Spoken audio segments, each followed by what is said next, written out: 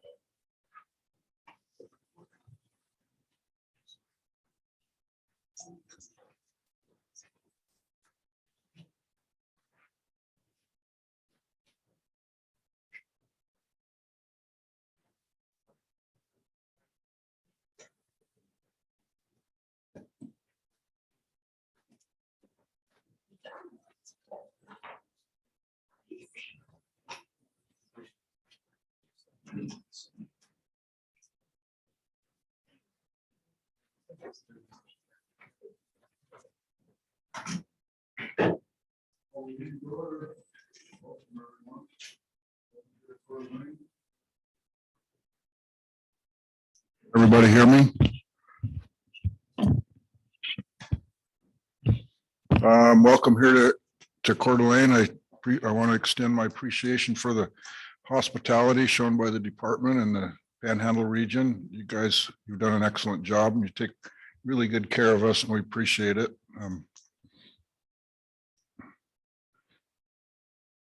So, excuse me.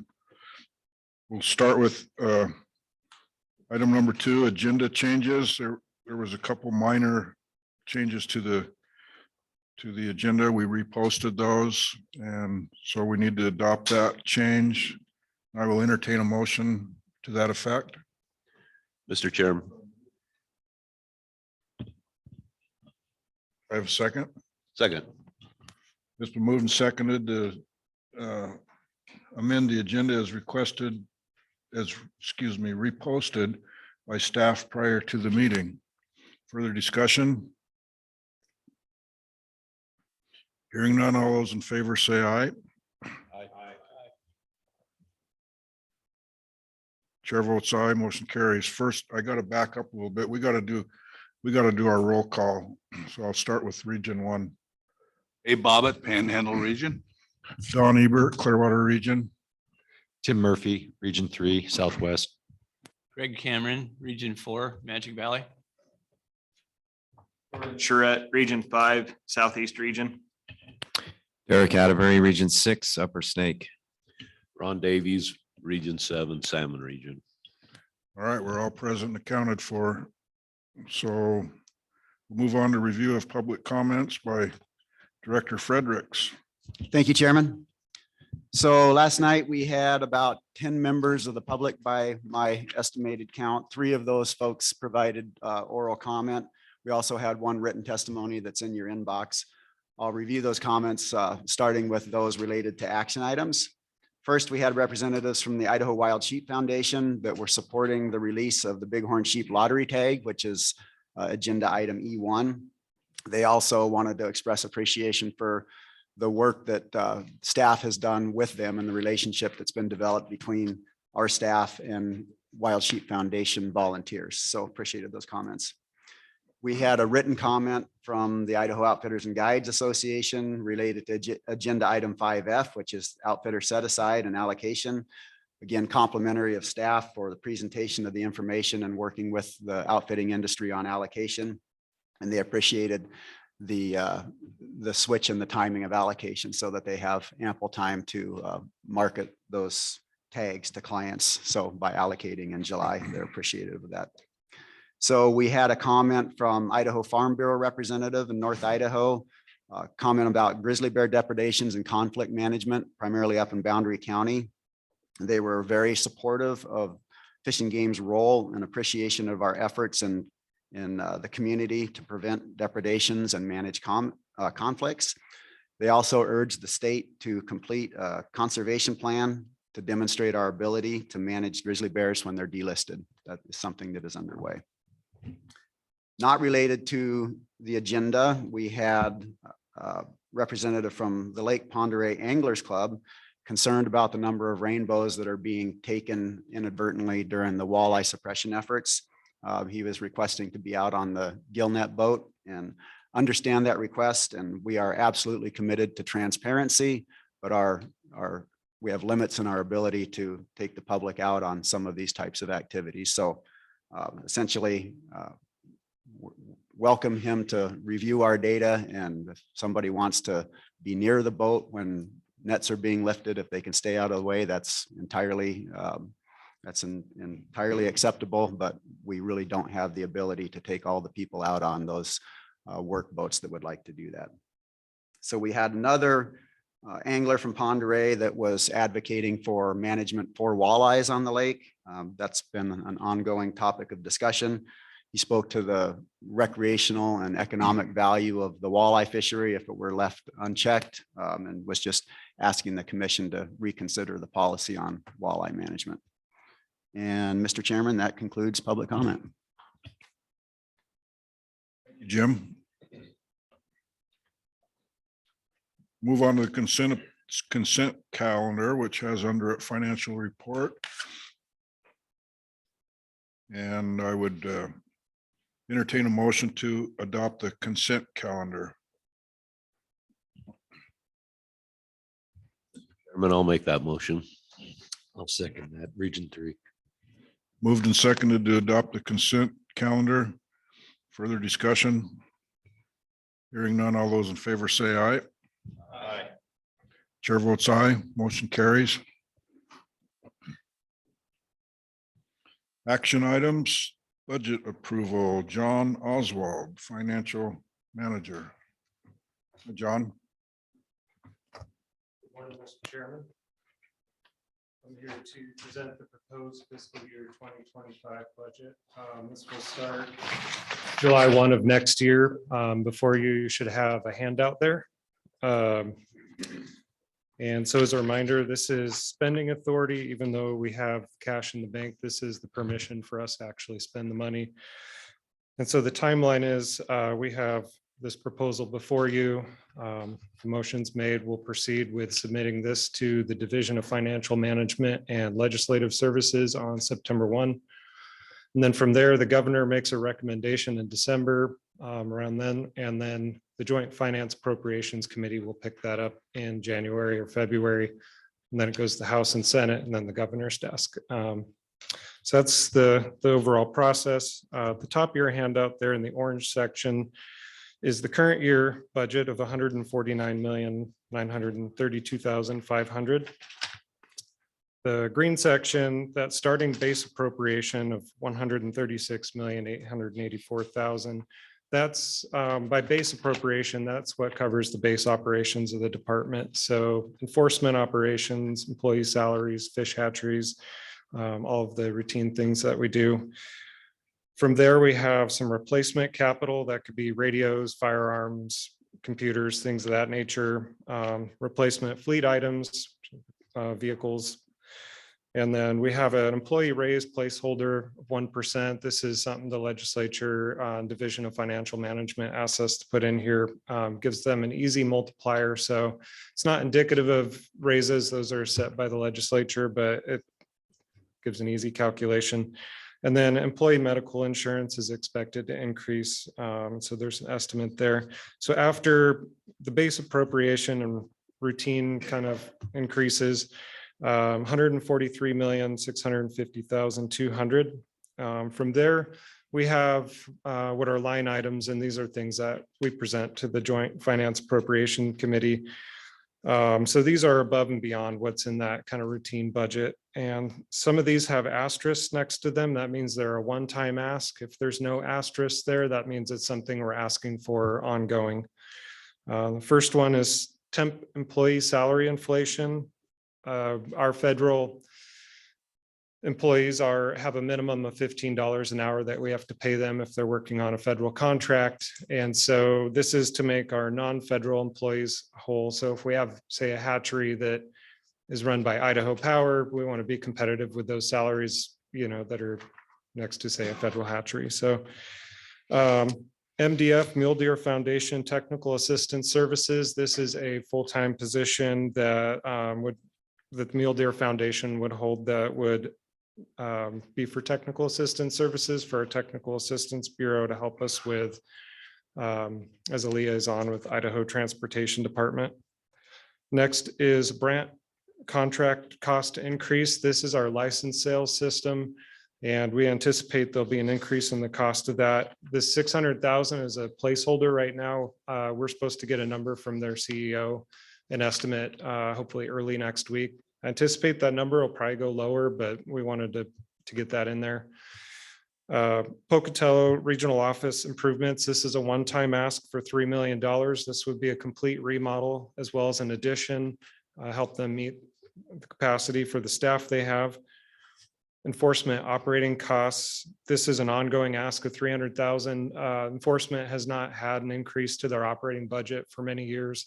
And as you know, inflation across the board has diminished their ability to carry out routine operations. So that'll make them whole. Next is license plate revenue. This is the sale of bluebird, trout, and elk plates. And we have a lot more revenue coming in than we have budget. And so this would allow the Fisheries Bureau to put some of that money on the ground for native fish. Habitat restoration projects. This is using Dingle Johnson funds to do habitat restoration projects around the state. It also includes a matching component in license funds. There's been some grant opportunities that have come by that are more competitive in the past, and we haven't had the matching funds available to be as competitive for those funds as we'd like. So this would help us be competitive for those in the future. BPA, which is Bonneville Power Administration, has a grant, has grant funds that we want to use to improve the fish screen shop out in Salmon, and also replace some of the fish screens out there that aren't part of our base budget currently. In addition, we also have OSC, which is the Office of Species Conservation.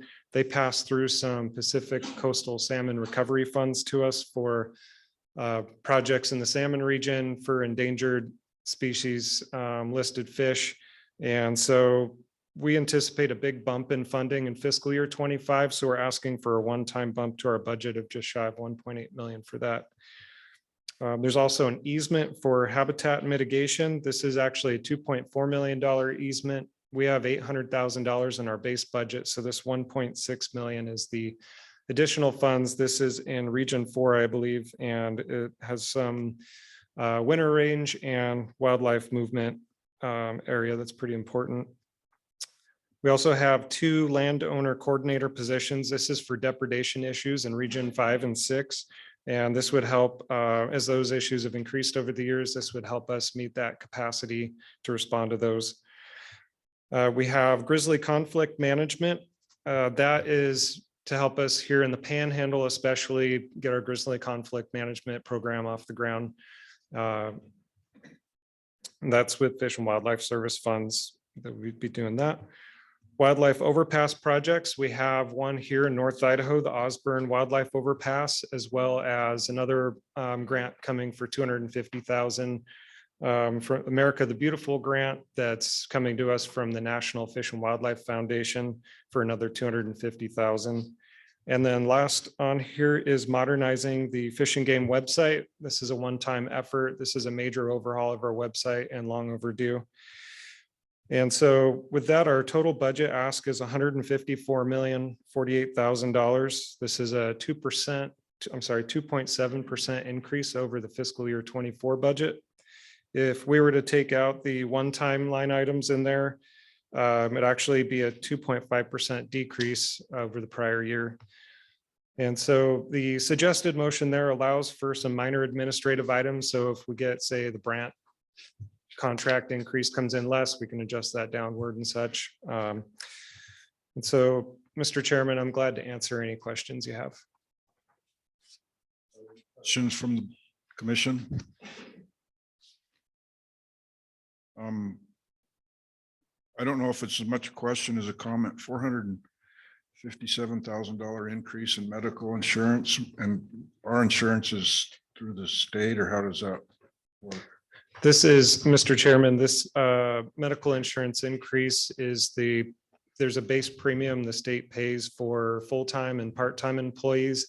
And that's going up. I don't have the exact figures in front of me, but that's going up for each full-time person and benefited temporary we have in the department. So let's say that's, guessing around 700 people.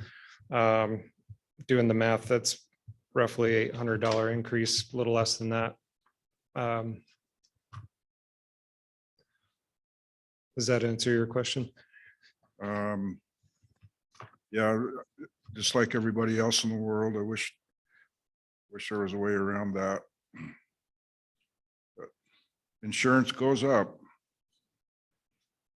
Grant contract cost increase. I assume Brent's still the best deal for us and the most competitive. I know we don't want to change vendors again because that's a total nightmare, but Mr. Chairman, yeah, that is, we've had a few different vendors prior to Brandt, and currently we're looking at extending that rather than going out to bid again for a new contract. Some of this capacity increase is to help with issues we've had during the sawtooth tag sales and the December 1st sale. Some of the cost increases for things they're doing on their end to help mitigate those issues. So they're bringing on, I believe, Microsoft Azure to help with some of that queuing issue. okay. And then I would assume, they're not here today, but I would assume then that will solve the problems. Mr. Chairman, I would hope so. Let's hope that, let's not just assume it. Okay. Mr. Chairman, may I? So just as a little bit of a follow-up, and we'll keep it very brief and high level, but following the sale of our cap zone hunts that didn't go as swimmingly as we'd hoped, and it wasn't really where we wanted to be. It's kind of our checkpoint to see if we're where we need to be by the December 1st sale. And I don't think any of us, Brandt or our staff, felt like we were where we need to be. And so we've had multiple conversations with Brandt leadership about putting the resources in to ensure that we get there by December 1st. So rest assured, it is top of mind. Mr. Chairman, Dave? yeah, are there any FTE increases in this at all? Mr. Chairman, Commissioner Bobbitt, yes, there are, and that would include 2 landowner coordinator positions, and I failed to mention the grizzly conflict management would also include another full-time staff up in North Idaho. That's the one I was concerned with because it's really needed. Okay, anybody else? Mr. Chairman, yeah, just one quick question on that landowner coordination positions. Are there currently landowner coordinators in each of those regions, and these would be additional personnel on top of that, or is this a new position for each of them? Mr. Chairman, Commissioner Davies, these would be 2. There are currently positions in those regions that do landowner sportsman coordination. These would be an addition. We have, enforcement officers and others responding to these depredation calls, and this would help ease some of that so they could focus on their other workload as well. Good. Anyone else? Mr. Chairman, I got a couple questions, if Jordan? I may. I'm still calling myself the new guy. So I'm just trying to understand that this budget will not be go in place next fiscal year for the 24-25, correct? Mr. Chairman, Commissioner Sherritt, that is correct. Okay, so my question is depending on which economist you talk to, some are referring a recession. Will there be protections put in place if that happens to be able to keep the department running at full staff if these increases happen? We have a robust cash balance that I feel that if we saw a downturn in the economy, that we would be able to weather that and plan accordingly. So we'd have time for an off ramp if that became necessary. We don't receive any general fund tax dollars. And so it's primarily what the feds do on one side and then the sale of license permits and tags and such. And so if we saw a downturn in those things, we'd have some time to adjust. Okay, I have one more Go follow-up ahead. question, if Go that's ahead. okay. I think you guys are top-notch staff. I think you produce a good, I call it a commodity, even though it's not a commodity. Your wildlife is awesome. Your populations are awesome. Does this budget give you the ability to keep that sustained, to give you guys the money that you need to do the job that you need to do to keep performing? Does this do that? Mr. Chairman, Commissioner Sherritt. Yes, I believe that this is going to help us accomplish those things. I think that we can continue to operate at the level we need to with this budget. I think it includes everything that is necessary for that. Awesome. Thank you. Very well done. Thank you. Anyone else? With that, I would entertain a motion to approve this budget to forward to the governor's office. And I'd make that motion. I'll provide a second. It's been moved and seconded to approve this budget, send it to the governor. Further discussion? Hearing none, all those in favor say aye. Aye. Chair votes aye, motion carries.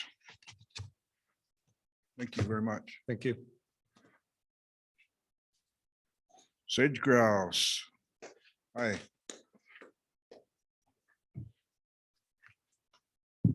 Good morning. Good morning, Mr. Chairman, commissioners, and Director Fredericks. My name is Michelle Kemner, and I will be presenting the department's recommendation for the 2023 Sage-Grouse season setting. Got to bring ourselves down to South Idaho. This is the 3rd year that the tag season has been, or the tags have been required to hunt sage-grouse in Idaho. First, I'd like to highlight some of the values of the tag system as mentioned in the gold sheet. The tag system gives us the ability to manage harvest within individual sage-grouse reporting zones.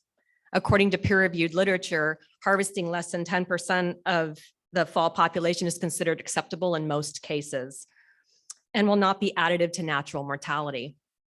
In small isolated populations in areas susceptible to human impacts, wildfire, and other perturbations, a harvest rate of no more than 5% of the fall population is considered acceptable. The long season offers flexibility for hunters and decrease concerns about overcrowding with pronghorn hunters and on private property during opening, pronghorn hunters on opening weekend and on property rights. Contact information is available for individual tag hunters, so we can focus more efficiently target sage-grouse tag holders and send wing envelopes to specific tag holders. Wings are from sage-grouse are used to estimate recruitment, which is used in the calculation to set our tag numbers. I'll now walk through the department's proposal from the previous 2 years, provide a summary of harvest rates, and go through the 2023 proposal. As a reminder, fall populations are determined by male attendance on leks, predicted juvenile recruitment, which currently uses the previous 3-year statewide average juvenile to hen ratios determined by wings, the ratio of males to females, and male and female survival estimates estimated from peer-reviewed literature. So in 2021, the commission approved 1,950 tags, and these were purchased by 1,671 hunters. At that time, we assumed 90% of tag holders would fill their tags. However, only 66% of tag holders actually hunted, and harvest success, that is the number of birds that were harvested compared to tags sold, was only 31%, considerably lower than the 90% we were expecting. The percentage of hunters who harvested a bird was 44%. Further, in 8 zones north of the Snake River, hunters could only purchase 1 tag total. And while in 4 of the zones south of the Snake River, hunters could only purchase 2 tags, but only within the same zone. In 2022, the commission adjusted tag numbers to reflect the lower than expected harvest success and an increase in let counts compared to 2021. Tag numbers were calculated at 75% harvest success rather than 90%. And the commission approved 2 tags in all zones. So a total of 2,510 tags were sold to 1,544 hunters, of which 63% purchased 2 tags. Harvest success was 46%, and hunters who harvested a bird was 59%, both of which were 15% higher than 2021. Now, before we dive into 2023 tag proposals, there's a couple things I'd like to comment. An error was discovered in the formula that calculated the minimum number of males attending leks in Camas Prairie and Crater Zone in 2022. Therefore, the tags were set 20% lower in Camas Prairie and 45% lower in Crater Zone than they should have been in 2022.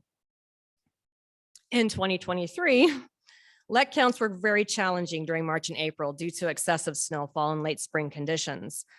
As a result, let counts were extended through mid-May. The lower than expected let counts in 5 of the zones were more likely the result of lack of access during March and April, when peak attendance typically occurs, than low overwinter survival. Tag numbers are set based on the best available data. So because this is only the 3rd year using the tag system and we're still evaluating the overall method to set tag numbers, the department is again proposing tag numbers at 75% harvest success before modifying this approach. Proposed tag numbers target 8% of the fall population index in most reporting zones. We do target 5% of the fall population in North Owyhee due to susceptibility to wildfire and human-caused disturbances, and 5% on the Bear Lake Plateau due to the small population. So the 2023 preliminary proposal includes 2,958 tags in 12 reporting zones. The season dates would run from 16 September through 31 October, and falconry season would run from the 15th of August through the 15th of March, 2024. These proposals were available for public comment and review on the department website in early July. There were 283 respondents, of which 171 provided comments. Overall, 2% only provided comments, 29% did not support, and 69% supported the proposals. Of those who opposed the proposals, They were generally opposed to hunting sage-grouse, and they were generally opposed to the entire tag system. But most of those didn't understand how we set tags. They didn't believe our numbers. They don't know how we gather the data. They're assuming we're guessing, or they disagree with our data. 4% of all respondents aired general grievances about the tag price. Of those who supported the public comments, most were appreciative of our continued opportunity. They appreciate how tag numbers were determined, and they're seeing good numbers of birds in the seasons that they hunt this year. Other comments included requests to make this a controlled hunt, offer something like an LAP tag, and eliminate the tag system. 5 falconers requested to be exempt from the tag quota. And there have been questions about why we can't extend the season into November.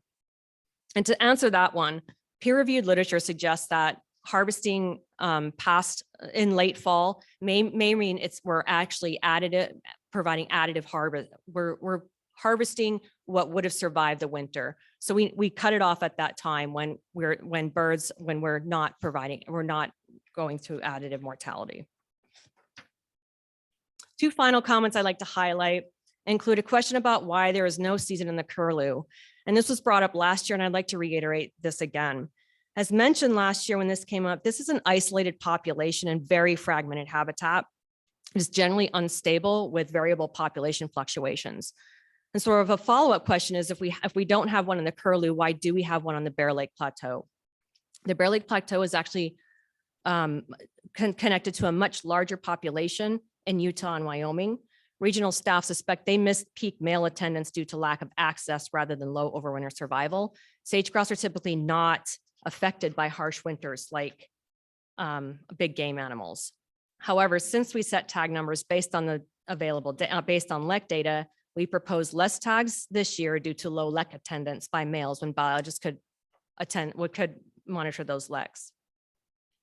So final staff recommendations are unchanged from those scoped with the public, so that 2,958 tags would be available in 12 reporting zones. There would be 2 tags per hunter, and the season dates would run from the 16th of September through the 31st of October for firearm, and the falconry season would run from 15 August through 15 March 2024.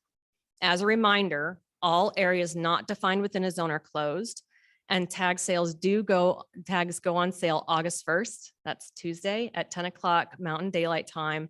First come, first serve. Mr. Chairman, this concludes my presentation. I would be happy to stand for questions. Thank you, Michelle. Commission, questions? Mr. Chairman, Michelle, thank you. That's a very complete and educating presentation you gave. Are we selling out of the 2,930 tags yearly, annually?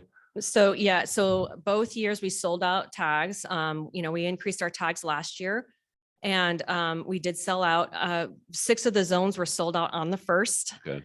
And the earliest was around 10:20 in the morning. And that was the smaller zones, both the North Owyhee, which is zone 1, and the Bear Lake Plateau, which is zone 5B, were sold out by 10:30, and the rest sold out that day. The Mountain Valley zones, the Lemhi and the Big Desert, and the zone Medicine Lodge west of I-15, those sold out in late August. So we had everything sell out first, and then nothing sold out to the very end of August, but they did all sell out. They did all sell out. Okay. And to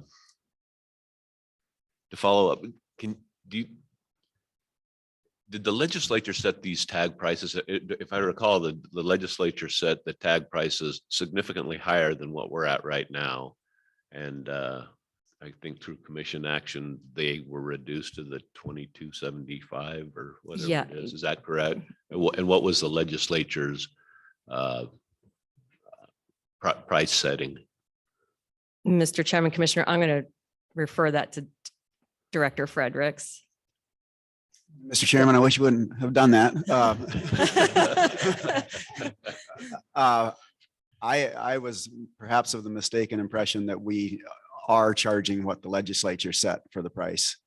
And I'll tell you what, we will commit to getting the answer to that before the end of the meeting. I guess I would just follow up that $22.75. Obviously, it's in demand. We're sawing out the tag, so it doesn't appear to be an excessive amount that we're asking for it. But I think looking at families to trying to go out and hunt a few sage hens, it's a pretty big financial burden on on families that are trying to do this. And I would like to see us at least consider. We're not talking about a significant amount of money. I would like to see us consider maybe reducing that price so that it's a little more affordable for families.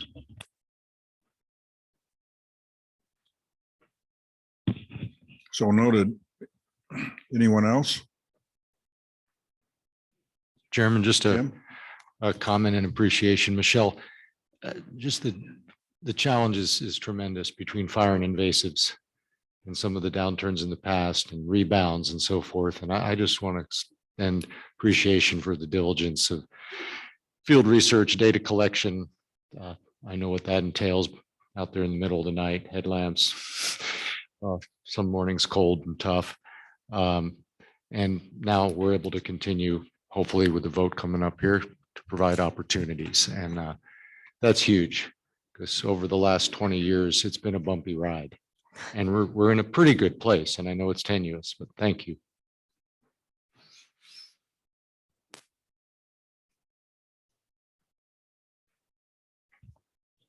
Any other questions, comments?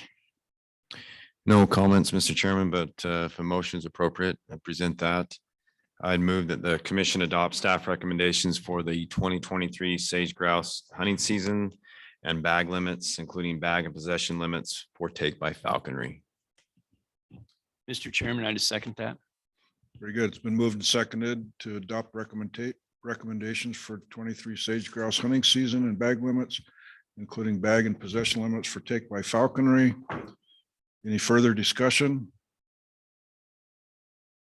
Hearing none, all those in favor say aye. Aye. Chair votes aye. Thank you very much, Michelle. Thank you. Commission challenge grants.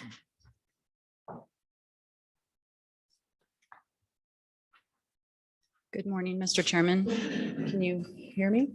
Yeah, okay. This agenda item presents the Commission Community Challenge Grant application and award information. The Fish and Game Commission authorized a Commission Community Challenge Grant program composed of 7 regional grants, which are $10,000 each, and 1 statewide grant, which is $30,000 to provide partnership opportunity to implement projects broadly supported by the local and statewide sportsman community and enhance fish and wildlife habitat, populations, or associated recreational opportunities. The application period was March 1st through April 22nd, 2023, and grant money is awarded for project expenditures during FY24, which is July 1st through June 30th of 2024.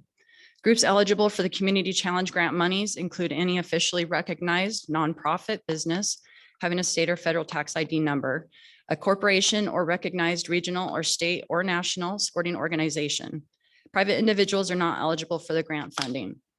Applicants must be willing to provide match, either cash or in-kind support in order to be eligible. In total, we had 31 regional proposals, some of which were submitted to more than 1 region and 4 statewide proposals. Grant applications were evaluated by Fish and Game Commission members and department staff based on the following criteria: that the project supports fish and wildlife-based recreation, including hunting, fishing, or trapping, that the project addresses a high priority regional or statewide management need, that longevity of the project is addressed, how long the benefits will last, number of fish or wildlife species benefited, the project has a high likelihood of completion and successfully addressing the need, project has strong community and or sporting group support, the budget is realistic and includes match, there's no minimum match requirement, but consideration is given to the level of match being contributed, and that the project is consistent with Idaho Department of Fish and Game mission to preserve, protect, perpetuate, manage the fish and wildlife of Idaho, and to provide continued supplies for hunting, fishing, and trapping. And so I'll get to the selections that were made by the selection committees. In the Panhandle region, they selected Selkirk Conservation Alliance for $5,000 and Idaho Trails Association for $5,000. In the Clearwater region, the Great Burn Conservation Alliance was selected for $10,000. In the Southwest region, the Payette Riverwalk Alliance was selected for $7,000 and the Foundation for Wildlife Management for $2,000. And the Snake River Quail Forever was the $1,000. Magic Valley region, Idaho Trappers Association was $4,000. National Wild Turkey Federation, was $3,000 and Trout Unlimited was $3,000. In the Southeast region, National Wild Turkey Federation was $8,000 and the East Idaho Houndsman Association, $2,000. Upper Snake region, Eastern Idaho Houndsman Association, $6,000 and the South Fremont Archery Team, $4,000.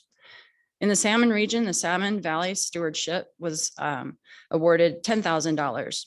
And then the statewide applications, Foundations for Wildlife Management, $24,750, and Idaho Wild Sheep Foundation, $5,250. Mr. Chairman, that's a summary of the process and projects selected by the regional and statewide committees. And with that, I propose the commission approve the selections and permit staff to announce the outcome of the FY 2024 Commission Community Challenge Grant Awards. I'll stand for questions. Thank you, Amber. Any questions? So I would entertain a motion.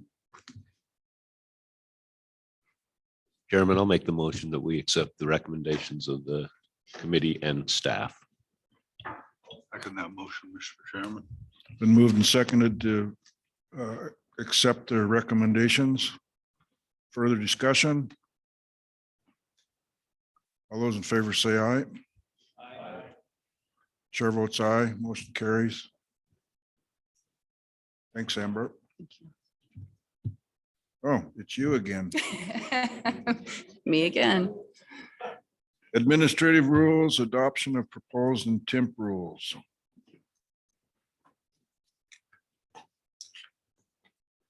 Thank you, Mr. Chairman. Today, the commission is voting on adoption of temporary and proposed rules.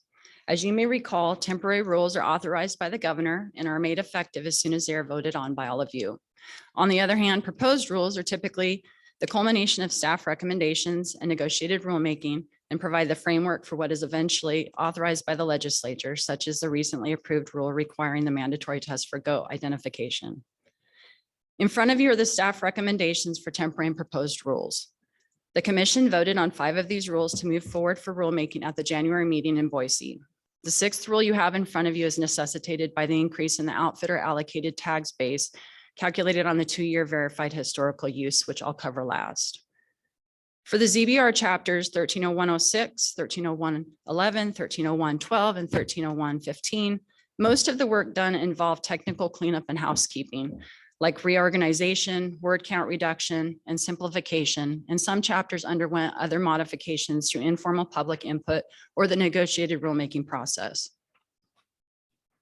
For chapter 130106, rules governing classification and protection of wildlife, this received no public input and was modified largely to update scientific names where appropriate and move definitions from chapter 130111, 13, and 130112, which are the fish-related chapters.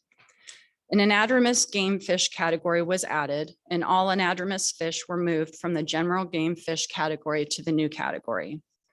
Most notably, due to the legislative action from session 2023, making rattlesnakes predators, rattlesnakes were made an exception from reptiles as protected non-game species. For chapter 130111, rules governing fish and chapter 130112, rules governing commercial fishing, saw a lot of the same technical type modifications and clarifications of certain language in the rule that needed additional explanation or omissions. Staff also focused on areas to remove overly restrictive language and places to update current practice that may not be consistent with rule. Chapter 130111 received the most public comment and was primarily around fishing contests. I believe we received over 38 comments regarding fishing contests. Staff worked with the public to reach consensus on a sticking point that was around contest rules that, should it be adopted, would permit an exception to limits and restrictions on certain water bodies during a permitted fishing contest.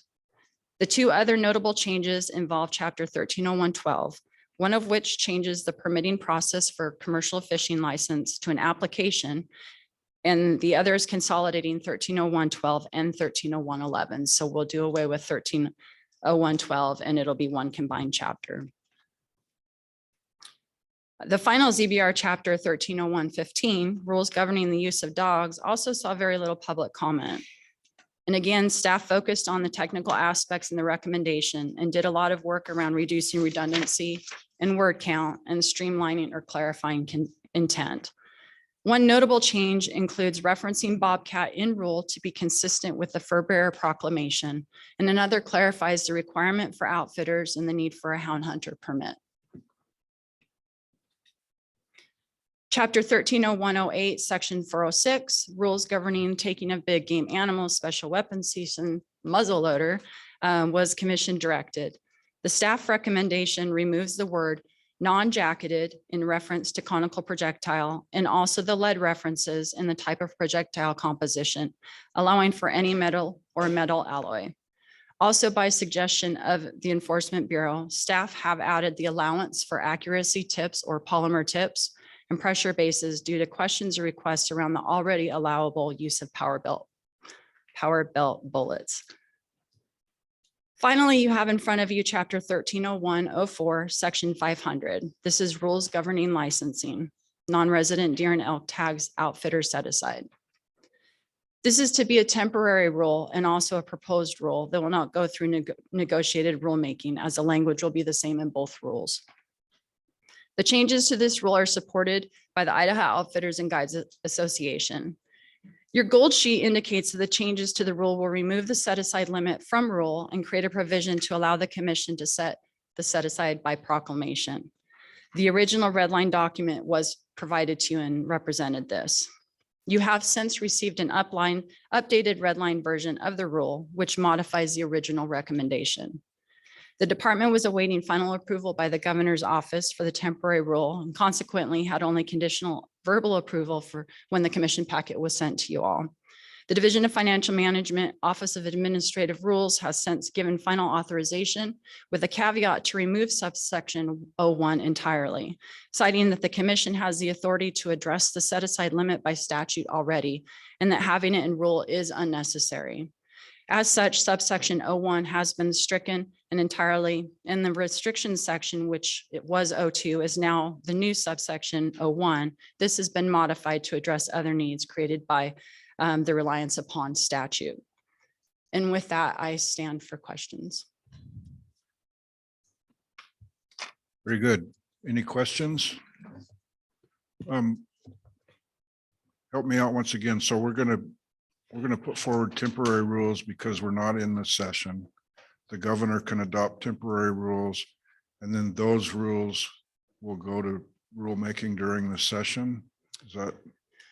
So, Mr. Chairman, since we're outside of session, as you said, we can adopt temporary rule with the governor's authorization, which we have received. And once you all approve it, it will be authorized. And then the proposed rule follows a similar process to the other proposed rules. It goes through the 21-day comment period, the publication in the bulletin. It follows that whole entire process. The only exception is we're not doing negotiated rulemaking around it. So we're not inviting public to have a meeting with us around it. It will just move forward as a proposed rule. That will go to session. And then should the legislators approve it, it will be in place permanently. Okay. July 1 or at sine die. Okay, and then if we adopt these temporary rules, they will be effective immediately? Immediately. Thank you. And Mr. Chairman, if I may, just to clarify, so the only temporary rule would be just the one, everything else would be proposed, not Correct. temporary. So the only rule that you would be adopting that would take effect immediately would be the set aside rule, which allows you to allocate what you're going to do in a few minutes. And the others would not take effect until approval by the legislature. Okay, very good. Thank you. Any other questions? Okay, I just got confused. So if we approve everything but the outfitter today, then like say if someone wants to use an all lead muzzleloader bullet with a projectile on it, that would not be in effect till next July when the legislator approves it? Mr. Chairman, Commissioners, so if you did not approve the temporary rule at this moment, that would not go into effect until signing die next session proposed. If we approve it now, then this fall, they can use the new muzzle, like they can. If we approve the muzzle loader bullet change today, when will that go into effect where the new muzzle loader bullet can be used? And by new, I mean just, not a new bullet. Yes, so it's temporary and proposed. So technically it's two processes. So Okay. the temporary would go into effect as soon as you vote on it. Okay, thank you.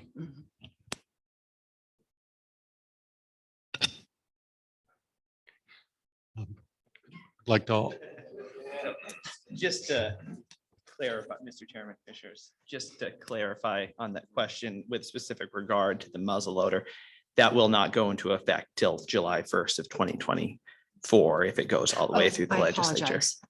Sorry, I was on set aside. Yes. My apologies until sine die. Just to maybe try to clarify and hopefully not muddy the waters at all anymore. So if you did not approve this to go forward as proposed, that would end it, right? If you do, then there will be a public comment opportunity for everything that we're talking about here, except for the set aside piece, because that's going to go into effect immediately and it would go straight to a proposed rule, temporary and proposed. So it would go to the muzzle loader bullet, and it's fairly contentious amongst a lot of people. It will go to public scoping. This, by us voting for that today, we are not implementing it. We are moving through the process of going through a scoping process. Is that correct? Mr. Chairman, Commissioner Davies, exactly correct. Yes. Mr. Chairman, Commissioner, it has mostly gone through the public scoping already. We held negotiated rulemakings in April for that and did not receive any public input around muzzleloader. Okay, and I guess I don't know how well that was put out to the public, because I've heard from people that have said that they didn't realize that this rule was being considered and wanted to make sure that there is going to be an opportunity to do some public comment on the muzzle loader changes. Chairman, Commissioner, yes, there will be a 21-day comment period after we go through this process. It is published in the bulletin, the administrative bulletin, and then there's 21-day comment period after that for individuals to provide comment at that point in time. We did, however, reach out to several muzzleloader groups specifically to see if there was any interest, since we had heard from nobody. So we did try to do as much due diligence as possible, but they are definitely welcome at this next 21-day comment period to provide whatever comments they would like to the rules inbox or to contact me or whomever within the department. And so there's a follow-up with that. If you receive public comment from people on this issue, will the commission then be educated on those comments, and then the final vote would take place to go forward with the implementation?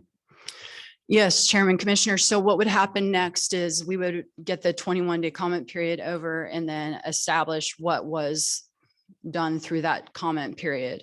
That would be evaluated through staff, and if it would be considered, what is the word for it? At the November meeting, you guys usually adopt the rules as pending before the Correct. legislature. So the commission will be able to review public comment again and have a final action item to send them to the legislature. Right. Thank you. Mr. Chairman, I'd like to offer. Please, Tim. Motion. Thank you. Temporary and proposed rules. I move the commission adopt the temporary rule as presented with the governor's finding pursuant to Idaho Code Section 67-5226 that adoption of a temporary rule is appropriate to confer a benefit to Idaho citizens, and to adopt the temporary and proposed rules as presented, with authority for the department to make non-substantive edits in the proofreading process that don't alter the sense, meaning, or effect of the rules. Mr. Chairman, Chairman. I'd second that. Thank you. A Been lot moved. of, and Mr. Go Chairman, ahead, just a Tim. lot of fine work went into this. I mean, just about the discussion we just had, there's a lot of complexity behind the curtain and all that. The public outreach from where I saw was very complete. Thank you. All right, we have a motion. We have a second. Is there further discussion? Hearing none, all those in favor say aye. Aye. Aye. Any opposed? Chair votes aye. Motion carries. Very professionally done. Thank you.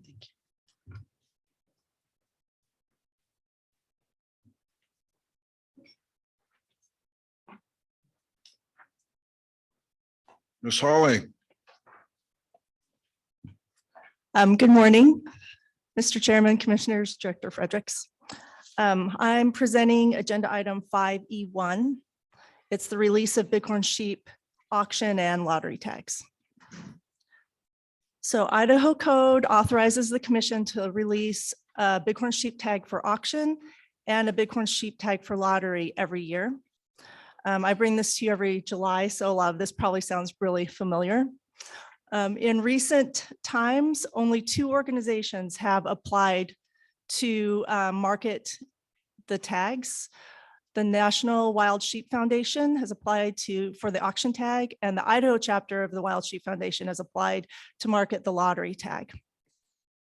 As you can see in the gold sheet and then their applications, over the years, they have been doing very well marketing. They've been increasing the price that the tags have been sold for. For example, the auction tag, in the odd number years, that tag's available to be used in hunt area 11. So in the odd number years, you see the highest prices for sale. And you can see in 2019, the tag went for $175,000. This last year, and this January 2023, the tag sold for $320,000. So they've really been putting out a lot of effort in their marketing, and it also reflects, I think, what's going on in Idaho and some of our sheep populations doing better. The lottery tag conversely sells for the highest prices in the even number years when the tag is valid in hunt area 11. You can see the increase in their efforts in marketing and promoting the tag. In 2018, that they generated about $91,000 from lottery tag sales. And in 2022, it was over $315,000. The odd number years sell for a little bit less, but you see the same trends in their increases in tag prices and lottery tag sales over the years. These organizations have also been working with the department collaboratively on our work within the state through grant and aid with the nationals and through the chapters providing funding for our activities for Bighorn sheep management through their own chapter funds that they've been raising at the banquet.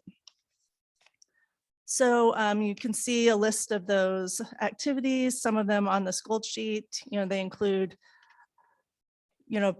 paying for health testing, providing veterinary support. It also includes our research and management for Bighorn sheep populations in the state, including our disease research and management. They've been good partners and they've had a lot of success in marketing the tag. So our staff recommendation is for the commission to award the 2024 Bighorn sheep auction tag to the Wild Sheep Foundation and the 2024 Bighorn sheep lottery tag to the Idaho Wild Sheep Foundation for marketing. And I'm happy to answer any questions. Any questions? Mr. Chairman, Holly, thank you. In Idaho statute, it says that no more than 25% of the gross revenue can be retained for administrative costs by the organizations that are doing this. Is that what these organizations are retaining out of those monies? Mr. Chairman, Commissioner Davies. So the auction tag, actually, they only retain 5% of the total sale of the tag. Okay. The lottery tag, it varies a little bit according to their efforts of marketing. Oftentimes they don't spend all 25% that they could. That's allotted to them in statute for the marketing of the tags. So that one varies a little bit according to their expenses. Yeah. And if they don't, they're just covering expenses. They don't keep the difference between the expenses and that 25% cap, correct? Mr. Chairman, Commissioner Davies, In the past, they have given us an additional check for up to the 25%. I think it helps show how their efforts, in marketing, keeping marketing costs low. So there's more money going back into the program. But so the department, yeah, there's a return for the monies that they don't spend. Any other questions? I have a comment.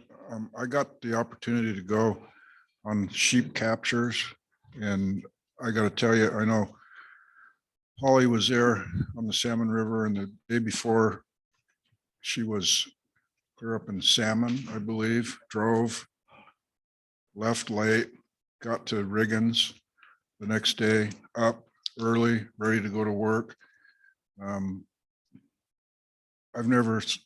I don't think I've seen people who work any harder. It's like, it was impressive what Idaho Department of Fish and Game, and I know we had some volunteers from Idaho Wild Sheep, and Mr. Slagle was there, and it was so impressive how hard these people work.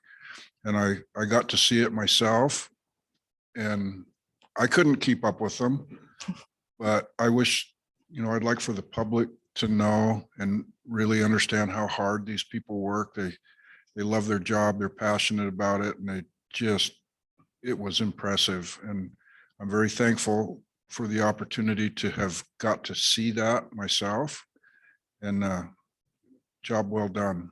Thank you, Mr. Chairman. Mr. Chairman, I just a comment. I think these two organizations are obviously stand-up organizations. They've been with us in the past, and they support our mission, what we're trying to accomplish with Bighorn sheep management. And it's evident, especially over the last 5 years, and their dedication. So I'm in support of them. They are the groups to partner with. They want to accomplish what we're trying to for our constituents, and I look forward to continued partnerships and their ideas and collaboration moving forward. So what a great partnership to this point. You got something?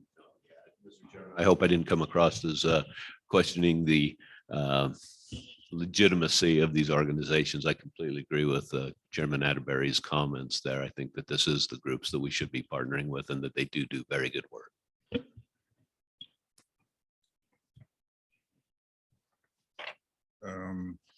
You didn't come across bad at all. You came across as doing your job thoroughly.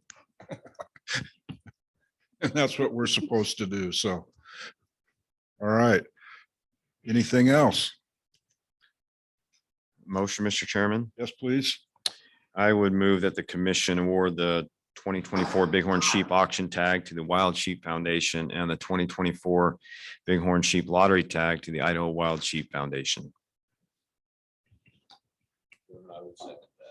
Very good. We have a motion. We have a second. Further discussion? All those in favor say aye. Chair votes aye. Motion carries. Thank you, Holly. Thank you. And up next, we have Holly. Thank you. This is agenda item 5E2. It's the discount order for Bighorn Sheep Lottery Tag application. So commission rule in IDAPA clarifies that tickets for the Bighorn Sheep Lottery Tag are actually non-transferable controlled hunt applications. And what this discount order for is a reduction in price, including for multiple purchases, to assist in marketing of the tag. As an example, one ticket costs $20, 6 tickets cost $100, that type of thing. It's advertised in our rules brochure and online when they sell these tags. So basically, the justification for the discount order is that the commission finds a public need to optimize the revenue from the application fees for the Bighorn Sheep Lottery Tags Special Controlled Hunt. And through discounting the application fees, it increases the ability for the organization, in this case, you just approved the Idaho chapter, to market the tag and sell these controlled hunt applications. So we recommend that you adopt the discount fee for the Bighorn Sheep Lottery Tag as described in the gold sheet. And if there's any questions, I'd be happy to answer them. Any questions?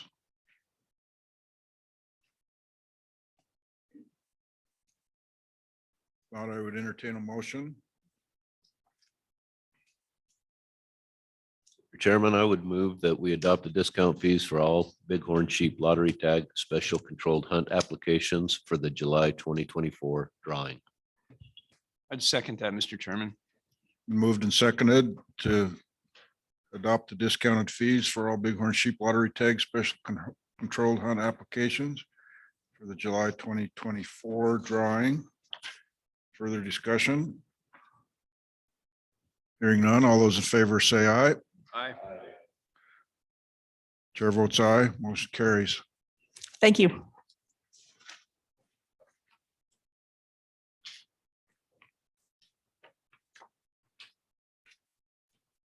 Mr. Ward, Rick Ward, outfitter set aside.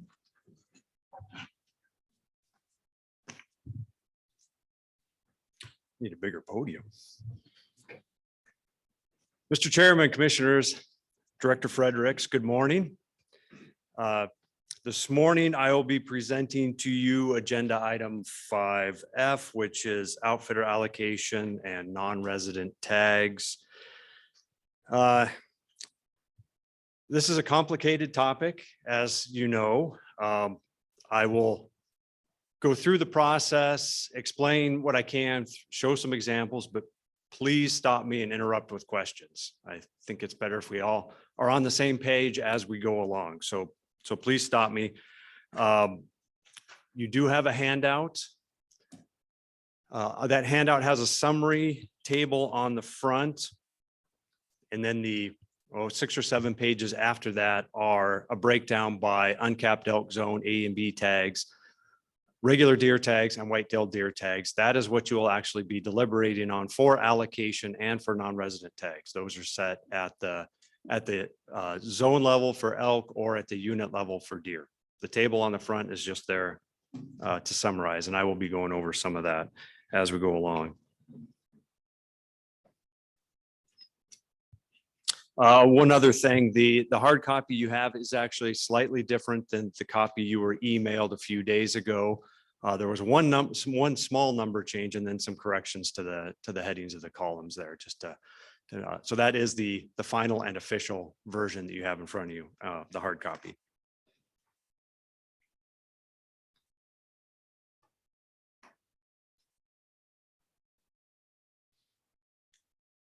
Okay, before getting into the details, I'm going to go over some of the background and emphasize a few points. First, we're discussing only general season deer hunts and uncapped elk zones. We're covering the 4 tag types: regular deer, white-tailed deer, elk uncapped A, and elk uncapped B.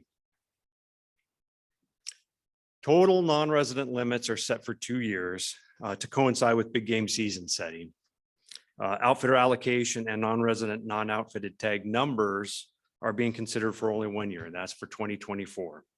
I'll expand on this as we go along, but I want to emphasize that total non-resident limits for 2023 and 2024 seasons were established by the commission last August, while outfitter allocation and non-resident tag numbers were established only for the 2023 season. So that's why I'm up here today, is to talk about allocation and non-resident tag limits for the 2024 season. Deputy Director Worthington went over the temporary rule for the outfitter set aside. I'll cover that in more detail and explain how that affects allocation or does not, and the rationale for changing that set aside rule. But I will note that the commission needs to make a action on the set aside before you can actually allocate tags.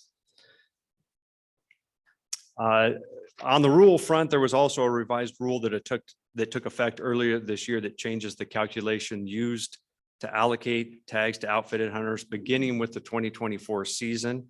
And I'll get into more details on that. There's a new term in there called the initial tag use number that I will cover. And lastly, I'll cover the calculations and staff recommendations for allocation and the resulting non-resident tag numbers for the 2024 season.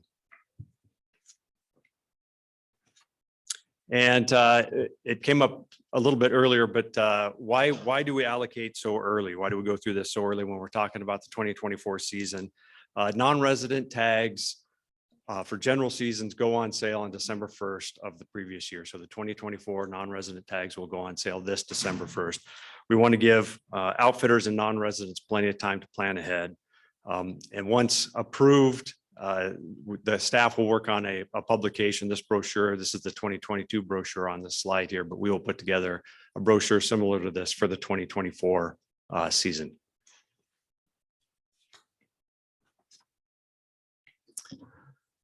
So non-resident limits for general hunts are defined in rule at 12,815 elk tags and 15,500 deer tags. And these have changed little in the last 30 years and remain in place now. They set a statewide limit on the total number of non-residents in general season hunts, but they don't limit the number of non-residents at the unit level for deer or the zone level for elk. The uneven distribution of non-resident hunters around the state led to the development of a new rule in 2020, allowing the commission to limit the number of non-resident hunters at the unit level for deer or the zone level for elk to no less than 10% of the 5-year average number of total hunters in each unit or zone. In November of 2020, the commission implemented non-resident limits at the unit and zone level for the 2021 and 2022 seasons. And in August of last year, the commission implemented non-resident limits for the 2023 and 2024 seasons.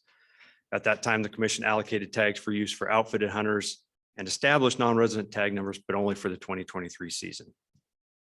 Again, that's why I'm here today, to talk about the 2024 season.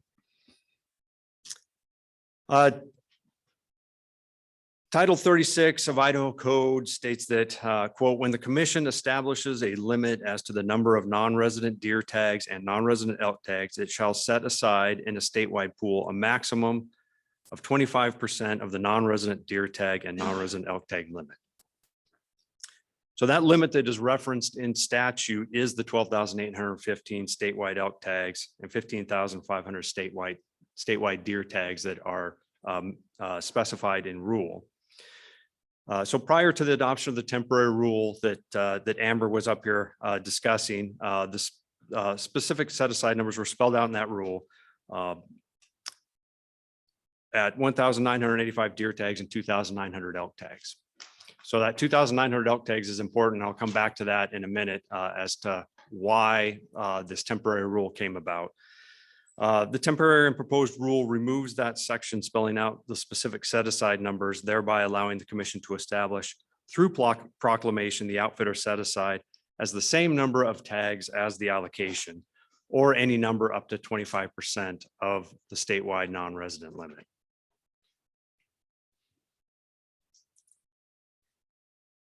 Tags allocated to outfitted hunters come from the outfitter set aside pools. So allocation for general season hunts cannot exceed the number of tags in the set aside.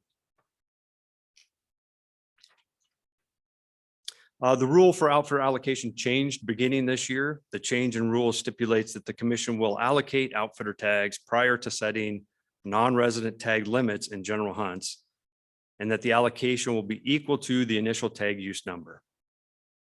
So I mentioned before that that is a new term that is spelled out in rule, and that rule then goes on to define what that initial tag use number is. The initial tag use number for outfitted hunters is the higher tag use number of the 2-year verified outfitter use history for 2021 and 2022. And this is the same method the commission has been using to allocate outfitter tags in these hunts for the last 3 years. What's different now is that this initial tag use number will remain the same at the unit and zone level going forward from 2024. So initial tag use number is the term that is spelled out in rule. I think base allocation is at least intuitively to me, that makes more sense. That's what we're talking about, base allocation, beginning with 2024 that will remain in place going forward. Just ask a question on it. So does that mean that it's the base from here forth and can't be reduced from that number? Mr. Chairman, Commissioner Davies, that is my understanding, yes.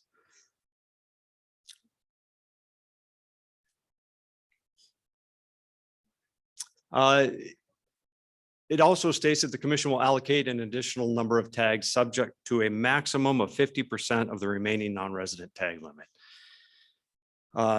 So what that means, in subsequent years, additional allocation can come from demonstrated historical use. In other words, outfitters who take clients who bring their own tags will count toward future allocation, but that is limited to a maximum of 50% of the non-resident tags remaining in the base allocation. I'm going to provide examples on this. So it's a lot of words. Doesn't come across completely clearly, but I think when we put numbers to it, it'll make more sense.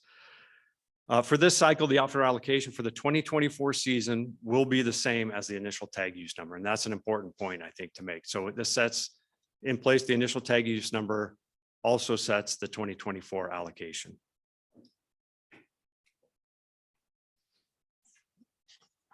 So using an example here for the McCall Zone A tag, looking at the highest of the last 2 years for outfitter use, and this is all now in the Fish and Game licensing system. So 75 outfitter tags in 2021, 84 in 2022. The math there is pretty simple. 84 is the higher number. So that becomes the proposed initial tag use number, which is also the same as the 2024 allocation. For non-resident, non-outfitted tags, the total statewide, or the total non-resident limit for the McCall Zone A tag set by the commission last August is 421. Out of that comes the 84 outfitter tags, and then that leaves 337 tags for non-outfitted non-residents.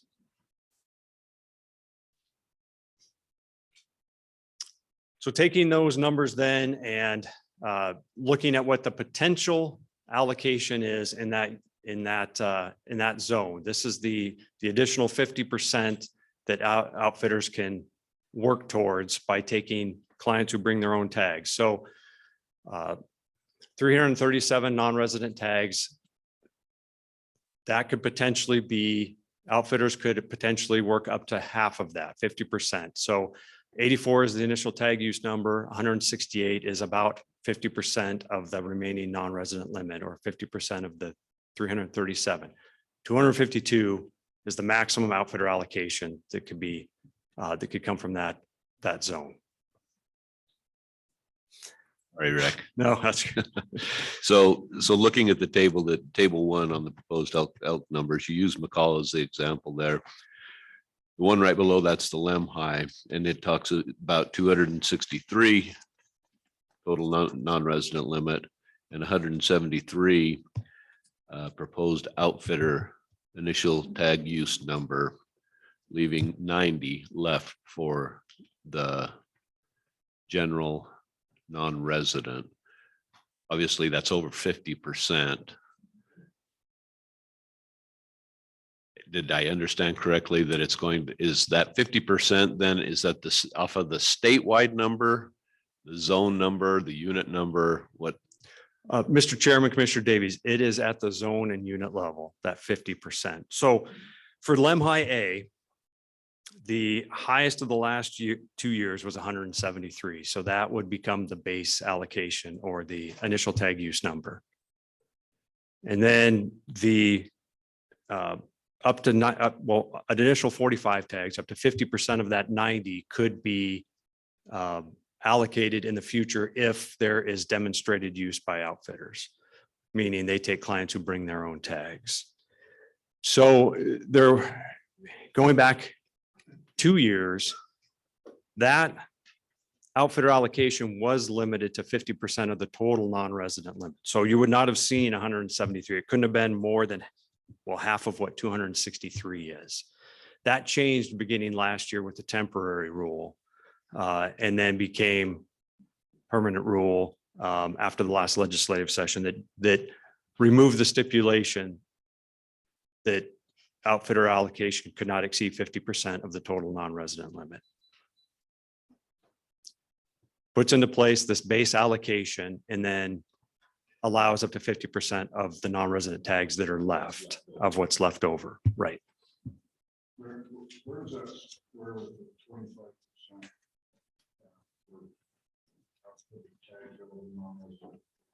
25%? Mr. Chairman, I'll explain a little bit more about that in a moment, but these all fit within that cap. So, well, I'll explain it now. So deer is pretty straightforward. We've always come in under that cap under previous rule up until about 30 minutes ago, that set aside for deer was 1,985. Allocation consistently came in under that. For elk, it was 2,900. If you add up all the allocation, and you'll see this number in a moment, all the proposed allocation for 2024 comes out to 2,939.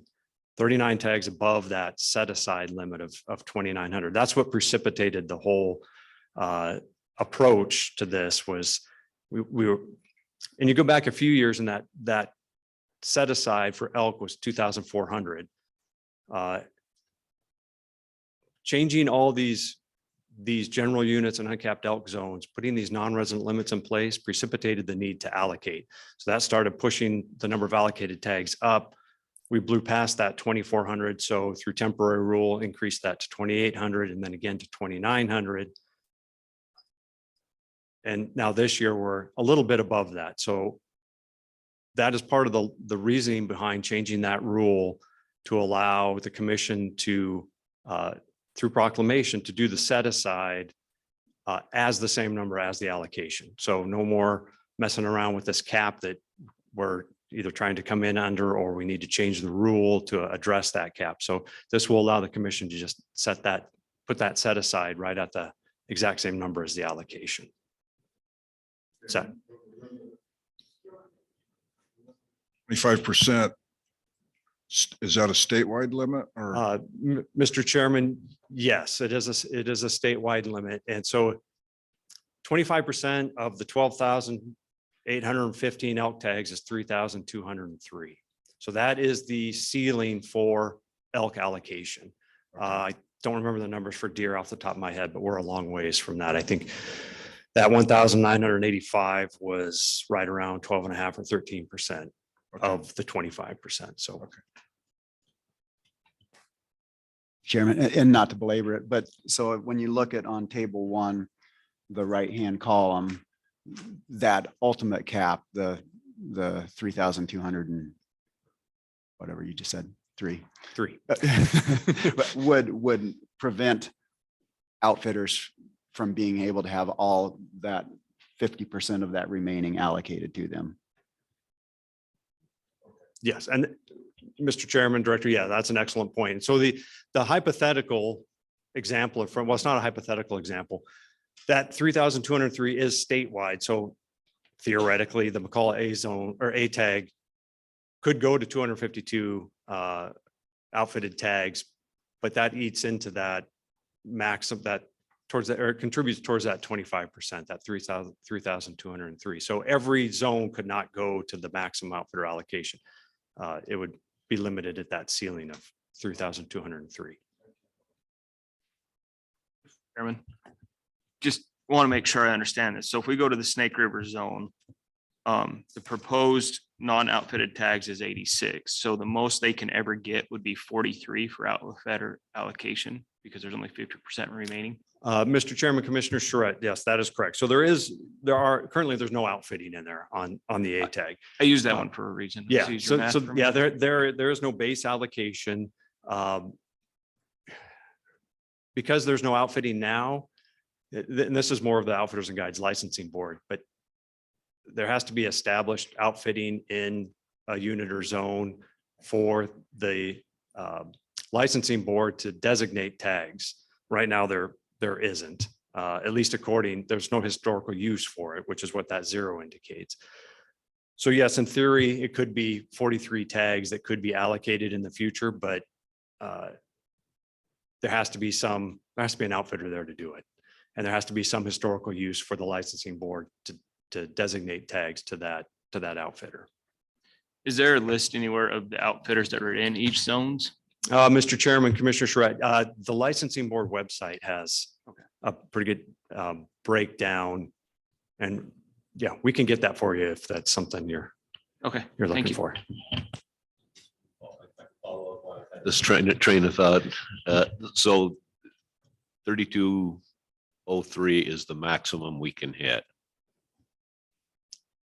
So obviously, and you're looking at 29, 39 this year to set it at that, correct? Mr. Chairman, Commissioner Davies, yes. Okay, that so is correct. to follow up, then that leaves what, roughly 270 tags that'll be left through all these different zones to actually, once that 300 or 270 tags is hit, that'll be the limit. The number won't change again. Mr. Chairman, Commissioner Davies, I'm not going to say that number won't change again. In current statute, that is limited at that 3,203. Well, it's limited to 25%. The 12,815 is spelled out in rule, and the commission has the ability to change that through proclamation. That's correct. Yep.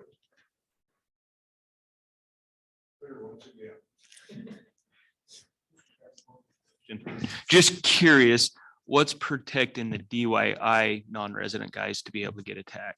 Mr. Chairman, Commissioner Charette, that's a good question. So I'll cover this a little bit, how the tags go back and forth between outfitters and non-residents, because they come out of the same pool of tags. So to put it simply, when allocation goes up in general deer units and uncapped elk zones, the number of non-resident, non-outfitted tags goes down, and vice versa. And we've seen some of that, both of that since last year, and that's on that summary table on the front. But the thing that protects them again is that 25% cap, that 3,203. We can't get to that maximum allocation in every zone or every unit because of those statewide caps. Okay. Moving on to the next example, similar, but talking about deer this time. So unit 66 regular deer. Again, looking at the highest use of the last 2 years, 9 tags in 2021, big increase to 33 tags in 2022. 33 is the proposed initial tag use number and the 2024 allocation.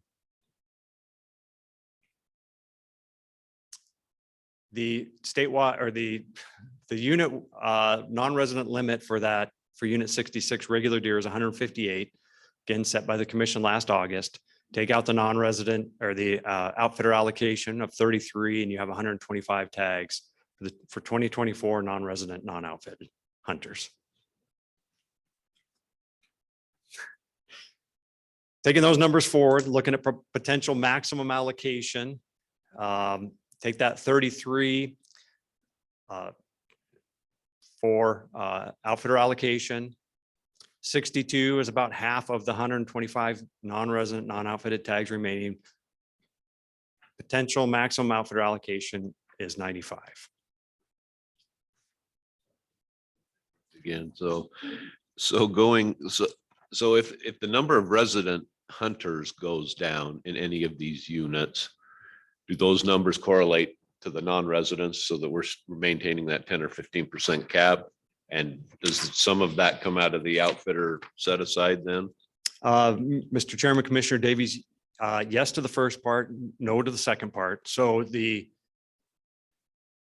what the commission took action on last year was revising those, took the concept for the 10% to 15% non-resident limits in uncapped elk zones and general deer units, applied the new data to that. So the most recent 5-year averages for total hunters. So it's residents, non-residents put together, take 10% of those, 15% of those, that is the non-resident limit. So if hunter numbers overall go down, whether it's residents or non-residents or both, that will average out to a decrease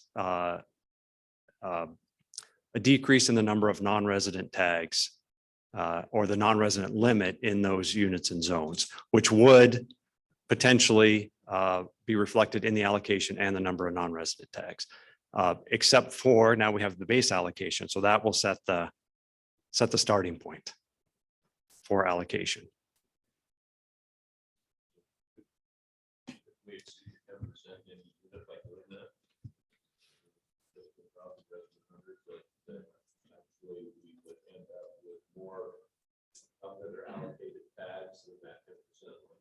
Mr. Chairman, Commissioner Davies, I think in theory you could.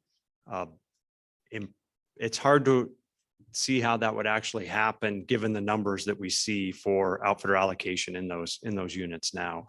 And honestly, I don't know what that would trigger if we were to bump up against the 10% limit or 15% limit. I don't know how that would that would work out. I'm looking at Kathleen, but she's that's a good question though. And yeah, that's something that will take a little working through. I'm not sure what would happen there. Mr. Chairman, Rick, so essentially we're establishing a floor and a ceiling for outfitters to help give them, I guess, capacity to expand their business. Essentially what we're doing. And I guess in that scenario, if we did have a reduction in overall hunters, it brought us within the 10, 15%, really your outfitters would be protected because we have a floor and a ceiling, and the non-outfitted non-residents would probably be the ones that would, if there was an overall reduction, they would probably take the biggest hit, would be my understanding. Mr. Chairman, Commissioner Atterbury, that is correct. Yes. And that is a good way to put that. I appreciate that, the floor and the ceiling. So that's what the new rule with the base allocation sets that floor. But as I said, as allocation, if additional tags are allocated, non-resident tags go down. So that, yes, to your point, yeah, that's correct. Okay, ready to move on. Okay, good questions. Okay, so this is the table that is on the front of your handout. And as I mentioned, this is just summarizes the numbers by tag type and shows the change from last year. So for elk A, elk B, and for white-tailed deer, increases in allocation over last year, which then has a corresponding decrease in the number of non-resident, non-outfitted tags by the same amount. For regular deer tags, we saw a decrease in the number, or in the historical use numbers for the highest of 2021 and 2022 at 248 tags. So that's 248 fewer allocated regular deer tags, therefore an increase of 248 non-resident, non-outfitted tags. So one more note, the revised rule allows allocation to be set annually or biannually. Staff is proposing allocation for the 2024 season only because a 2-year allocation at this point would put allocation off the cycle of big game season setting, which is also the same cycle that we're on for setting non-resident limits. So we're proposing at this time allocating only for the 2024 season. So next year at this time, when we come in front of the commission, we may be proposing or suggesting a 2-year allocation setting. Okay. Any more questions before we get into recommendations? Mr. Chairman, I actually have a question. It was just a thought that came to me, and sometimes I probably shouldn't ask these kind of questions. They really confuse people, and I know this is a licensing board thing. So with the growth, or this provides potential for outfitter growth of tag numbers to clients within particular zones or units. With that growth, is the licensing board able to add more outfitters within a given zone or unit? And I know that's their business, but we're not increasing overall hunters, but does this provide the opportunity to them to increase amount of outfitters on the landscape? Mr. Chairman, Commissioner Atterbury, I can't answer that one. I don't know the answer to that. The base allocation, the initial tag use number is based on the highest historical use of 2021, 2022. So those are tags that are being used by outfitters now. So setting the base allocation at that level does, at least to my way of thinking, does not create more tags for new outfitters. Does that make sense? Mr. Chairman, I believe so. I know our hunting public, we have our non-residents set, right? So they can stomach what we're doing. They understand we kind of got our confines, our floor and our ceilings. But I don't know if they would appreciate it. And I don't know what the outfitters moving forward, their plans. I don't think they would really support having a lot more outfitters on the landscape. And I know that has nothing to do with what we're doing today, but it does. So, Mr. Chairman, Commissioner Atterbury, again, we don't represent the Idaho Outfitters and Guides Licensing Board. And although they have the discretion as to how to license outfitters, remember what you are allocating goes to the board as a pie that then gets divided up among the number of outfitters. So if there is a new outfitter, they are having to divide the same pie that you hand over to them. And traditionally, that has not led to the creation of additional outfitters or blowing up that size of the pie. However, what we have seen, there are some outfitters that had been working as Idaho law allows without a license on private lands. And they have recently become licensed if they have met the criteria of the board. So there are a few zones that have additional outfitters licensed where they have already shown they are bringing clients, having clients. So there is a potential, but it is limited still by here's the ceiling on the pie that the Fish and Game Commission can allocate tags. And here's that size of the pie that is limited ceiling that you can hand over to the Outfitter and Guides Licensing Board.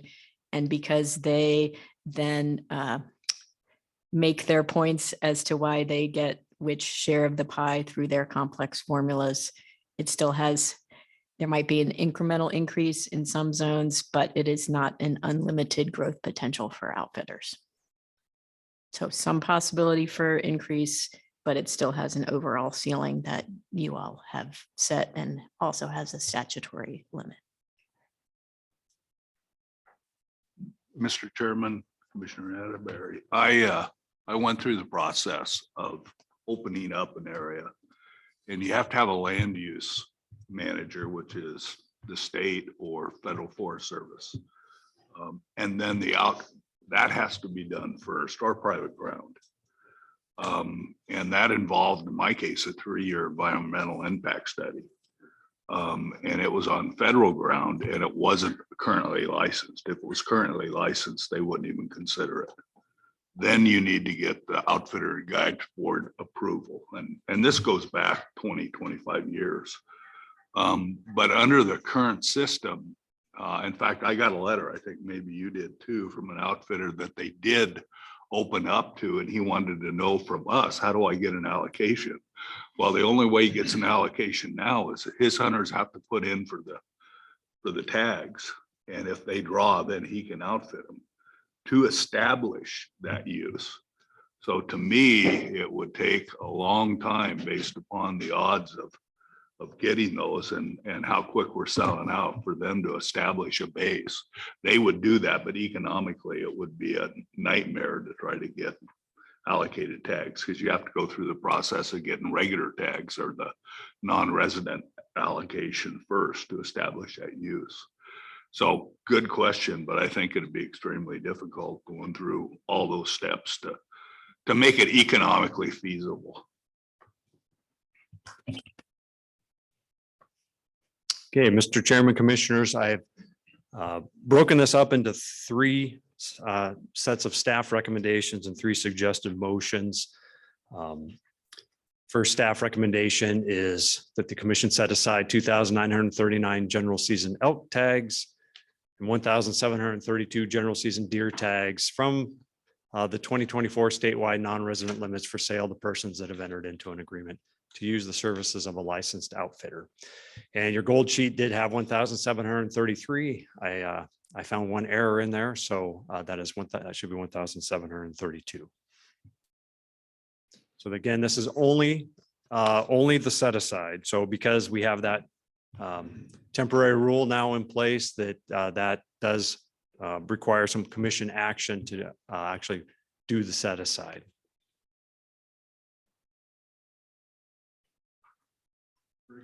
To say this is a very complicated issue, and I know this commission is working very hard to thoroughly understand it with your help, Mr. Ward, and I'm confident that you thoroughly understand it, and certain members of the department, certainly legal counsel. And we will continue to work to really know what we're doing when we sit here. And however it got to this point over the years, it's very complicated. So I think we need to put in a little bit of extra effort to try to understand it to the best of our ability. And I'm confident that what you're telling us here today is true and accurate. And I appreciate your work on this. And that was just a comment that I wanted to make. So thank you. Mr. Chairman, thank you for that. And again, please keep the questions coming, because that helped. Understanding this stuff is hard. Trying to explain it is even harder.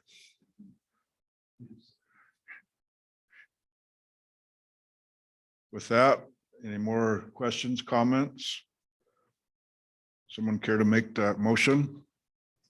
I can, Mr. Chairman, on the first motion. So I move the commission set aside 2939 general season elk tags and 1732 general season deer tags from the 2024 statewide non-resident limits for sale to persons that have entered into an agreement to use the services of a licensed outfitter. Chairman, I'll second that motion. Thank you. It's moved and seconded as presented in front of us there. Further discussion? Hearing none, all those in favor say aye. Aye. Any opposed? Chair votes aye. Motion carries. Thank you.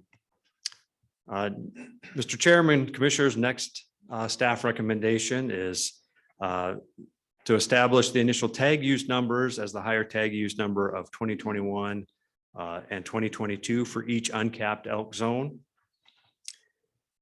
And that the 2024 non-resident, non-outfitted elk AB tags in each uncapped zone be equal to the non-resident limit minus the initial tag use numbers.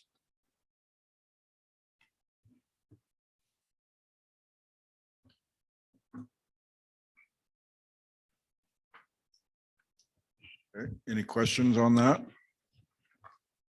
Propose a motion, Mr. Chairman. Yep. I'll just keep rolling. I move the commission adopt staff recommendations for initial tag use numbers for outfitting, tag allocation, and 2024 elk tag limits for non-residents for elk zones that are unlimited for residents as provided in tables 1 and 2 of the handout. Very good. We have a motion. Mr. Chairman, I'll second that motion. We have a motion and a second. Thank you. Any further discussion? Hearing none, all those in favor say aye. Aye. Any opposed? Chair votes aye. Motion carries. Thank you.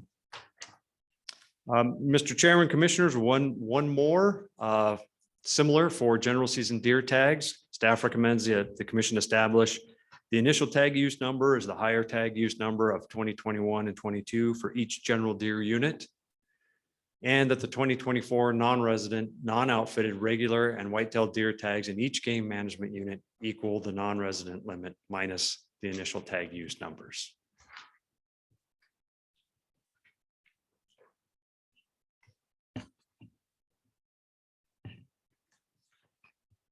Mr. Chairman, you got a question?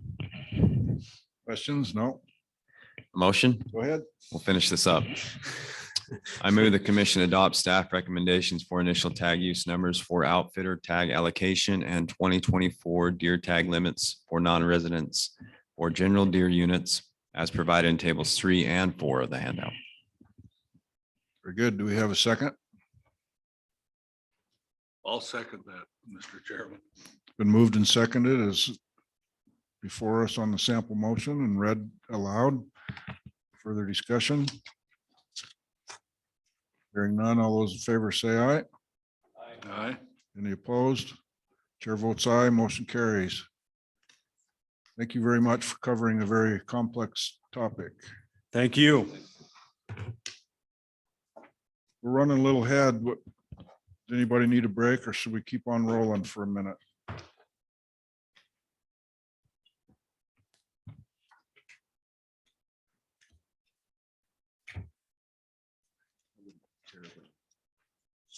Okay. 15 minutes. 15-minute break.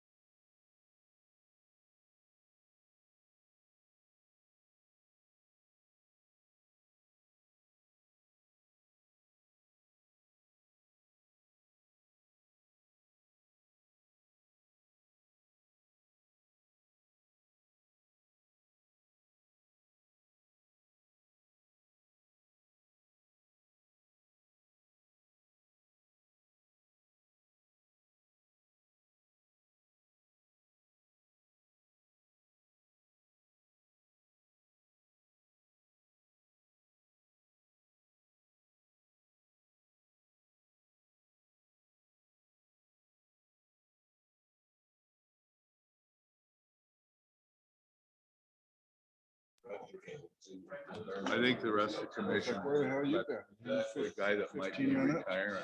Make all the You need a motions. new watch, Jim?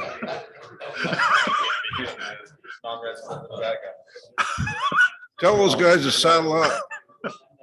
Yeah.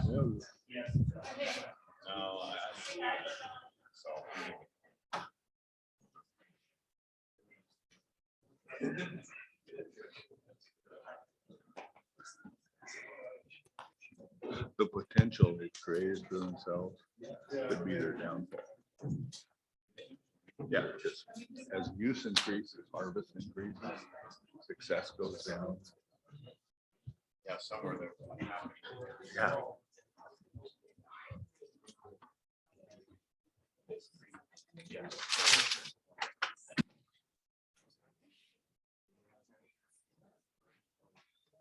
I had to take a break anyway because I very lost my agenda, so I had to take a break. What break? Where's Commissioner Murphy? You knew he.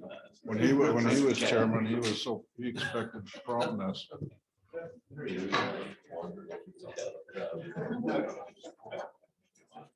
Care to join us up here, Tim?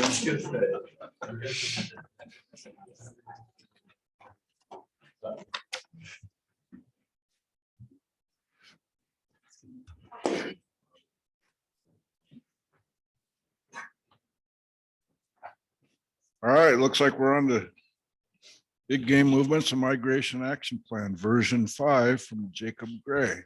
Jacob. Yeah, so my name's Frank Edelman and Jacob is not here this morning. He's under the weather, so I'm going to be filling in for Jacob. Okay. So I should have known that. I apologize. it'd be an honor. There's so Thank many you. of them, you're hard to keep track of. Yeah, there are a lot of us. So, well, good morning, Mr. Chairman, Commissioners, and Director Fredericks. This morning, I'm presenting for your consideration and adoption the 2023 Idaho Action Plan for improving big game winter range and migration routes. As I said, I'm filling in for Jacob.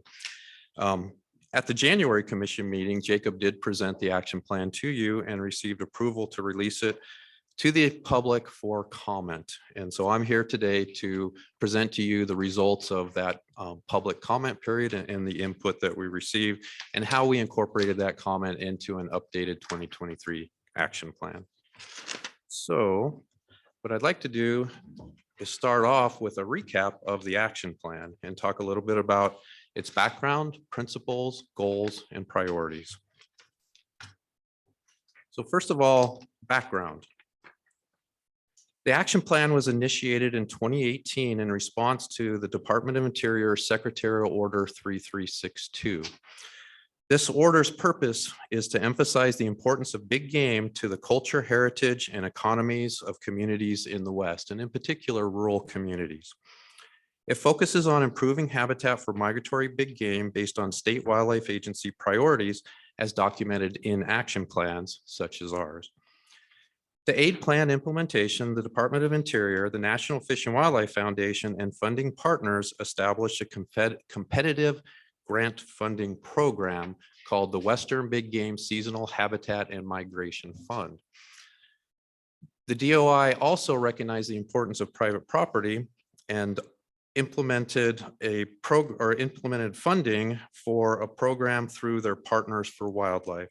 And these are projects that, although funded by Fish and Wildlife Service and administered by the Fish and Wildlife Service, had to be consistent with the state's action plan.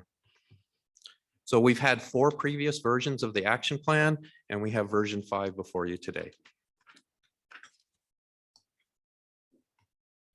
So let's talk a little bit about the principles of the secretarial order and how those translate into our action plan.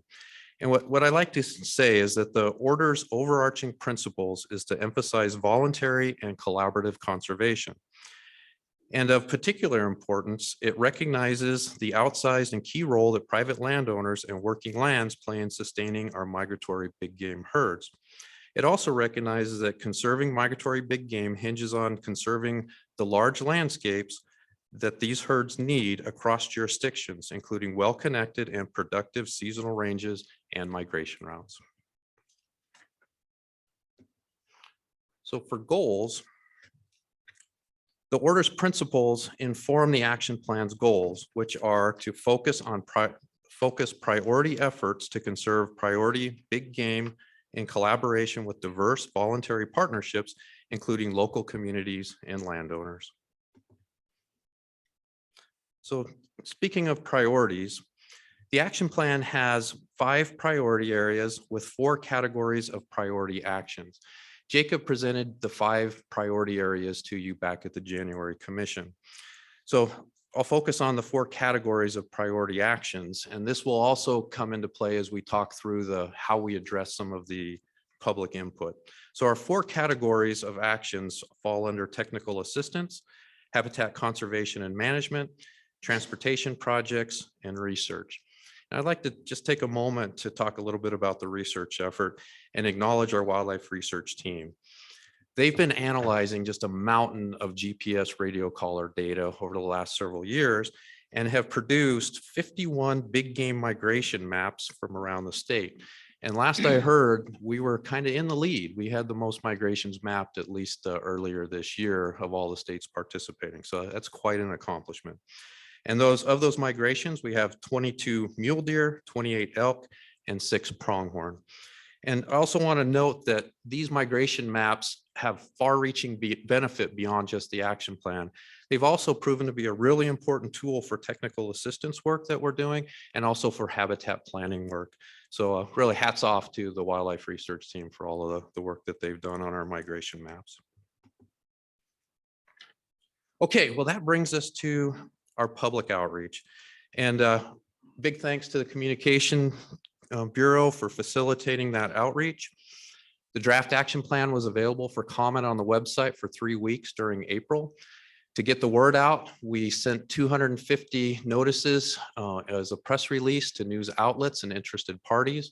That resulted in 860 web page views, about 5.5 minutes per view, and over 18,000 social media views. So the word got out there pretty well. And so here are some results.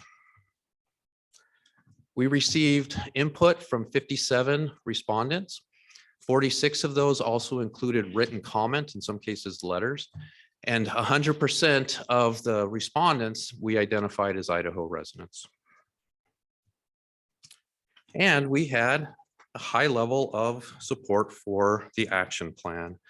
Only one person indicated that they did not support the action plan, but provided no written comment as to why. And so if you combine some level of support, that's 93% across the respondents. We took a really close look at the written comments, and in analyzing them, we identified what we considered 98 substantive comments, and 74 of those were related to content of the action plan. And we deciphered that from those, we considered 57 in scope. And of those 57 in scope comments, 55 were incorporated either fully or partially. And I'll give you an example of the partially. And these comments were often complex, and so it was difficult to address every individual one. And so we acknowledged, especially one that I'll get to, in what I considered a partial way, because we're going to continue to work on those sets of comments. And then 2 comments that were not incorporated were really around the organizational structure. There was a recommendation to dissect the technical assistance category into a couple of other categories that we didn't feel was necessary. So this is a breakdown of the written comments. So we went through and looked at the comments and tried to identify patterns. And what we identified were 15 categories of those comments. And there were 7 categories that we considered in scope. And I'm going to go into more detail on those in a moment. And those are what's in the red boxes there. There were 8 categories that were considered out of scope relative to the action plan's purpose and goals. And some examples of those were related to shed hunting, motorized travel, and enforcement. Were just not part of the intent of the action plan. So zooming in on those 57 comments that were broken down into what we considered in-scope categories, the top 4 categories represented 88% of those comments, and we're focused on action plan updating. So we really took a close look at those categories of comments. And so these are the 4 priority areas: transportation, technical assistance and development, and capacity and funding. And I'll go into each one of those in some detail on how we address those in the updated action plan. Priority areas first. 39% requested modifications to the existing 5 priority areas, or made comments about adding new priority areas. These were in some cases quite detailed, very specific in recommendations on how to expand the priority areas. Priority areas, we've learned over time, can be a sensitive subject and require a lot of thought. So we did not want to be hasty. We want to make sure that we give the appropriate thought and considerations around how to update priority areas, and created one of our top 5 state priorities to be just that, taking a close look at the priority areas that we currently have and consider that input. I tried to bulletize what this would look like, and to really reflect the complexity and the need for thoughtfulness, I just thought I would read the action that is in the action plan. And that is to evaluate opportunities, including public input on the draft action plan version 5, to update priority areas in action plan 6 as appropriate.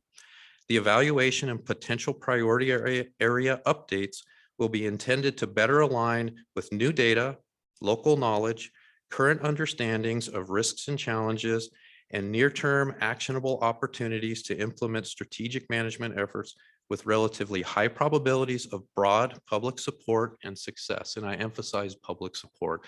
What we're finding with action plan implementation is that public support is the key ingredient to being successful in these types of projects. So this is that case that I was mentioning was partly incorporated.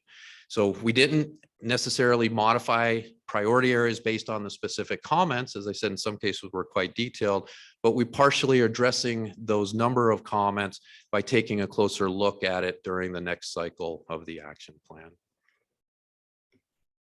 So transportation. 19% of the comments recommended wildlife vehicle conflict measures, and were overall supportive of increasing the number of wildlife crossings and big game fencing.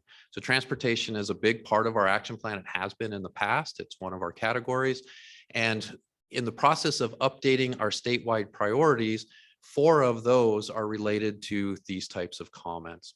And number 1 is the Rocky Point Wildlife Crossing Project in Region 5. Number 2 is the Camas Culverts to Bridges Project in Region 4. And number 4 is a attempt to develop a big game fencing fund, and that would be statewide. And that's particularly looking towards operations and maintenance of these fences as we continue to expand the program, and more fences are being constructed relative to these projects. And then number 5 is the Osborne Overpass Fencing Project here in Region 1. And pretty sure John might have mentioned that when he was giving the budget update as one of the line items. So one thing that I'll mention as far as updating, and that is what's not on the top priority list anymore. So previously, our number 2 statewide priority was the Highway 21 Wildlife Overpass Project. And I'm pleased to report that that's off the list because it is under construction. And that photograph there on the slide is from 2 weeks ago when the precast concrete arches were being set in place. That project should be complete and operational around the first week of November. So really many thanks to the Idaho Transportation Department and the Federal Highways Administration for making that project possible. Okay, technical assistance. So this is again one of our categories, and I also included development because many of the comments, the 19% that expressed concerns about habitat conservation, were around development in winter range and in migration routes, and how the department should engage in those types of projects through what we do as technical assistance. And so technical assistance is a big part of the department's efforts to conserve big game. It's a big part of our work. We have an entire technical assistance program that works very closely with our big game movements and migration program. And so it was already in the action plan, but what we did was re-emphasized the ongoing technical assistance efforts to inform land management uses and also those regulatory processes affecting big game. And this is, again, an ongoing activity that we do, and we do it for all of our fish and wildlife resources.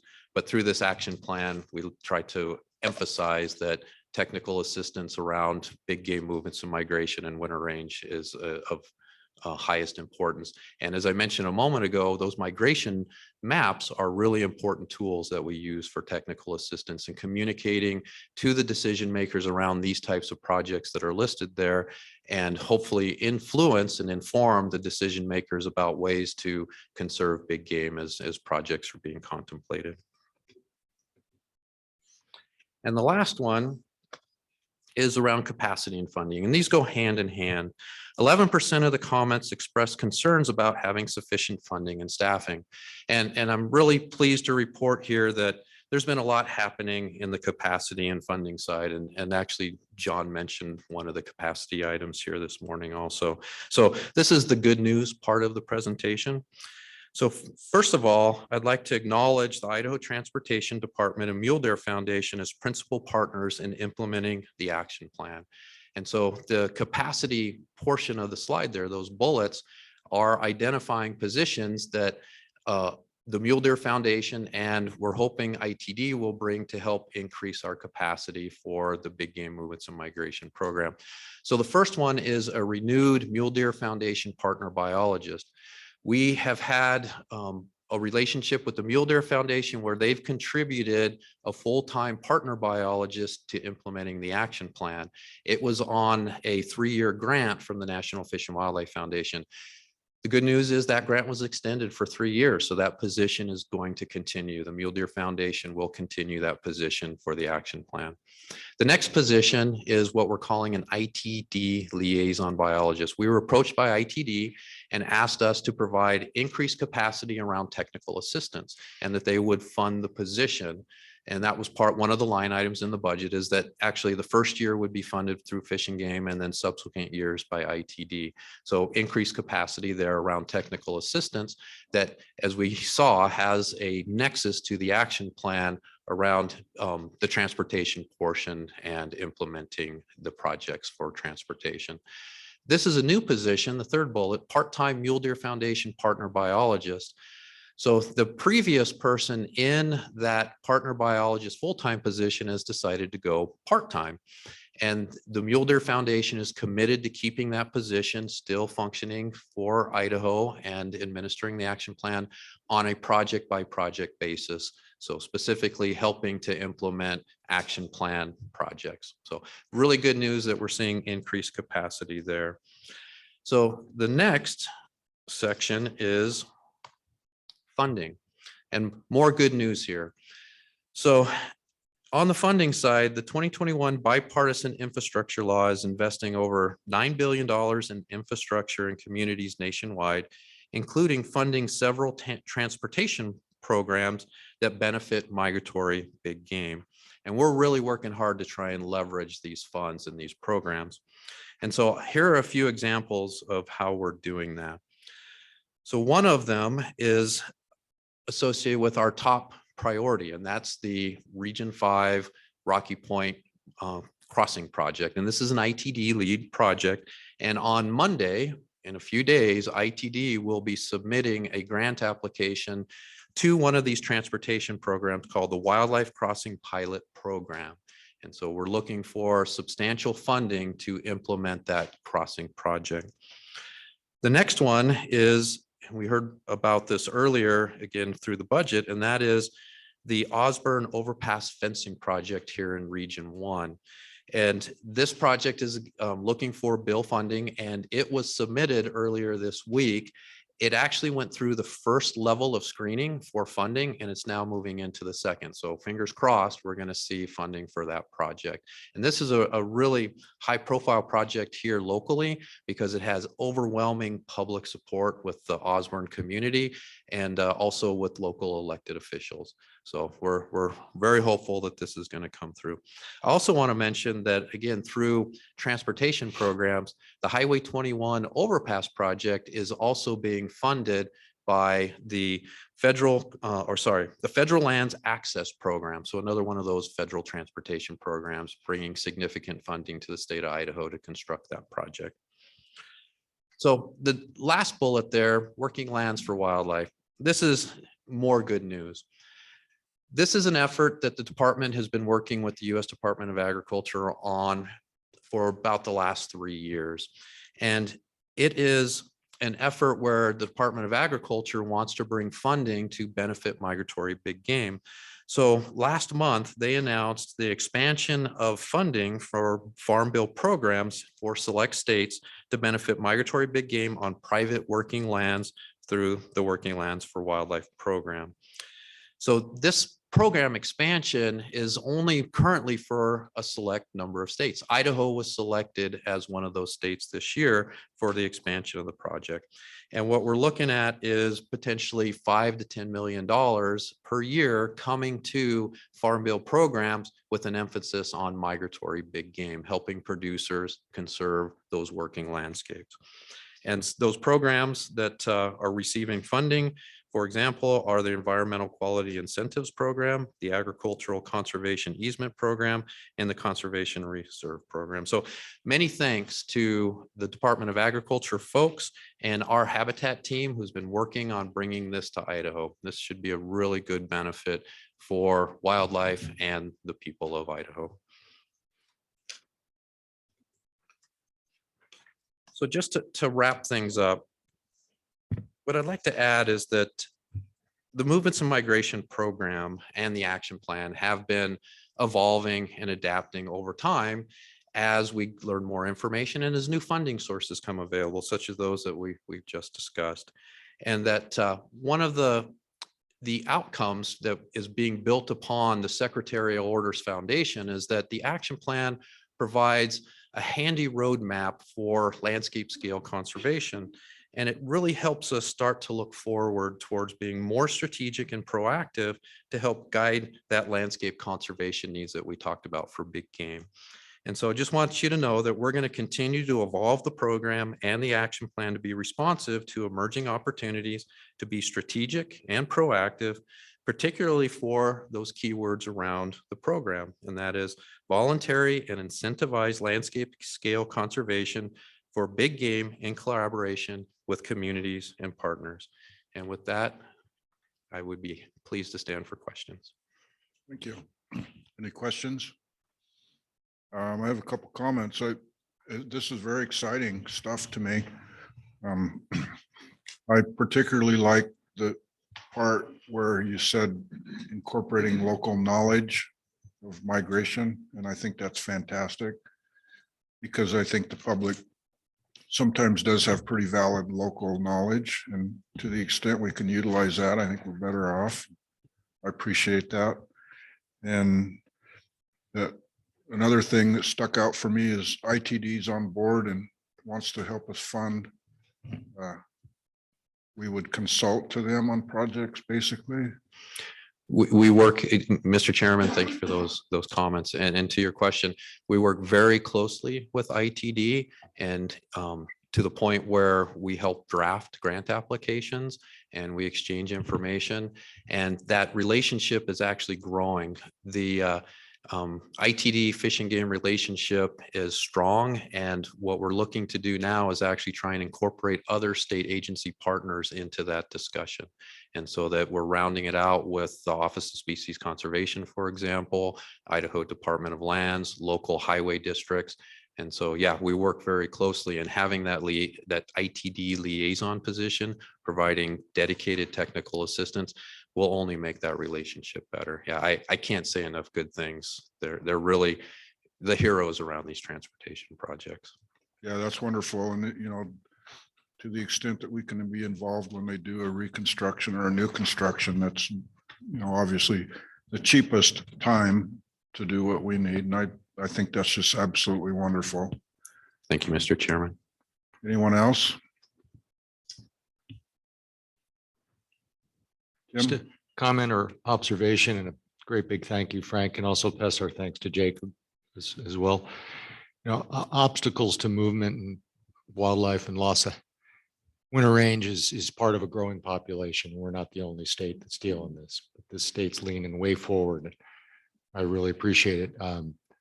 And the partnerships are just amazing, and we need to increasingly develop those to manage winter range and migration routes proactively and increasingly so. It's unrelenting, right? We have a population that's growing. People need places to live. They need roads to get to places.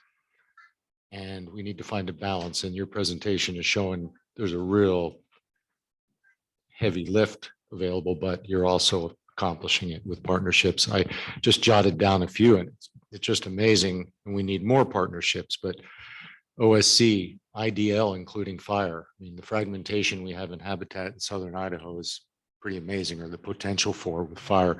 ITD, big one. Fed land agencies, transportation, landowners, DOD, part of the solution, especially with fragmentation and fire. Wildlife orgs, county commissions, our Idaho legislature. The more we can educate and present, our congressional delegations has been helpful because there is federal money here, and we'll need more. Hunters, all outdoor recreationists. I could go on, but leveraging these resources is going to be increasingly important. And this is really exciting to me, showing what's being done now is way beyond what I figured we were at. So thank you. Mr. Chairman, Mr. Commissioner, thank you. Hey, unless there's any more questions, I would entertain a motion. Mr. Chairman,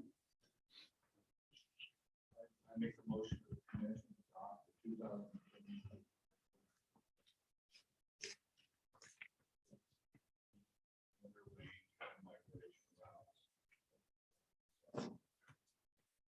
Thank you, Dave. I second that. Been moved and seconded that we adopt the action plan 2023 version 5, improving big game rear range and migration routes. Very well presented. Further discussion? Hearing none, all those in favor say aye. Aye. Any opposed? Chair votes aye, motion carries. Thank you. Thank you, Mr. Chairman, commissioners. Thanks. Now we're going to move on to item I, Kid Land Exchange.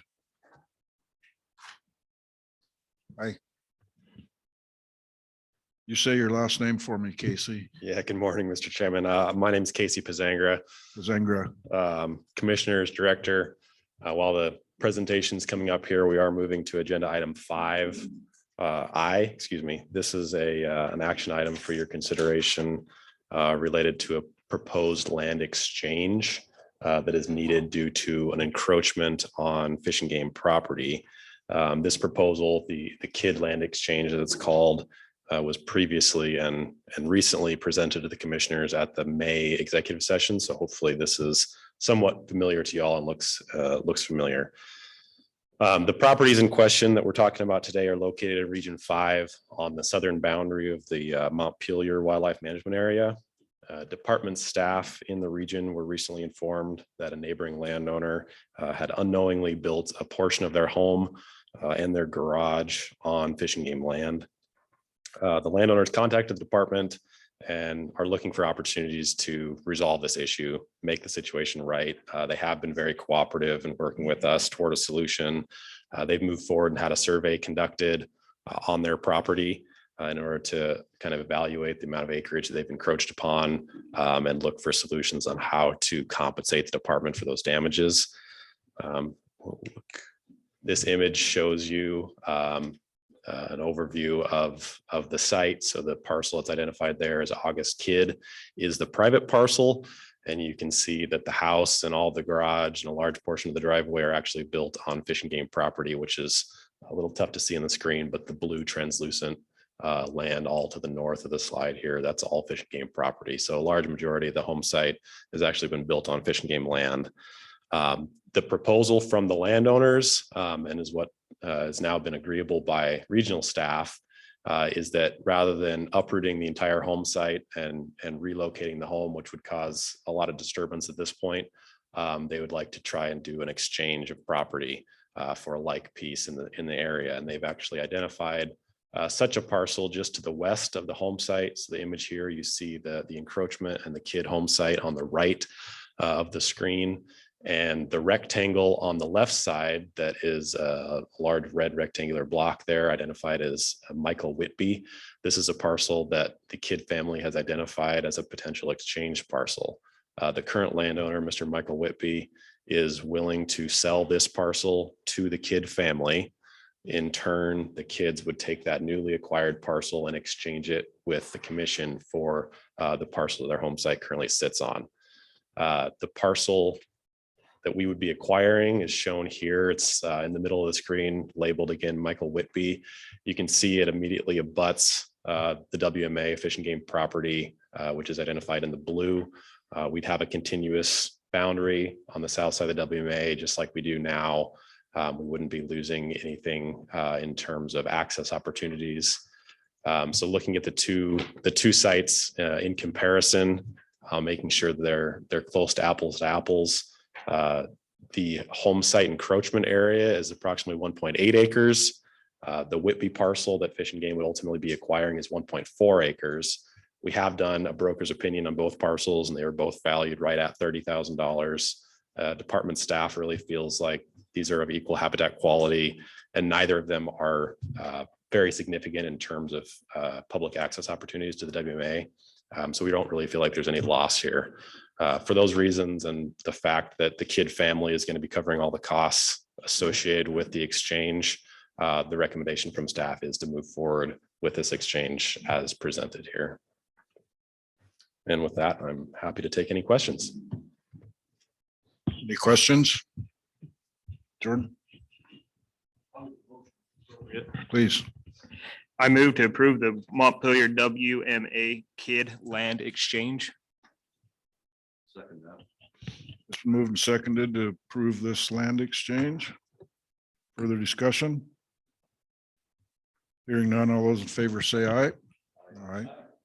Any opposed? Chair votes aye, motion carries. Thank you, Mr. Chairman.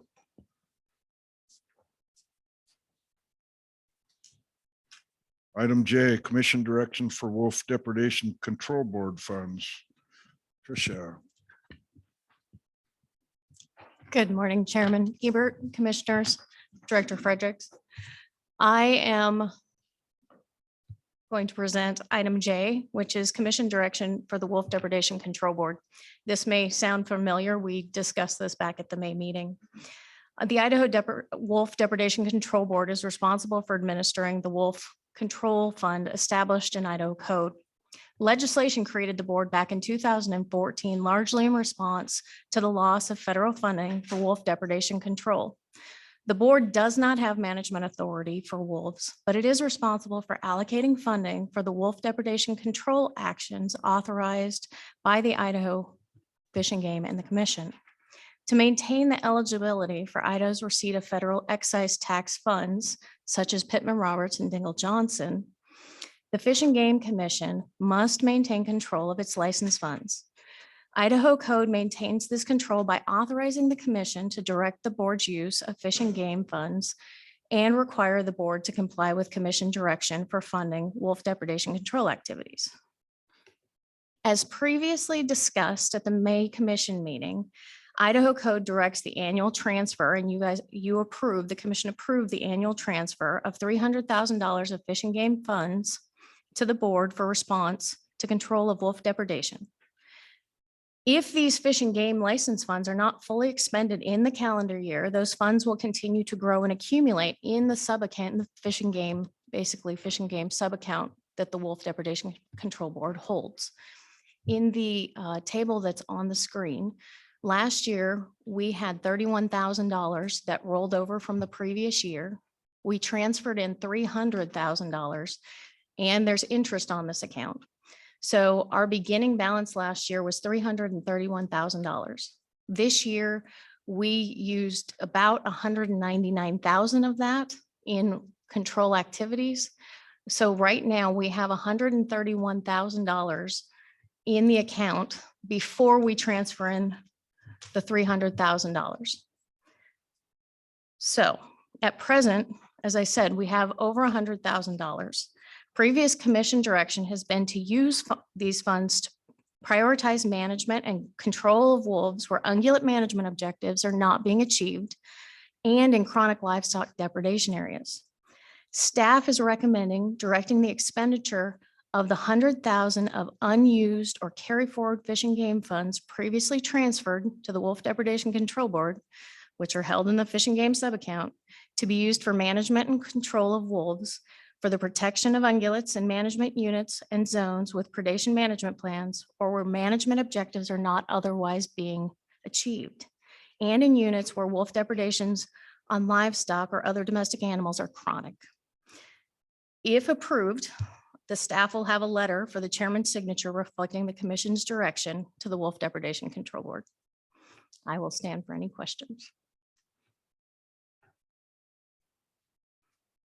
So Trish, you're talking about 100,000 of the 178? So of the 131 that is current, sorry, Oh, okay. Chairman, Oh, okay, you were- outstanding invoices. of the 131, we are asking that 100,000 of that, in addition to the 300,000 that is currently being transferred in, be used for more wolf depredation control activities.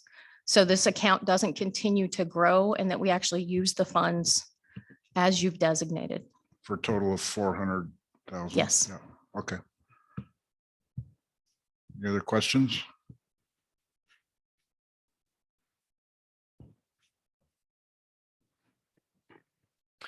No questions and a motion, Mr. Chairman. Please. I move that the commission adopt the staff recommendation to direct the Idaho Wolf Depredation Control Board to expend 100,000 of unused fish and game funds held in the Wolf Depredation Control Board Fish and Game Subaccount on the management and control of wolves for the protection of ungulates and management units, zones which with predation management plans or where management objectives are not otherwise being achieved, and in units where wolf depredations on livestock or other domestic animals are chronic.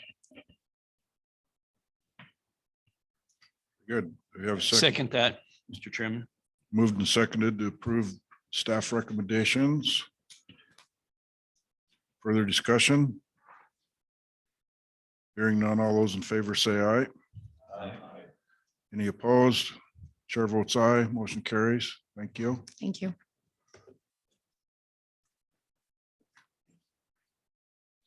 Fall Chinook and Coho forecast, spring, summer Chinook season updates. John? Mr. Chairman, Commissioners, Director Fredericks. So I'm transitioning us out of the action items and onto agenda item number 6. And this will start a string of informational presentations. So I'm going to give you an overview or a preview, sorry, of the fall and winter anadromous fisheries, and then I'll give you a review of the spring summer fisheries, and I will wrap up my presentation today with an overview of how we incorporate some of our ESA impacts into our fishery structure. So this presentation is very similar to a presentation that Chris Sullivan gave you all in salmon last July. So a lot of this will look familiar to you in structure, and I'll start with reminding the commission that all of our fall seasons for fall Chinook, Coho, and steelhead are part of our 3-year fisheries rule cycle. So unlike our spring seasons where we come to you and ask you to set those seasons each year, these seasons are set in 3-year cycles, and I'll quickly review those as I go through. So I'll start with our forecasted fall Chinook returns coming back this fall. And so these graphs are the same graphs that we show you guys each year. So they should look familiar. They show you the time series going back to 1980 of our actual fall Chinook returns. This is for wild origin fall Chinook that you're seeing right now. There's a red bar on the graph that shows you the most recent 10-year average. And then the shaded graph at the end shows you this year's forecast. And you can see that for wild origin fall Chinook, returning in 2023, the forecast is for just over 9,000 fish. I'll remind you that last year's forecast was only for about 7,000 fish, and we actually had over 13,000 return. And so we do see these trends and swings where we can under forecast and over forecast. And most recently, we've tended to under forecast. And so we're hopeful that we'll see a little higher returns than the forecast show here. Moving on to hatchery origin, fall Chinook, same story, same setup on the graph going back to the 1980s. And you can see that we're forecasting over 22,000 hatchery origin fall Chinook to return. Last year, we forecasted just over 19,000 and had over 30,000 actually return. And so the season structure for fall Chinook, most of these seasons open in mid-August, with the exception of the North Fork that opens September 1st. And these seasons all run through mid to late October. And I'll just note on the fall Chinook fisheries that they continue to gain in popularity and angler success. These are relatively new fisheries in Idaho. And as anglers get more dialed in on how to and when to fish for these fish, we're seeing higher rates of success and more popularity in these fall Chinook fisheries. And based on the forecast, we expect to have a robust fall Chinook fishery in 2023. I'll transition now to Coho. A little shorter time series here. Coho, through the efforts of the Nez Perce tribe and others, are a more recent fishery. And so you can see our forecast going into this year is just over 17,000 return. Last year, we forecasted just over 12,000 and had almost 20,000 fish come back. And so the last 3 years, we've had the last 2 years, and with the forecast this year, we've had pretty robust returns of Coho. And so we expect that that will be the case again this year. This is a relatively new fishery. People are slowly getting dialed into Coho fishing in Idaho, and we're seeing more participation and increased catch over time as folks kind of learn how and where to fish for these fish. And so again, optimistic forecast for Coho, and we expect to have a good fishery. Pretty simple season structure for Coho. That season opens September 1st across the state in all of our Coho waters and runs through the end of the year. As far as fall predictions go, that's the end of the optimism. And now we'll move into steelhead, which is a little more less rosy as far as our forecasts go. I'll start with wild origin steelhead. Same structure. We've got a time series going back to 1980. You can see our steelhead have gone through some pretty big ebbs and valleys. And so our forecast for wild fish coming back in 2023 is under 10,000 fish. That's broken down by A and B runs, which are essentially one ocean and two ocean fish. And we've talked to you guys a lot about kind of what that means. We know that the Clearwater is primarily made up of two ocean returns of the B runs, while the snake and the salmon is primarily made up of the one ocean returns of the A runs, but there's some overlap there. And so in particular, those two ocean fish or the B runs really have a low forecast and compared to the A runs. And so same thing you'll see here for hatchery origin steelhead. The A and B are represented on the far right there, with the red being the two ocean component or the B component, and the gray hash being the one ocean component or the A component. And you can see that our forecasted return for hatchery origin fish is just under 24,000 fish. If you look across the time series there, going all the way back to 1980, that's about as low a forecast as we've had. And so not looking really good for steelhead. We won't know until I'll show you a slide here in a minute. We're starting to get fish back over Bonneville and we're getting some idea, but we won't know if we need to restrict fisheries probably for another month or so. And so if we feel the need, because these seasons are set, that we need to be a little more restrictive in our seasons and our harvest, we'll be circling back to you guys to revisit that if necessary. This does show the returns over Bonneville. This was downloaded, I think, as of yesterday. And so you've got the 10-year average line is in black. The blue shows you what last year's returns look like, and the red shows you what the current year is doing. Had this meeting been last week, we would have been super optimistic as we were tracking right along the 10-year average. We've kind of taken a little bit of a nosedive over the last week. Part of that's due to the warm temperatures we're having and increased water temperatures that'll slow the fish down, and then we'll see some bumps likely coming up. But early indications are it's too soon to tell. This is the season structure for steelhead. It's a little more complex, and you guys have seen this multiple times. A lot of these changes or the current season structure came, at least in the Clearwater, came out of some working group recommendations on switching things up and having some changes to the catch and release season and the harvest season, and then having a second catch and release season in mid-October. Last year was the first year we fully implemented this new season structure. And generally speaking, most folks really liked it and it was a success. Folks liked having a second opener. And we think that as folks adjust and learn this new season structure, it'll continue to be a success going forward. And the last one I will cover as far as the fall fisheries go is give you guys a sockeye update. Sockeye this year, so we've had over 4,000 Snake River sockeye come over Bonneville, but this graph shows you that only 1,000 fish have come over Granite. I think as of yesterday, that number was up to 1,200 fish, but we're seeing really low conversion rates this year in the sockeye because of the warm water temperatures. The Columbia Basin in particular had really low snowpack this year and has had low warm temperatures. And so we expect low conversions of sockeye and don't expect anywhere near the 4,000 fish that have come over Bonneville to make it back to Granite. And so those numbers will continue to creep up, but they're going to be relatively low compared to the Bonneville numbers. And so that is all of the fall fisheries. Before I move into a review of the spring summer fisheries, I guess I'd stand for any questions on the fall component. Thank you. So you have any speculation or opinion on what happened to the steelhead?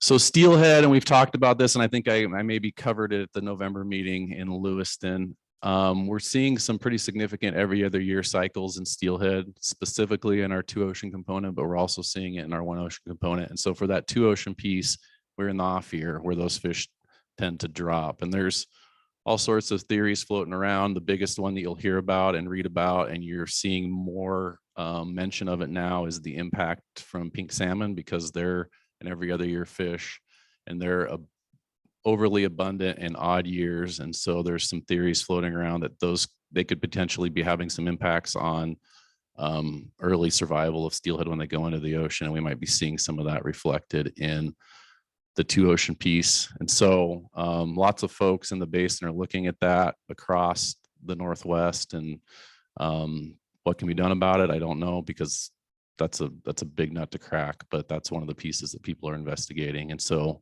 we're continuing to see this every other year rebound. And so in theory, the A's should be increased this year because they're in the upswing year. They're harder to forecast because we don't have any early indicators of what will come back for A's. And so we're hoping that we'll be pleasantly surprised by the returns of A's this year. Ron? Thank you, Chairman. John, you mentioned the term conversion rate when you did the sockeye update. Can you explain what that means? So that, Mr. Chairman, Commissioner Davies, so as the fish come over the dams, they convert to higher dams. And so on good years when flows are good and water temperatures are good, we're not harvesting any sockeye in the lower river, very few. We'll see high conversion rates of those fish as they move up the system. When conditions are poor and we've got warmer water temperatures, low water temperatures, those fish will die or stray. Most of them, you'll have a lot higher mortality rate. So the number of fish that make it from hatchery A or from dam A to dam B and up the system just decreases when those conditions are less favorable. So that conversion rate drops. Yeah, that is one of our jargon pieces. It just means successful survival rate to the next stop, essentially. And speaking of that, just to be clear, this return, the side that we're looking at, the 22 actual return of 2,087 was to Granite. Yes. And our projected return to Granite, or our current return to Granite now is 1,000 fish, a little over 1,000. So they still have to, there's still the conversion to get up to the Sawtooth Basin. Correct. Good. Anyone else? Okay, I will move on to a quick overview of our spring summer fisheries. And so this, I will after this slide. No, sorry, I went the wrong way. So this table is encompasses all of our spring, summer Chinook fisheries, and it's just showing you what our harvest share was by river basin in the first column. The harvest as of Monday of this week, 'cause that's when we get our most up-to-date harvest estimates from the previous week, what the harvest share remaining is and what the fishery status is. And so you'll see for the lower and little salmon, we slightly went over our harvest share and those fisheries closed in mid-June. The South Fork salmon fishery, slightly over our harvest share. That fishery closed in early July. We just last week closed our upper salmon fishery and we're just shy of our harvest share there. And then for the Clearwater, the entirety of the Clearwater and the Snake, those fisheries remain open. We still have about 1,000, just over 1,100 fish to harvest on the Clearwater. Likely won't harvest all of those fish as we're getting pretty late in the game there. And so that fishery will just close by default on August 10th, and the same for the Snake River fishery. I wanted to touch on tribal coordination. We've continued to work with both the Shoban and Nez Perce tribes to better enable them to harvest their share. And I know Commissioner Ebert and Commissioner Murphy sat in on the NEPTEC meeting with the tribe a few months back. And so I just wanted to touch on a few items related to the tribal fisheries. So we've continued to provide them exclusive time on the North Fork Clearwater and exclusive area on the South Fork Snake. We encouraged and supported some alternative techniques on the Clearwater, and the tribe successfully gill netted over 600 adult Chinook on the Clearwater this year, which is good news to see that they're able to implement that and have some success, as that's an alternative gear. And that's what that picture that you're looking at there is a tribal gill netter below the railroad bridge, checking his net. We've had high levels of ceremonial and subsistence distributions to the tribe from our traps with excess fish that we've trapped, and that continues to be a successful program. And we work well with the tribe in getting those fish distributed to tribal members. We've had some intermittent trap closures on some of our traps where we'll maybe for a weekend or for a day shut the trap down, let fish stack up below the traps where the tribe fishes and has success. This works well at Rapid River and allows them to harvest more fish. And then we've also supported continued fishing even beyond our harvest share on Rapid River and Little Salmon, where once we've met brood and there's still fish coming in, we support the tribe continuing to fish in those places where they're successful. We did have a successful outplant to the Boise River this year with some surplus fish we had at Rapid River, and so we've done 2 stockings of fish into the Boise River, totaling 600 fish over 2 different events. And so I guess I'd like to elaborate a little bit on this one because it hasn't come without controversy. Those fish came from Rapid River, and while there's a large constituent of folks that were very happy to see those fish come to Boise and go fish for them, we have gotten some pushback and questions from folks where we had a fishery that closed on Rapid River. How is it that we then have excess fish to bring to the Boise? And so I guess a few things I'll touch on there. The majority of these fish were jacks. And so we're not managing for jacks in our harvest allocation or really in our broodstock needs. We incorporate a few jacks into broodstock, but not all that many. And so over 2/3 of the fish that we moved down to the Boise were jacks. We did have some excess adults that we moved. And so we've talked to you guys about harvest shares and harvest monitoring. And obviously there's some error associated with all of those pieces. And inevitably at almost all of our traps, we end up with excess adults. And some of that's by design. We don't want to harvest right up to the point that we're shorting ourselves on broodstock. And so we're a little conservative in our harvest shares. And we know that we're being conservative because we want to get all of our broodstock need. And once we meet our broodstock need, we'll always end up with a few extra adults. And so some of the questions have been, well, why not just put those fish back in the Little Salmon River and reopen a fishery there? Well, the run's basically over by the time we reach our broodstock need at Rapid River. And so we'd have to recycle all of those fish. Those fish would then quickly return to the trap. Water is warming in the Little Salmon and conditions aren't as ideal there. And so it would involve repeatedly handling those fish and recycling them through the fishery just to catch those couple hundred adults. And so it's not as desirable an alternative to put them in a place like the Boise where it's fed by the cold water coming out of Lucky Peak.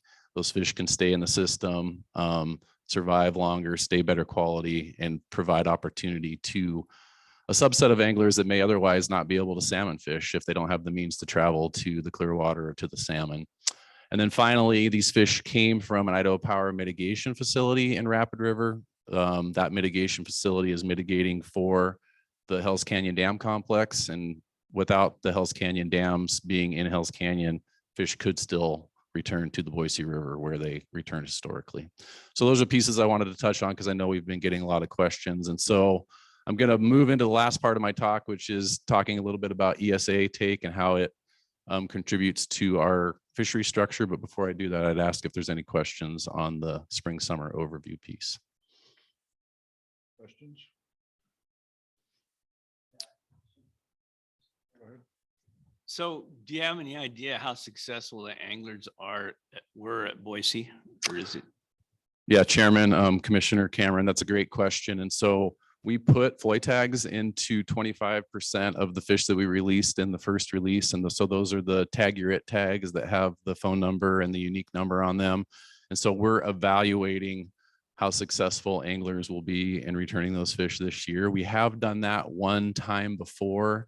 I don't have the year memorized, but the early data, it was fewer fish. We didn't get as many tags out, and it was anywhere to 20 to 30% of the fish got returned. And so that one piece of data didn't show really super high return rates. And so we're definitely going to evaluate that again and see. We see 95 to 98% returns when we put steelhead in the Boise. It's a little different. Its water's lower, maybe a little higher angler participation. And so we are evaluating that to see what level of these fish do get returned to anglers. And we'll expect to see data coming in this year that'll update that for us.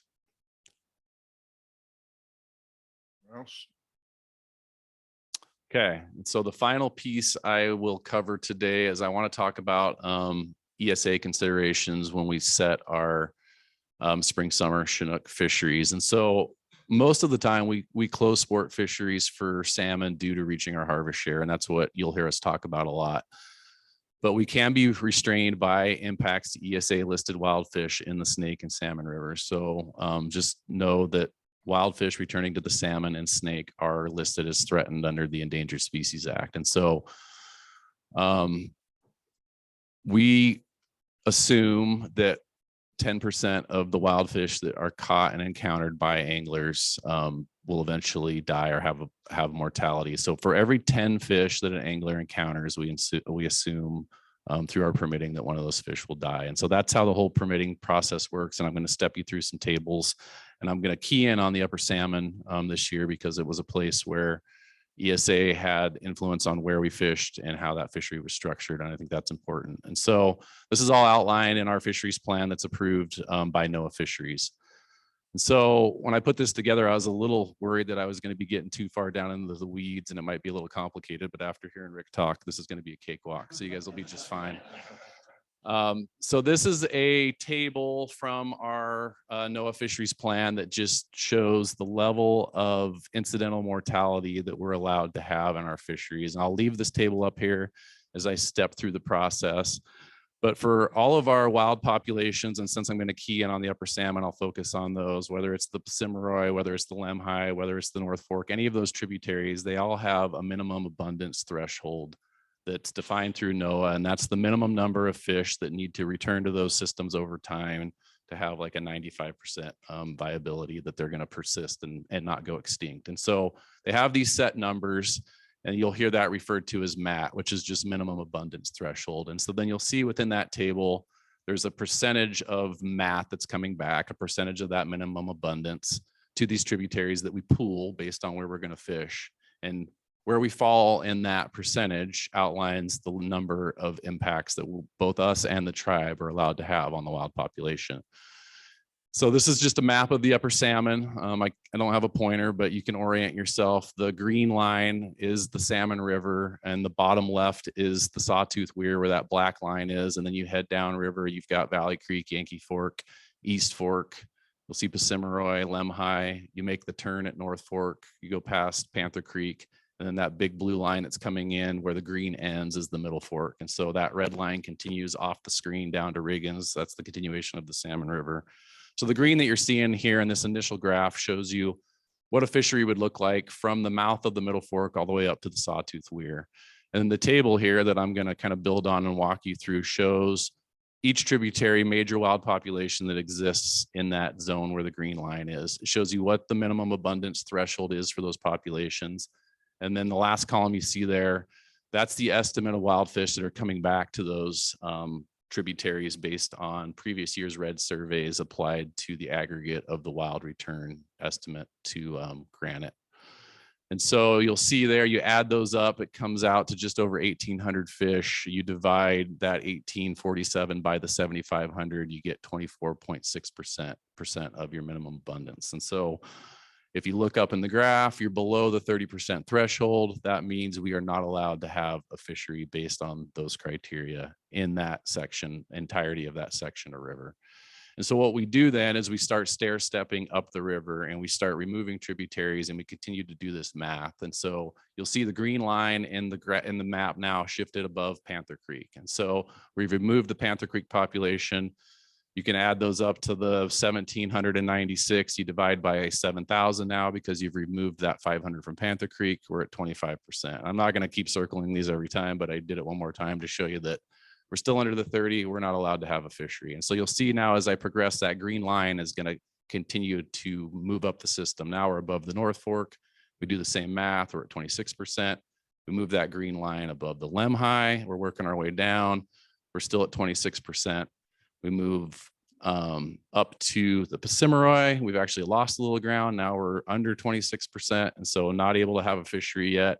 We bump it one more above the East Fork, and all of a sudden now we're at 976 fish divided by the 2,000 minimum abundance threshold, and that puts us at 48.8%. And so now we're above the 30%, but below the 50%. That allows us to have a 1.5% incidental mortality rate. And so based on that 10% criteria that I outlined for you earlier, that means we can have a take of up to 15 fish, or we can catch and release 150, in this case, 146 fish before we've met that ESA criteria.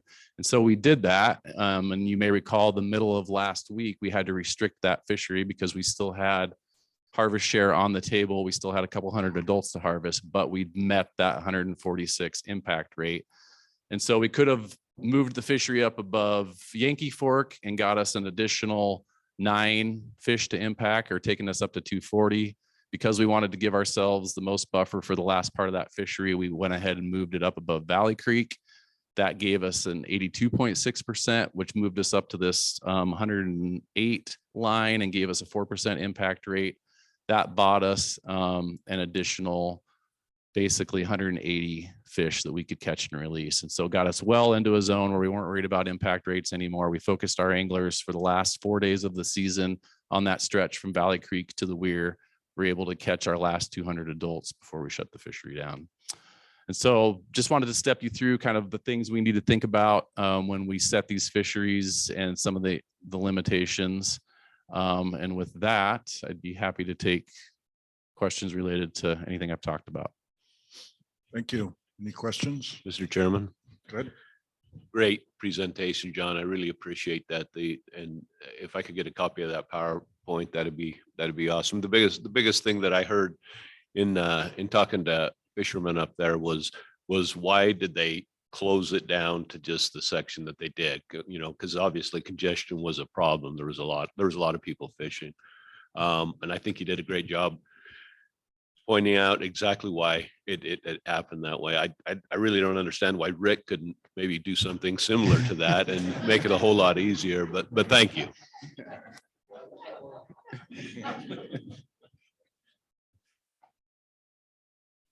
Okay, thank you. Good.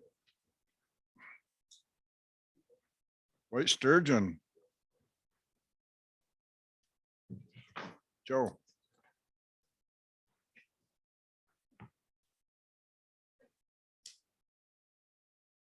Okay.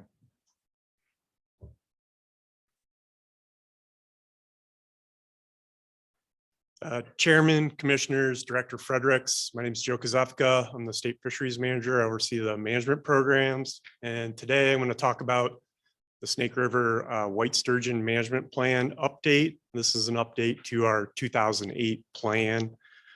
The primary authors were Brett Bowersox, Martin Koenig, myself, and the regional fisheries managers. Okay, so the purpose of the plan is to conserve populations, provide recreational opportunity. And today I'm going to describe the species, its needs, talk a little bit about status, limiting factors, important habitats and information that we yet need to obtain. And then talk about setting population objectives for all the river reaches within their range and how we're going to implement management actions. So a pretty typical management plan. I did want to go over some of the major changes since 2008, and I'm going to come back and elaborate on some of these throughout the talk. The department's stance on stocking has changed since 2008. We're much more comfortable with stocking sturgeon throughout the range, except in some of the core areas. So we've added many river miles where we now stock sturgeon. We've also changed our brood source strategy quite significantly through time. Historically, we obtained juvenile sturgeon from commercial providers. Then there was an interim time where we went out and collected brood fish from the river, spawned those in captivity with College of Southern Idaho. That was from a handful of parents each year, and then stocked those progeny. And that was better than what we were doing historically, but there's been now an additional step. And this is where our partners, mostly Idaho Power Company, goes out in the wild and collects wild caught eggs and wild larvae that are naturally spawned. And these represent many more parents. Those fish are taken into the hatchery system and then later released. So it's a much better technique for maintaining genetic diversity. We have expanded the range of sturgeon upstream in the Snake River, upstream of Shoshone Falls. This is a major change since the 2008 plan. We've done a lot of focused research within the department, primarily on fishing related mortality and the effects of fishing on sturgeon populations. We see evidence that the frequency of high flows are decreasing in the Snake River, and that has effects on sturgeon populations. Angling interest appears to be increasing on sturgeon populations, though complete creel surveys are relatively scarce. There's quite an advancement in technology being used to target sturgeon, especially down scan imaging, side scan imaging that can actually see individual sturgeon that are targeted by anglers. So those are major changes in sort of what's going on in the sturgeon world within the state. And then for the first time in 2022, we had a conservation closure on sturgeon populations. So I'm going to elaborate on some of that stuff throughout. So sturgeon, I think you all are aware of this. I believe you got to go fishing for sturgeon in the recent years. They're a very unique species, prehistoric dinosaur. There's 9 species within North America. Sturgeon as a group have been on the planet for around 300 million years, and our sturgeon species has been around for about, the genus Asapenser has been around for 100 million years. They have very unique sort of characteristics, the scutes, cartilaginous skeleton, non-symmetrical tail. Their digestive system is unique. They have sensory pores on their face, barbels, you name it. We could go on forever on that stuff. They also have 8 sets of chromosomes, which is really quite odd compared to more modern fishes, which only have 2. The range of white sturgeon, I'm going to shift over to white sturgeon now, includes the Pacific Northwest down into California, all the way to the Gulf of Alaska. They occasionally foray into saltwater environments for feeding. However, they're reliant on large river systems for spawning and early rearing. That includes the Sacramento, the Klamath, the Columbia, and the Fraser would be the primary river systems that they utilize for spawning. Idaho's range includes the Kootenai River, I'm not going to talk about the Kootenai River segment or distinct population segment anymore today. I just wanted to mention it. They're listed as threatened, and there's a recovery plan for them. The Snake River white sturgeon is native from the Washington border all the way up to Shoshone Falls, at least within Idaho. They also are in the lower Salmon and Clearwater rivers occasionally, occasional forays into the Clearwater. And then they occasionally have been seen in the lower South Fork salmon and the lower Middle Fork salmon. As I mentioned, we have expanded their range through stocking upstream of Shoshone Falls, which was a natural barrier to their upstream migration. And we've stocked them all the way up to Idaho Falls throughout major river reaches up there. I'm going to briefly go through the life history. There's many manuscripts and papers. I could go on life history for a long time. We all know that they're long-lived and they get quite large. 80 years old is not uncommon. Evidence of 100-year-old fish. We've had a catch and release record over 10 feet in length, so we all know that they get large. They're late maturing, a male in Idaho. There's variation between different reaches of river, but it's not uncommon for a male to take 15 years before it's first sexually mature. Females take even longer, maybe 18 to 20 years. They have non-annual spawning, so a female may take 3 to 5 years between spawning events. And if sturgeons sort of have an Achilles heel in humid altered environments, it's their very specific spawning requirements. They need specific cues to initiate spawning behaviors, and that's to migrate to spawning areas and then to go through the process of releasing eggs. And those are usually increases in flow, increases in temperature, and then also in turbidity or suspended sediment at the same time. And if those 2 or 3 things, depending on stock, don't align properly, they will not initiate spawning migrations, they won't spawn, and there will be no recruitment. So that is a problem in sturgeon species and populations throughout the world. Their eggs are very adhesive. They sink to the bottom after fertilization, adhere to large gravel substrates, cobbles, boulders. They hatch relatively quickly, and then they move up in the water column and then drift with the current for several days before settling out. And so when they do that, when they move up in the water column and drift, if it's a short river reach bounded by dams, they may pass a dam or they may end up in a reservoir in sort of unfavorable habitat conditions and not survive well. So sturgeon do better in longer connected river reaches. There's very high mortality of early life stages, but if they make it through those stages, they're generally low mortality once they maybe get over the 3-foot range all the way through adulthood. Very low mortality rates through those sort of life stages. We all know Idaho's been extensively developed for water and hydropower. I'm not going to go through all those, but we wrote this plan based on sort of the dams which bound the river reaches, and those affect how these populations are doing and how we have to manage those populations substantially.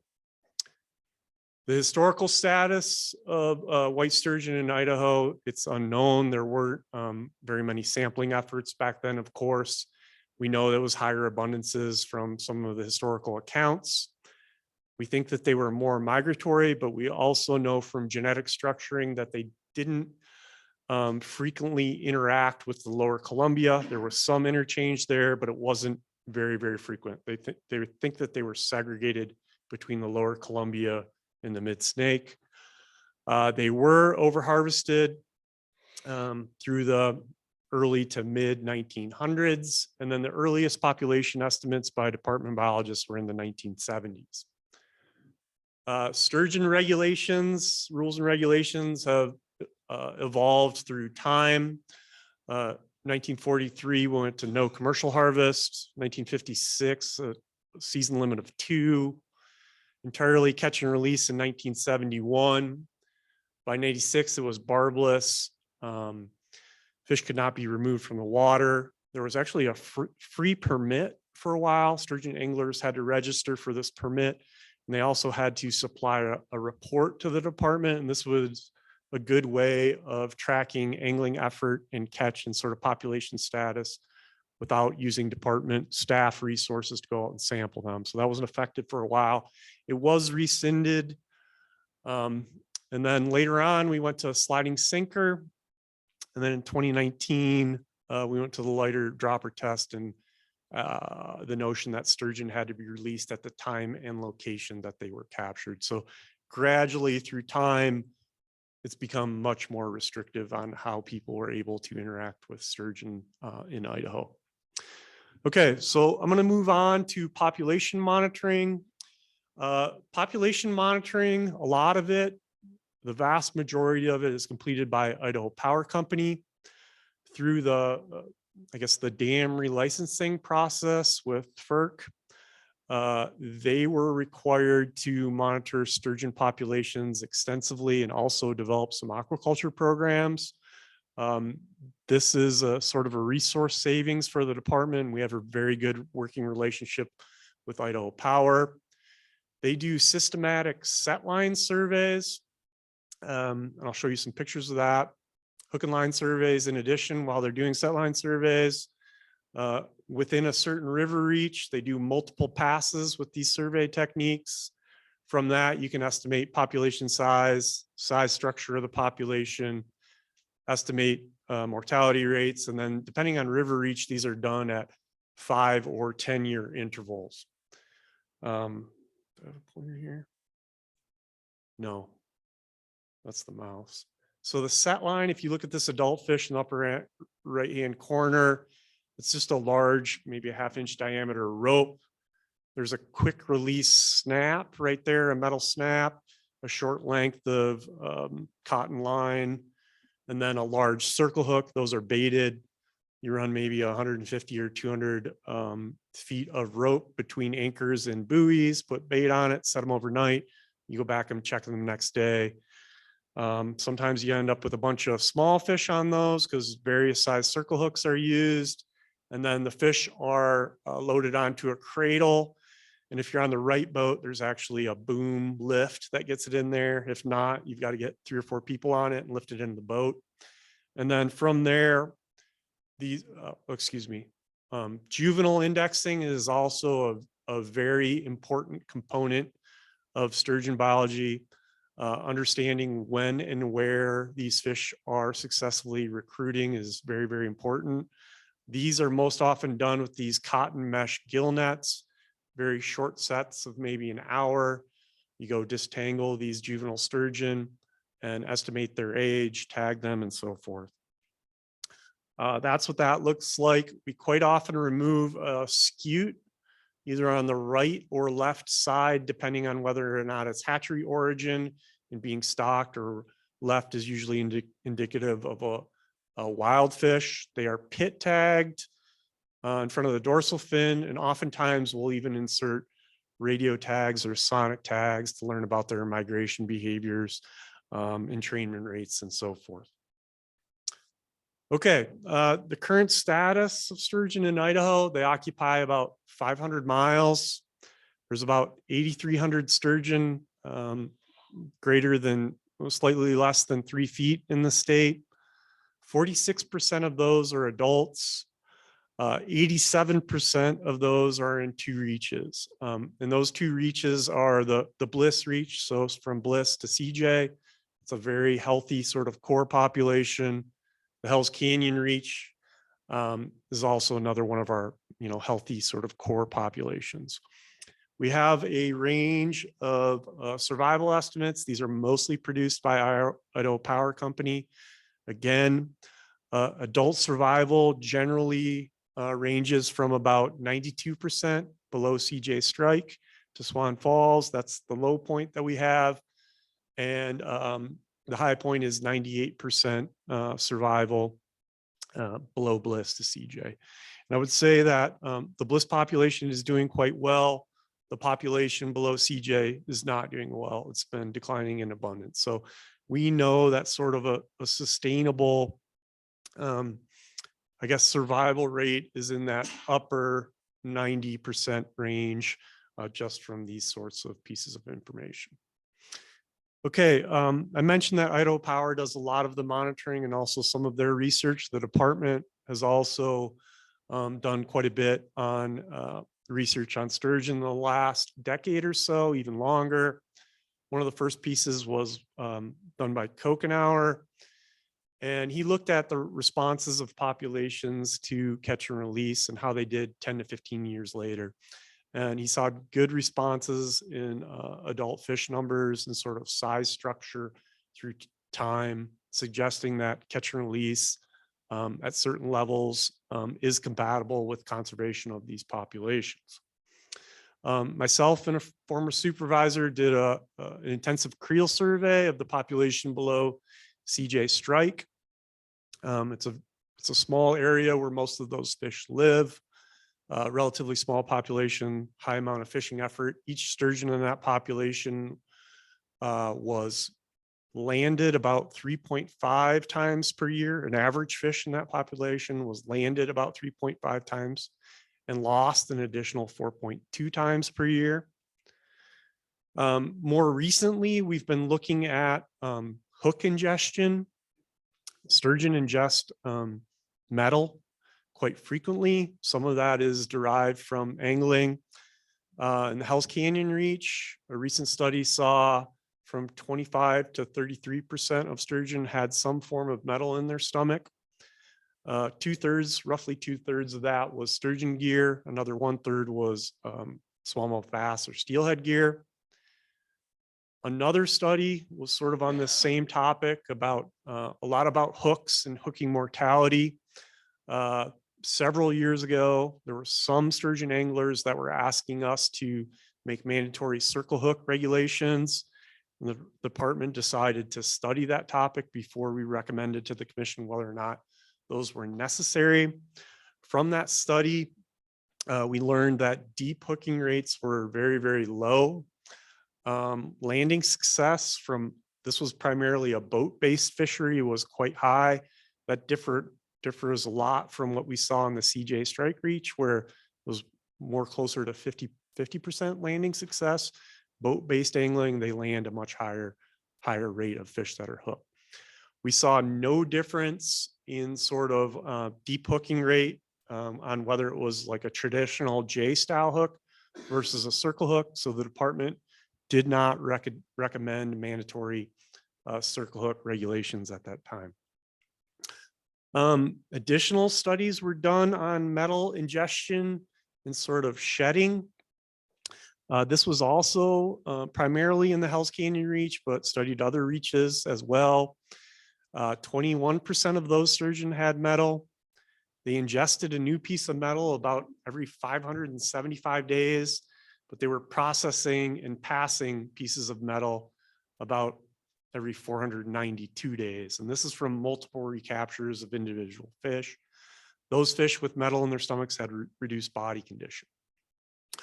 This is what that work looked like. We used handheld metal detectors. You can see that in the upper left-hand corner. We actually took an X-ray machine out on boats, and then we could get images of what metal in stomachs looked like. Within the Hell's Canyon Reach, again, we have very, very high adult survival. So at least in Hell's Canyon and in the Bliss Reach, our core populations there, we don't think that this is causing substantial effects at this time. Okay. The plan talks a lot about limiting factors, and I've talked about those. I talked about reach length already.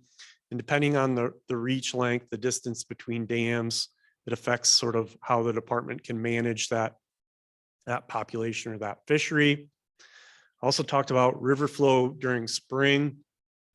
We're starting to learn, and with Idaho Power's help and quite often by their primary research, how important river flow during spring is. Excuse me. There are thresholds where spawning occurs in the CJ Strike Reach. 15,000 CFS is one of the thresholds that's been identified as important for recruitment. We're starting to see some water quality problems in sections of the snake that are probably affecting sturgeon survival. And then some evidence of fishing related mortality in certain sections. And the water quality and fishing related mortality in certain reaches are very difficult to separate, maybe impossible to separate. Okay, so within the management plan, we have several management categories. We have core wild populations are identified, and those are below Bliss and below Hell's Canyon. These are highly important because they still recruit at sufficient rates to maintain those populations. We are not proposing to stock those. They will only be managed with catch and release regulations at this time. We have 7 reaches identified as stocked reaches. There's insufficient recruitment there. These are a priority for stocking. They will be managed with catch and release regulations. And if these populations rebuild through time, there may be an opportunity to consider harvest if the public so desires and if the modeling information suggests that's a harvestable surplus. This would be down the road, as we've only started consistently stocking these reaches within the last 7 years or so. Furthermore, we're stocking upstream of Shoshone Falls all the way to Idaho Falls. Those populations are managed with catch and release right now. Up there may also be an opportunity to consider harvest in the future. Again, we have a lot of studying to do, a lot of modeling work to do to see if there is a harvestable surplus, what level that might be, and also work with the public to see if they desire more catch and release opportunity or maintained catch and release opportunity versus extremely limited harvest opportunity. Okay, we set population objectives using the CJ strike to bliss reach as sort of the benchmark. It's one of our stronger populations. Using the adult densities there of 0.84 adults per hectare of river greater than 2 meters. There's also a reservoir density that we applied to these populations depending on how much of these habitat types each reach has. And this assumes that this reach was at carrying capacity. These are what those sort of adult abundance objectives look like compared to the current status. These are all identified in the plan. And I guess the important point in here is most reaches were way below objective right now. We have a lot of opportunity to increase abundance throughout sort of the range of sturgeon in Idaho. Okay, the management strategies. I can't really go into much detail here.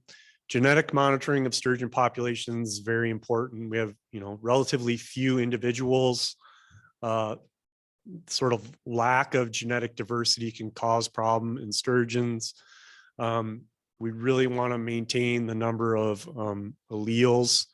And so using spawning techniques that maximize the genetic diversity is very important. Using translocations of adults that are entrained downstream, moving those adults back up to the reaches where they have the ability to spawn is also another management strategy. The department has to continue to monitor angling and how that's affecting populations. Water management and the sort of the frequency and timing of high flows is very, very important to the future of wild spawning sturgeon in Idaho. That's a difficult arena to operate in. However, the department is trying to engage or will and try to engage more to ensure that sufficient flows occur at sufficient frequencies that we get enough recruitment to maintain these populations. Habitat restoration is also important, and also we're working with our partners here on sturgeon conservation. Okay, so I touched a little bit on hatchery stocking. Again, this is primarily done by Idaho Power Company downstream of Bliss Dam. This is in the upper right picture is called a egg mat. So it's just a heavy frame. And then it's got, those are actually like air filter material that's placed on the egg mat. They're lowered to the bottom during high flow periods when the temperatures are right. Sturgeon release their eggs. Some of them actually settle out on these mats. They're pulled out, they're hand-picked, and they're transported to a hatchery. And this is called repatriation aquaculture, which is terribly buzzwordy. I realize that, but that's what it's called.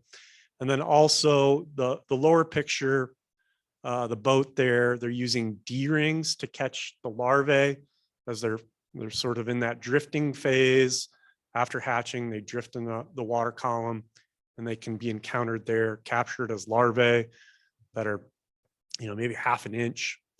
These are then sorted from detritus and weeds and everything else, and then transported to Niagara Springs hatchery. So we have a cooperative project with Idaho Power, department staff at Niagara Springs hatchery to sort of rear these juvenile sturgeon and re-release them into the wild. Okay, in the last 7 years, there's been 83,000 eggs and free swimming larvae collected, and about just slightly over 6,000 juveniles stocked in that time. Tremendous advancement in sort of the understanding of how these procedures need to operate to be successful on the end game. Okay, sort of information needs that we've identified is a better understanding of what allows for recruitment in Hell's Canyon. There's some evidence that maybe recruitment isn't quite as high as it used to be. Idaho Power and others are trying to learn about that. We need to study catch and release effects, do more creel surveys, and sort of understand those mortality thresholds a little bit better that I mentioned earlier, that high 90% survival is necessary to maintain these populations and sort of the age structure and size structure that anglers desire. We're trying to learn about the status of populations upstream of Shoshone Falls. We had a dedicated research project on that. We also have a University of Idaho graduate student studying that right now. We are learning quite a bit about those populations.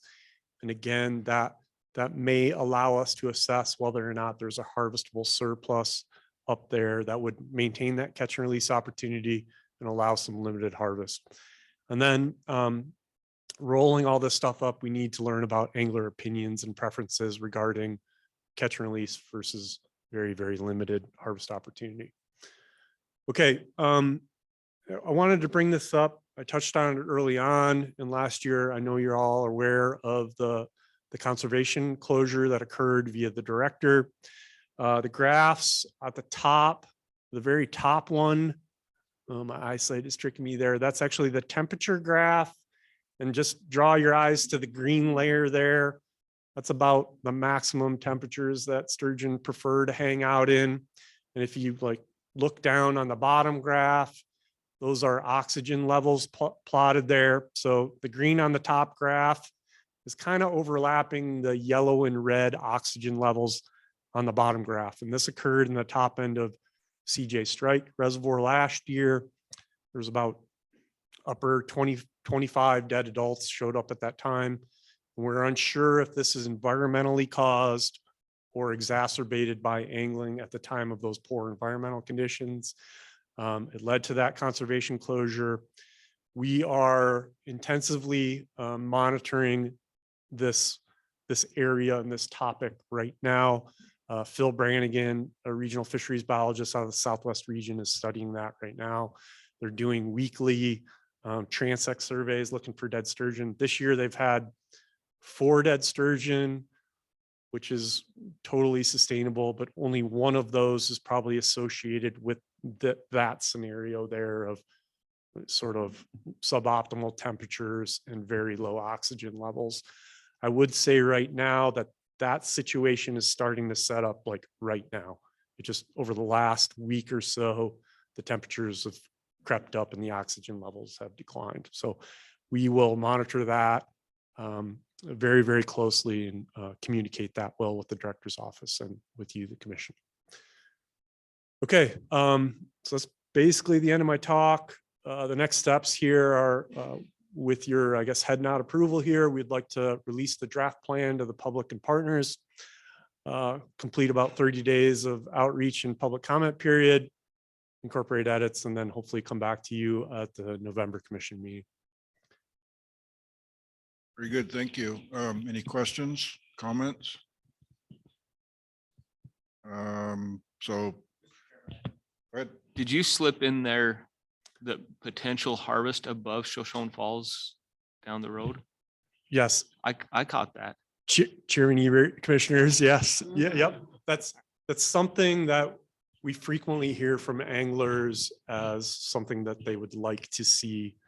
And the monitoring efforts that are occurring, the research efforts that are occurring through the University of Idaho is going to give us a better feel for sort of survival of these fish. I mean, we don't have any historical information on how well these stocked fish survive upstream of Shoshone Falls. So we're trying to learn about survival a little bit. That's going to take some time to sort of build that information to allow us to look at, you know, how many fish could be harvested per reach annually, potentially, and then inform that with sort of weighing the pluses and minuses. Like it would detract from the catch and release fishery because you're taking some, but the benefit of providing that harvest opportunity, you know, thinking in the future, it'd more likely be on mid-size individuals because potential contamination concerns with larger individuals as they bioaccumulate some certain sorts of pesticides or mercury. Very good. Any more questions, comments? Go ahead. How long does it take for them to get to that mid-size? How old do they have to be? Chairman, Commissioner Cameron, those fish in the upper reaches, some of the more productive reaches, let's say a 4-footer would be in the range of maybe 6 to 12 years old. There's a tremendous variation in growth rates on each population. Like farther downstream in certain river reaches, especially when we have access to reservoir habitat, these fish grow tremendously fast. They can reach, you know, 3 or 4 feet in like 3 years. There are other populations where it may take 25 years to reach 3 feet. Upstream, some of those reaches that are the American Falls reach, farther downstream, we think those will grow fairly well. Further up by Idaho Falls, those fish will be probably relatively slow growing with the temperatures that are there.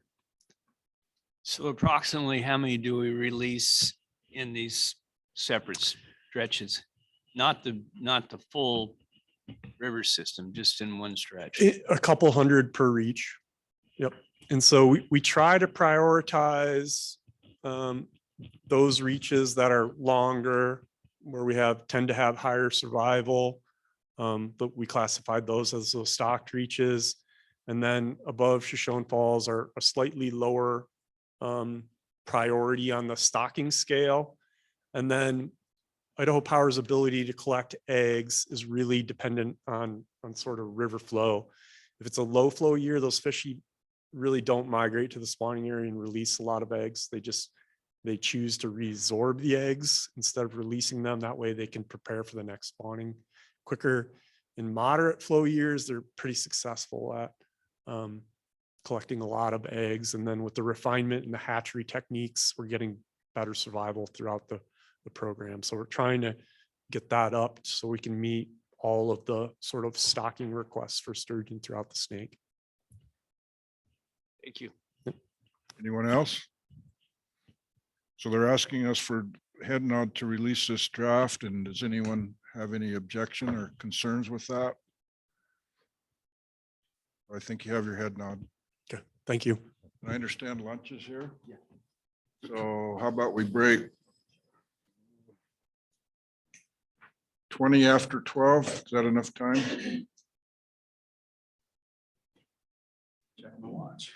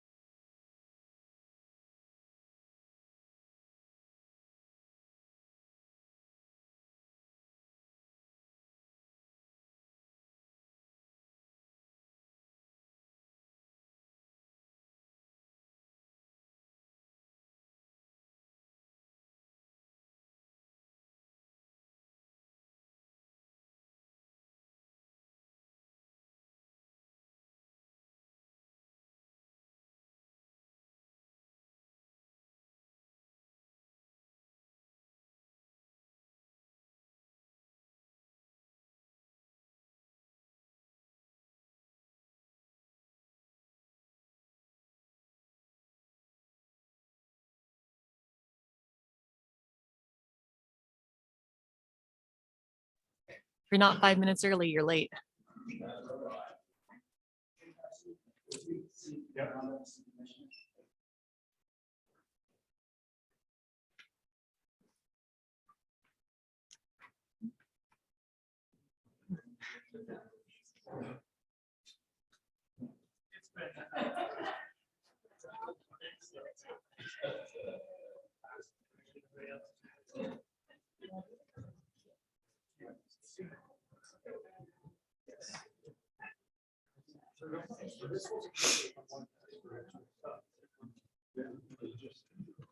The marketplace? Yeah.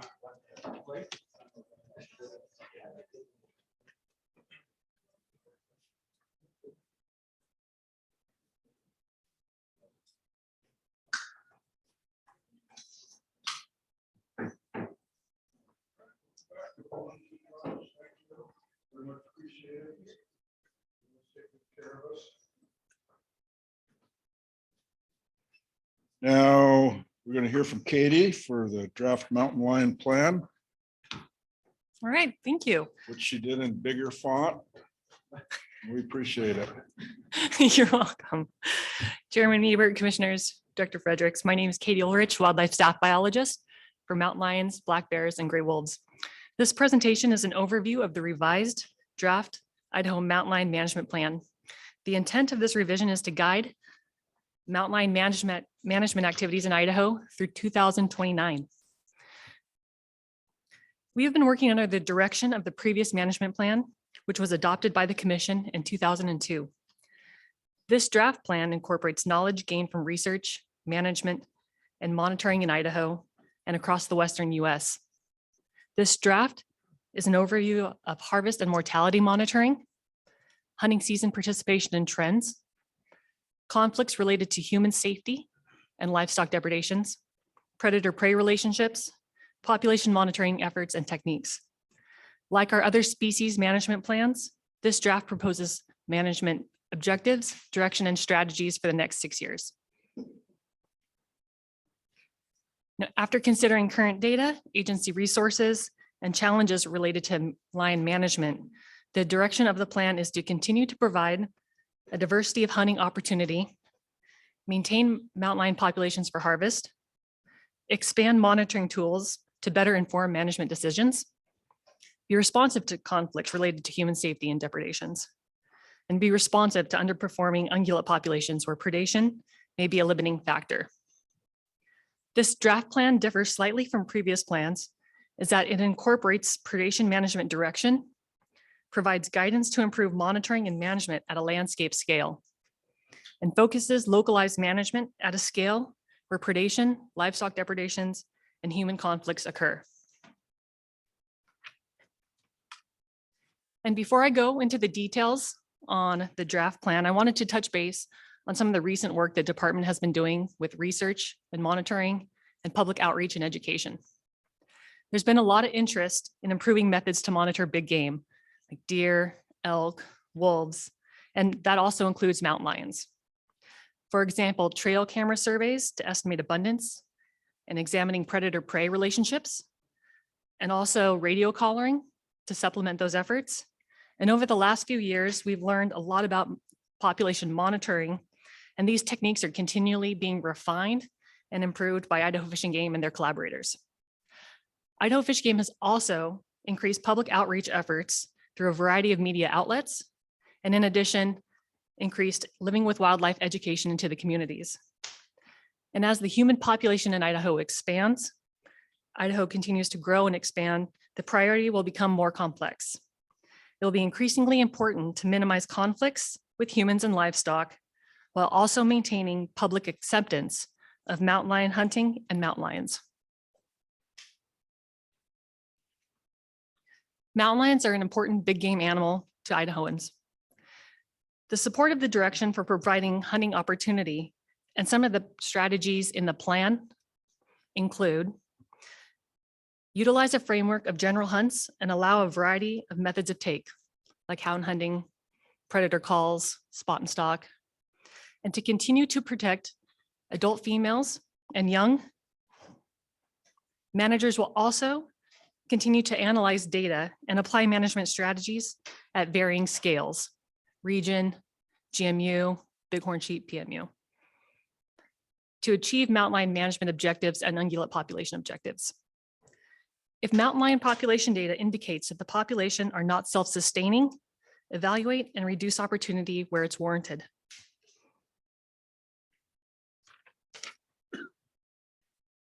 For population monitoring direction, staff will continue to monitor and evaluate statewide and regional mountain lion mortality data collected through the mandatory check of all mountain lion mortalities. We'll also continue to evaluate harvest trends, sex ratios, age at harvest data at the regional level and at the level relevant to spatial and prey species, which is determined by the local regional wildlife managers. In addition, harvest data managers will continue to rely on knowledge of the prey populations, their trends, number and distribution of depredation and human safety related conflicts, and also information gained from local small scale research projects to inform those management decisions.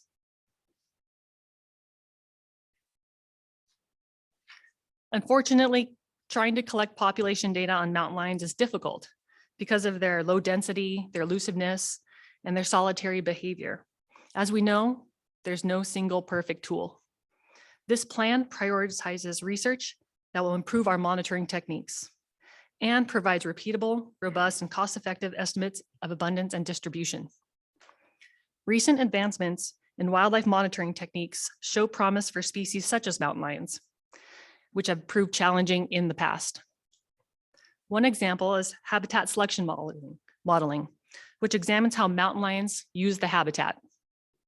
In addition, statistical population reconstruction and camera-based methods show promise for estimating mountain lion abundance, distribution, and density, which Idaho Fish and Game is working on and continually refining with its collaborators.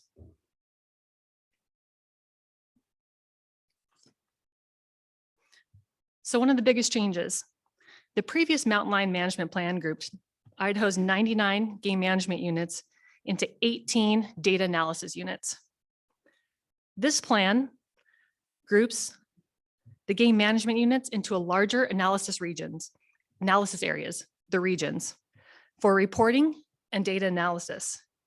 This does not necessarily restrict management options or objectives to a single prescription for the entire area. And we did this for a number of reasons.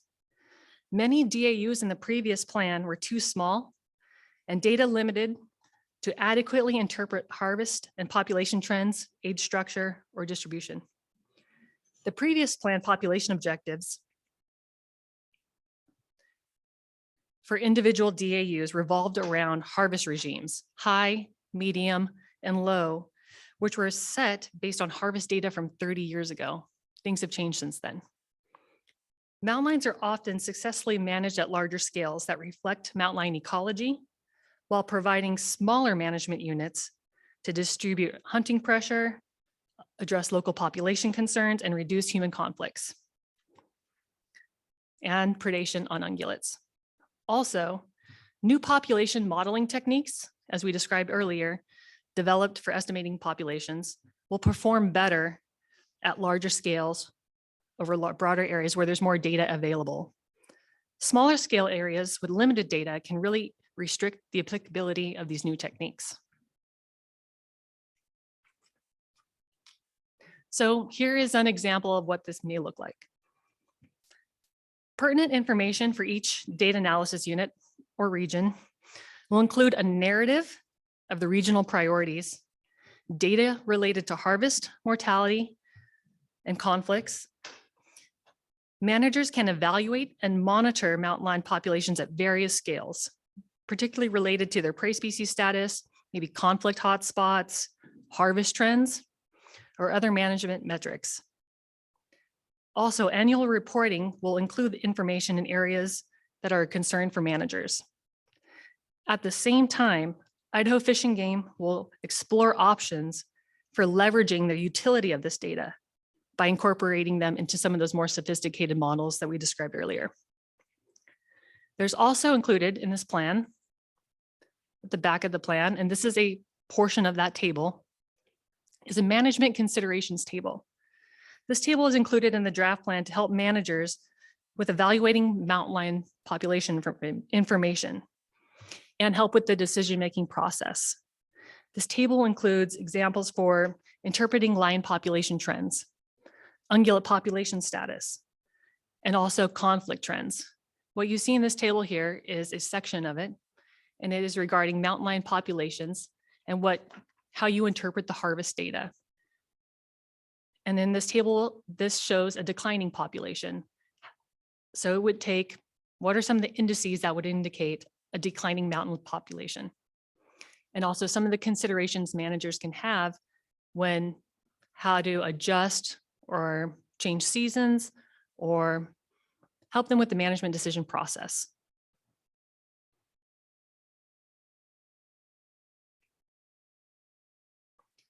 Idaho Fish and Game continues to be committed to reducing predation on ungulate populations that are not meeting objectives. When predation is determined to be a limiting factor in preventing prey populations from reaching objectives, some of the associated strategies in this plan include implement additional harvest opportunity during the season setting process, create a predation management plan if one doesn't exist under the Idaho Fish and Game predation management policy, improve the baseline knowledge of the potential impacts that mountain lions have on big game species.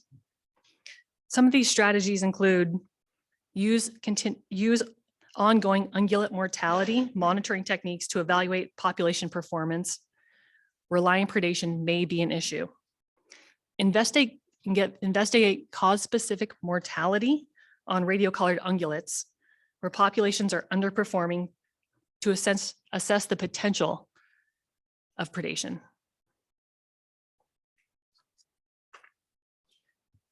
This plan continues to prioritize reducing depredation on livestock and reducing human-lion interactions. And some of these strategies include continue to cooperate with livestock interest, the Animal Damage Control Board, Wildlife Services to minimize and document livestock depredations. Develop and maintain a list of houndsmen in the regions to assist Wildlife Services and livestock producers.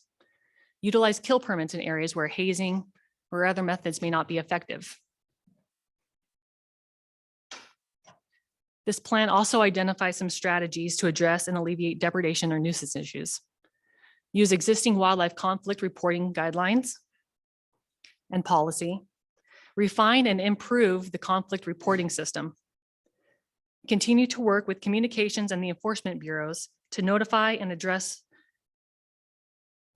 the public regarding mountain lion and human conflict or human safety concerns.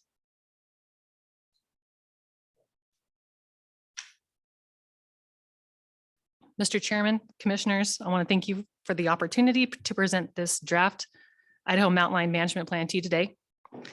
There's no formal action request at this time, and I would like to ask the Commission approval to release this plan for public input.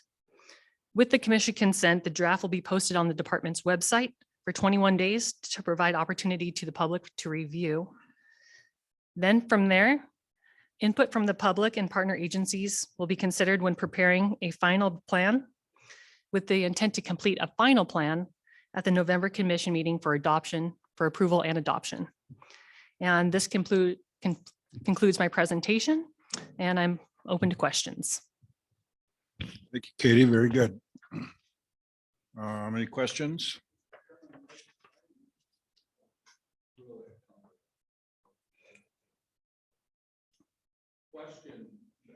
Yes, I have is we have a new addition to the mountain lion population, which was interesting. I don't know if we have any documentation in Idaho, but some studies will suggest that 15% of the adult mountain lion population can be killed by wolves.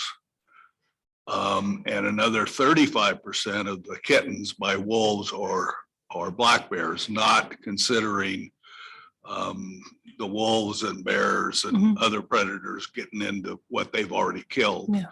And it seems to me that our mortality rate increased about the time our wolf populations were peaking. Is there any conclusion to that or? The data that we have at this point is really the harvest data and interpreting the age and sex ratios coming out of that population data, which from there we can discern whether or not the population is decreasing or stable or increasing based on those sex ratios and age at harvest. Right now our research group is looking at some of these predator interactions. And, at this point, our mountain lion population doesn't seem to be affected by the wolf population, but that is something that we are looking into. Yeah. Well, from the studies in other areas, it looks like it does affect it. Yeah, there's quite a few studies coming out of areas where they don't have harvest on wolves as well. Good job. Thanks. Anyone else? Mr. Chairman, just echo Commissioner Bobbitt's comments. Just it was a great plan. It was really easy to read. The visual on each region was fantastic. It just lays out really simply what we need to do moving forward. And so thank you. Good job.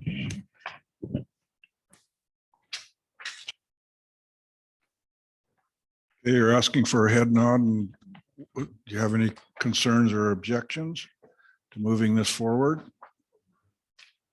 Your head nod. Thank you. Thank you. Appreciate it.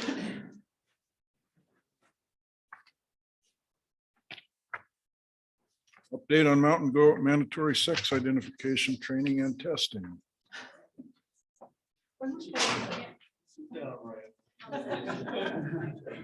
So excited.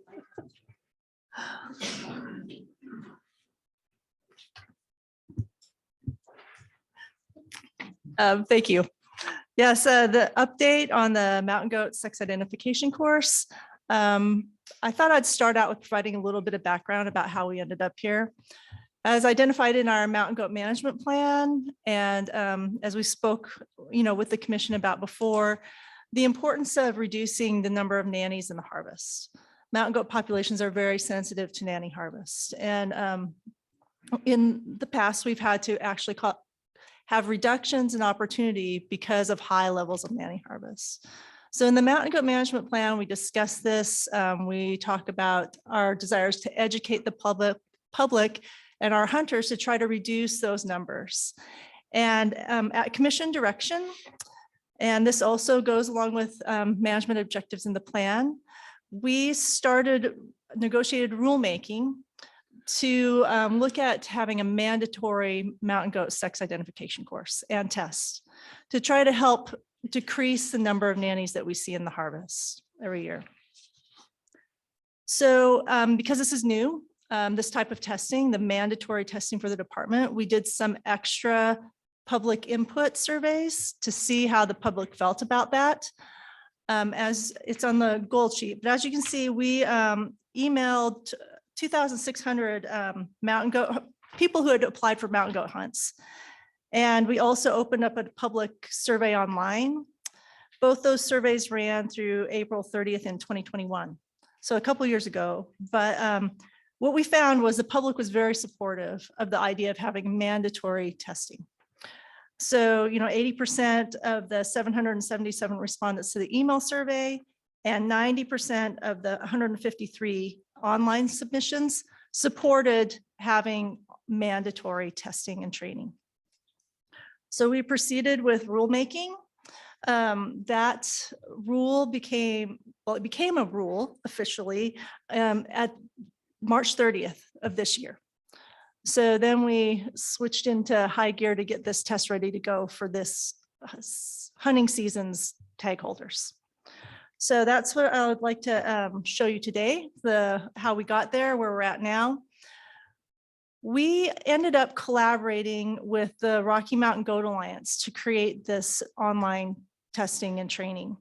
They have a great interest in the same topic, as it turns out. They're developing a test for Alaska, for one of the districts in Alaska to use as a mandatory test. They're developing their own website training. So the timing actually ended up being really great. Carla Ryant, who works with the RMGA, also has really great skill set in the learning management systems. And basically what that is like what you would use to create online courses, online teaching courses. And that's where we ended up putting this test, which was really worked out well to be able to manage individual hunters, record their progress, and give them ability to repetitively take the test if they needed to in order to pass. Because in our rule, you have to pass the test with an 80%, but you can take it as many times as you need to get to that point. So working with Carla and the Rocky Mountain Goat Alliance really helped us get past a few of the hurdles about administering the test. And then our own group, which included Deputy Director Worthington, Rick Ward, Summer Cray, Tara Reichert, and Kate Kennedy, helped really in the development and how we would manage that as our own, I guess, processes to make sure we could administer the test, track it, and, really get people through it in time for the hunting season this year. So the test includes a lot of education, not just about identifying gender, sex, males, females, but also about just goats themselves, and some behaviors that will help you identify billies and nannies, some characteristics of goats that make kind of providing the reasoning why it's so important to harvest billies versus nannies, their slow reproductive growth rates, a lot of information. So it's very educational in a lot of ways, but really focused in on the sex identification and in the testing.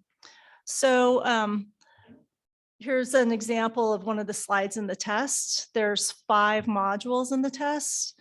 We talked about, like I said, the natural history, goat ecology, habitat use.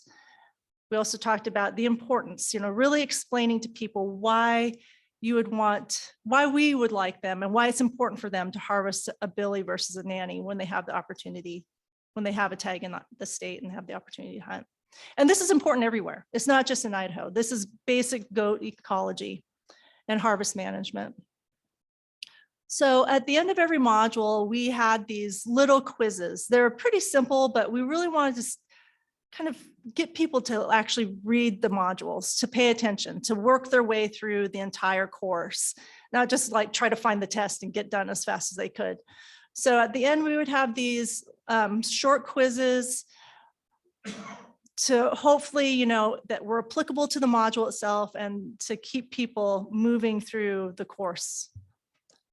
They included in the slide before, characteristics to identify gender, but also some of the behaviors and other things that could help us, help them identify billies versus nannies in the harvest. One module also included the video that the Rocky Mountain Goat Alliance created several years ago. It's been really well received, I think, in the general public, and it's a very good video. It shows a lot and explains a lot about the idea that, harvesting billies versus nannies and why that could impact populations if too many nannies are taken in the harvest. So we split the test into 2 parts. Test part 1 didn't include any pictures. It was all just text, basic things like, how do you differentiate between billies and nannies? Some of the things about horns or, the glands at the base of the horns, very basic things. There's 5 questions. So you had to get 4 out of the 5 right to pass. Most of the hunters passed this on the first try. The tag holders, I should say. This one, people moved through pretty well. And then we had 2 additional modules getting more into the identification characteristics you look at in determining whether a mountain goat is a billy or a nanny, including, horns, the shape of the horns, heavier base, the curve, the facial features, the general sizes of animals. And we also talked about things, other things in this section, like urination posture, which really is the most definitive way to tell the difference between a billy and a nanny. And if you're patient enough to look, this will confirm one way or the other every time. This is a male, who's wondering. And then we moved into the test. This second part of the test had 10 questions. Also, you needed 80% to pass, so 8 out of 10. Some of the questions were the photos. So it was a photo followed up with Billy Nanny, and in some cases, whether or not you needed more information. Some of the photos, like the one image 8 on the left, are fairly straightforward. Like that is something that you should, as a hunter, be able to pick up on pretty quickly, hopefully through, paying attention in the course and then going out in the field. Versus the slide on the right, where we're encouraging people to, look at this and say, maybe I need more information. You don't have a very good background to look at the horns. It's too far away. The angle is poor. So we had photos like that, encouraging people to think that there are situations where you would want more information in determining whether or not it was a Billy or Nanny before you took your shot. And then we had some photos that addressed some, I guess, long-held, I don't know what they're called, misconceptions, or I guess thoughts about how people would determine Billies versus Nannies. One of those is a lone animal. Lone animals are always Billies. Well, that's not necessarily true. Animals with staining on the flank, those are always Billies. And that's also not always true. So like this picture is a lone animal with some staining on the flank, but if you look at the horns, it's not a Billy, it's a Nanny. So we wanted to try to get past some of those long-held beliefs that, that goat by itself, it's a Billy, I don't need any further information. That's not really true. So we worked through that. There were 10 questions, 80% to pass. And once you did, there was an additional opportunity to get some explanation about why the answer was what it was in the photo. So, explaining, looking at the horn curvature, the face, the urination posture, various things, the background, being it too far, to try to provide that additional bit of education for people to understand, what they were looking at and why the answer was what it was within the test. And then once you pass both the tests, that's what we're looking for. Congratulations, you've completed the course. We really wanted to make this test challenging, but not so hard that people became so frustrated they weren't learning anything anymore. And we wanted it to be challenging because it's a challenging thing to do. That's the whole reason why we have this course. It's not easy to identify Billies and Nannies when you're out in the field. So we were trying to find that fine line. We had a lot of department staff test running this course for us to try to look for issues, come up with ideas, get some feedback about, what we were doing and the difficulty, places where we could improve the test before we went out to the public. And we took a little extra time with this. Summer and Kate and, other people in the department, Deputy Director Worthington also spent a lot of time, helping us work our way through the wording and also to try to make it, as good as we could. Is our maiden voyage with this. We really wanted to get it right to start with. We didn't want to have a lot of issues, trying to administer this test. So along those lines, Tara set up a way for us to track this in our own department database, who passes. We read the rule now as this is a once in a lifetime kind of pass the course situation. So we wanted to be able to keep track of who's passed it, who hasn't. We're keeping our own records. And a lot of people put a lot of work into, making sure that this went out smoothly. And I think all the work really paid off. We have had 36 of 41 of our people who drew the tag this year pass the course. We have, so that's 88%. We have 1 person in process and 4 who haven't started yet. So we have been continually contacting the people who haven't completed the test via email, via phone call. We don't want to have a situation where they are ready to go out hunting the next day and they don't have a tag. Because after they pass the test, then we mail them the tags. So we're really trying to, make sure that somebody doesn't procrastinate quite too long in doing it. As far as the difficulty of the test, and one of the things that we're trying, really we're trying to work on. Test 1, like I said, most people pass that on the first try. Test 2, if you all took it and saw it, is more difficult.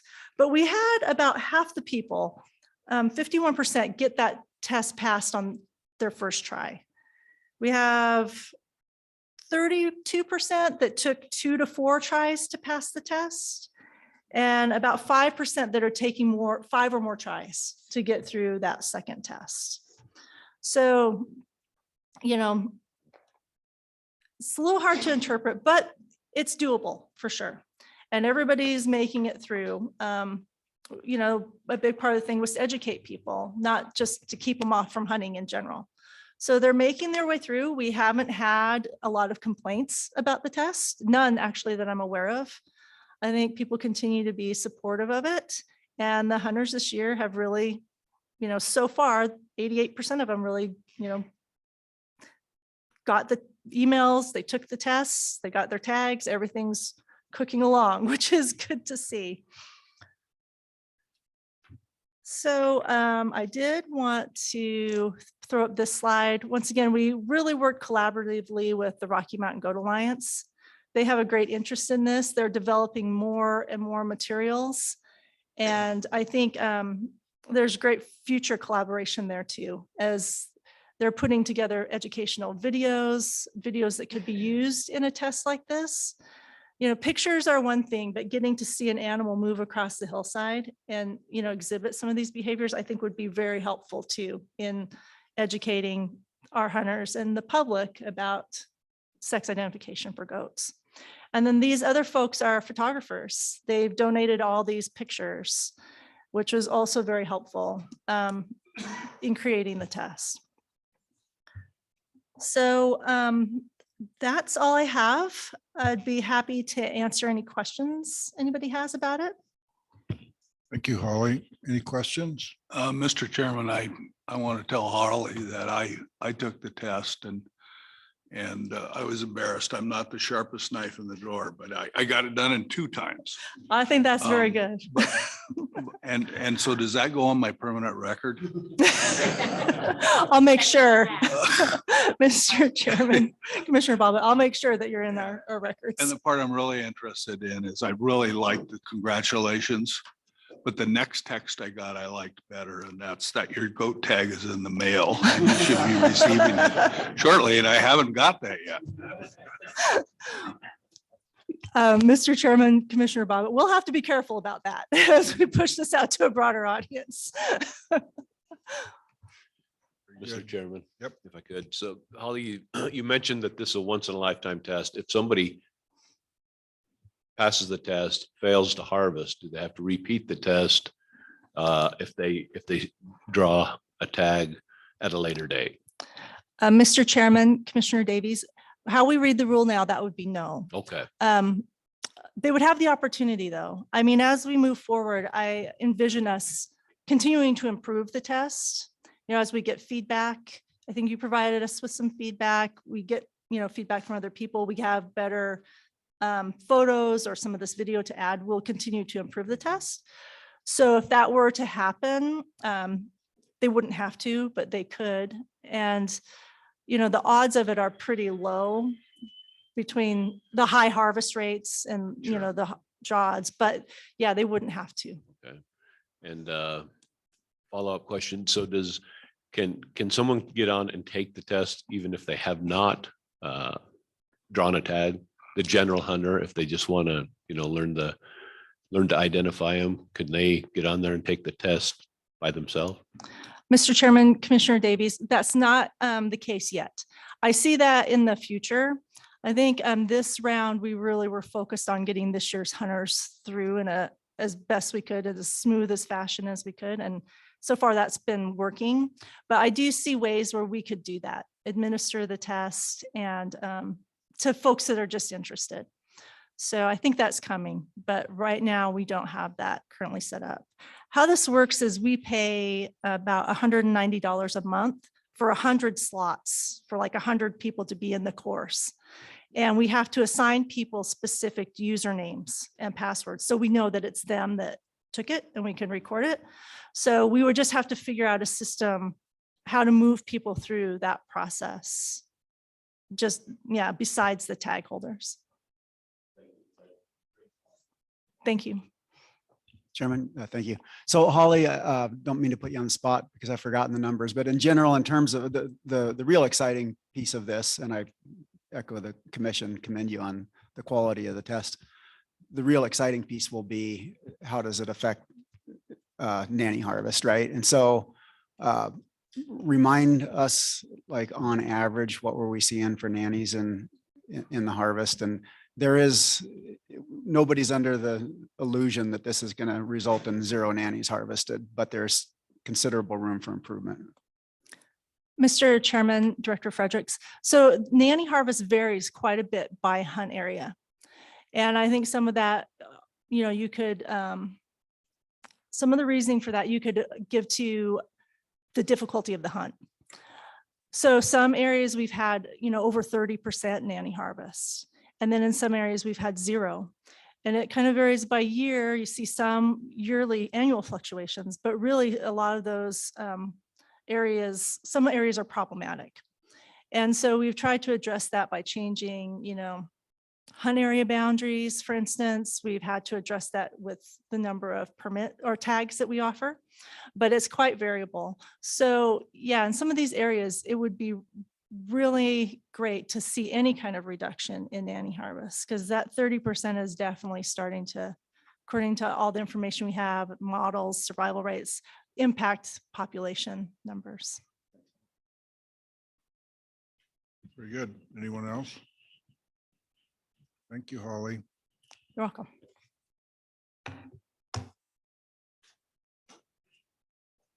Antlerless harvest.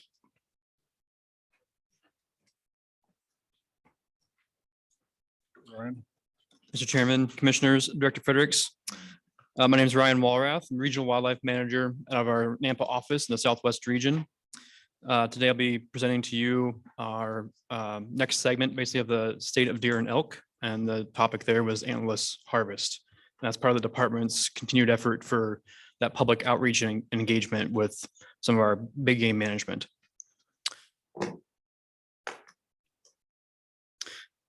Hunting is ingrained in Idaho's cultural heritage. The department's mission, which is to preserve, protect, perpetuate, and manage all of Idaho's wildlife and fisheries, aligns with the supporting of that heritage. Deer and elk are unquestionably the most sought after big game species for Idaho hunters. Wildlife managers are constantly trying to manage deer and elk within these guidelines to benefit populations, as well as the hunters that love to hunt these iconic species of Idaho. Species management plans serve as wildlife managers' main guides for managing populations as well as hunting opportunity. These plans contain management direction, objectives, and strategies for each species. Maintaining or improving game populations to meet the demand for hunting is the key statewide management objective identified in all 3 of these species management plans for whitetail deer, mule deer, and elk. So before we get into kind of the why of antlerless harvest, I kind of just wanted to address some of what we hear from the public in regards to antlerless harvest. The public perception of antlerless harvest is obviously varied across the state, as well as across species. There's a common perception that harvesting females is bad for the productivity of the population. This perception seems to be the strongest in regards to mule deer. Another is that harvesting an antlerless animal is somehow less appealing than harvesting an antlered animal. Others include that it will wipe out a population, that it will ruin the ability to harvest mature bucks, and that game management agencies will only support antlerless harvest because they just want to sell more tags. So I'll now transition into talking about the why of antlerless harvest. Mule deer, whitetail deer, and elk have the potential to be very productive, depending on variables such as weather and habitat conditions. It has documented that elk populations can annually increase at a rate of up to 24%. And again, this is for optimal conditions for these populations. Similarly, mule deer populations in optimal conditions can increase at an annual rate of up to 28%, while white-tailed deer under optimal conditions have been documented to grow by as much as 67% per year. That high growth rate in white-tailed deer is documented in the eastern US, and that high level is likely not, our growth rate here in Idaho is not likely that high. The reason why that productivity in white-tailed deer is so high is because up to 50% of those fawns can get pregnant, and all adult females are commonly having twins or triplets. That growth rate potential in white-tailed deer is what has allowed for sustained either sex white-tailed deer hunting over much of northern Idaho. Elk and mule deer annual growth can increase populations quickly, as well as which helps to support some levels of antlerless opportunity to keep populations within those management objectives.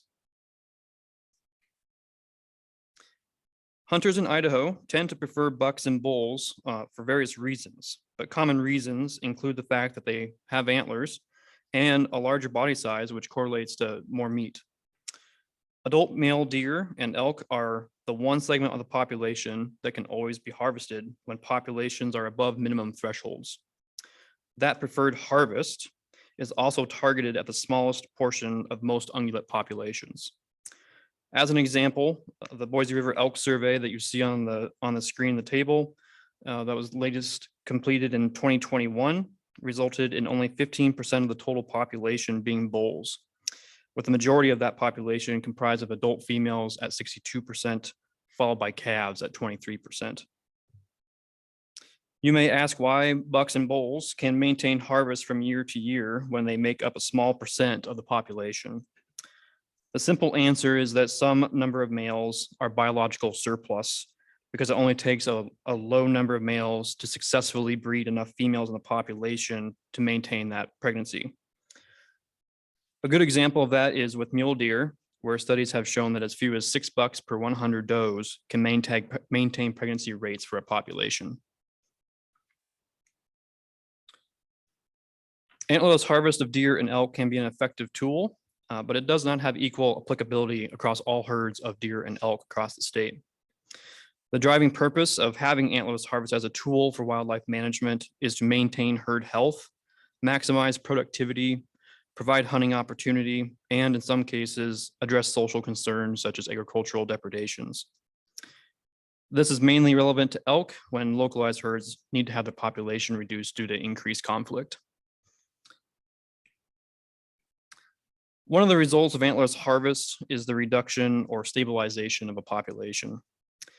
Population metrics can be used to indicate when a deer or elk population has reached the capacity of the habitat to support more animals. For productive herds, antlerless harvest can help keep the population productive by keeping that population under the habitat carrying capacity and by preventing females from entering the older and less productive age classes. This also results in consistent high fawn production and recruitment, with roughly half of those fawns being males that will go on to provide the future hunting opportunity for bucks. These benefits can also help keep the habitat in good condition, which will help maintain good body condition on the remaining population, which will in turn reduce the impacts of environmental, which may reduce the impacts of environmental events such as severe winters that could cause large-scale die-offs.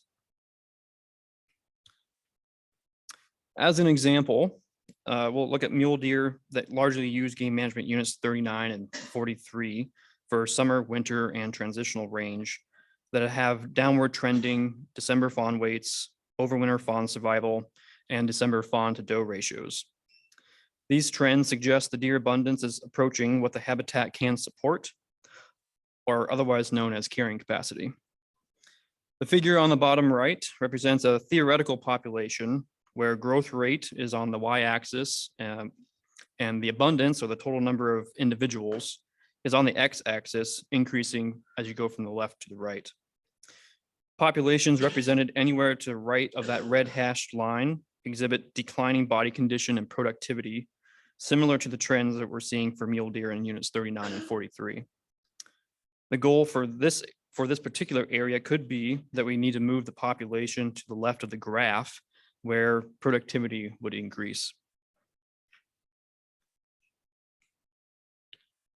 Similar to mule deer, antlerless harvest for elk can drive the direction of a population. Antlerless harvest can stabilize or reduce the population in order to maintain that herd productivity or to increase current levels of productivity. Antlerless harvest can also assist managers in reducing the female portion of the herd in order to meet population management objectives as set in the elk management plan or to address social concerns such as agricultural conflicts.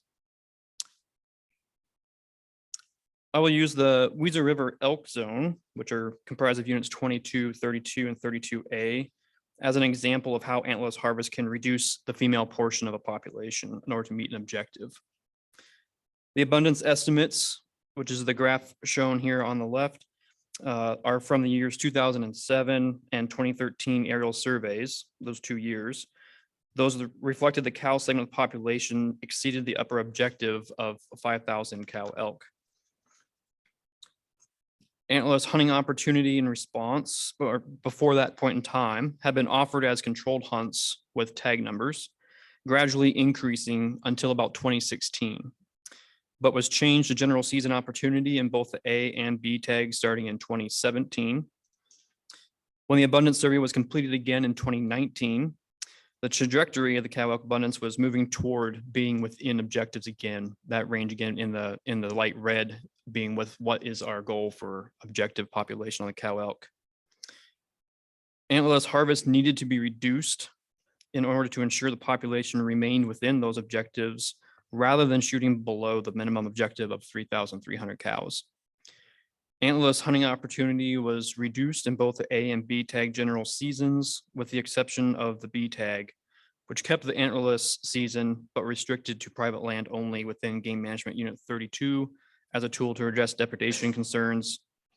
The majority of the antlerless opportunity was transitioned back to that controlled hunt structure so that we could have that measured harvest. And on this Weezer zone, again, as part of the adaptive harvest management, the plan is to go back in and in the recent future, go back in to do another abundance survey to check in on what this new hunt structure is doing to that target. Moving into white-tailed deer antlerless harvest, again, because of that high reproductive rates and growth potential in white-tailed deer, moderate antlerless harvest does not tend to drive the direction of populations in favorable conditions, but it can assist in maintaining productive populations and to address social concerns in some areas, such as agricultural conflicts. As an example, white-tailed deer in the Clearwater region experienced a die-off event from the severe winter of 96-97, followed by an epizootic hemorrhagic disease outbreak in the year 2000, which is reflected here in this graph in the reduced statewide harvest starting in about 1997. With no changes to the hunt structure, white-tailed deer recovered to harvest levels recorded prior to 1997 within about a 5-year time period, that period on the graph being between 2000 and 2005, kind of getting back up to that annual harvest of just over 22,000 white-tailed deer.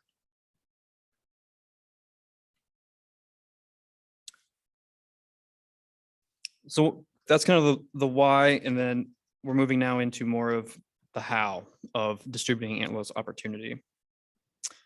If antlerless harvest is determined to be appropriate for a population, managers then must distribute that opportunity.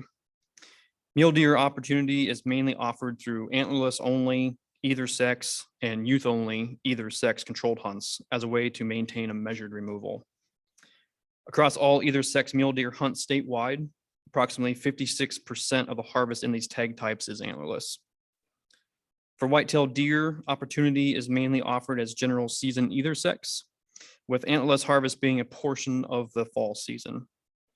Antlerless white-tailed deer represent about 28% of the harvest in these general season hunts statewide. Additional opportunity is provided through either sex and extra antlerless controlled hunts, usually as a way to help manage population growth or to address disease concerns in specific areas. For elk, opportunity is commonly offered in general seasons through capped and uncapped A and B tag types. Several zones have antler-specific general tags or multiple hunt frameworks for that same tag, such as the McCall Zone A tag that offers an early season archery only, or an archery season, and then additional antlerless opportunities later on.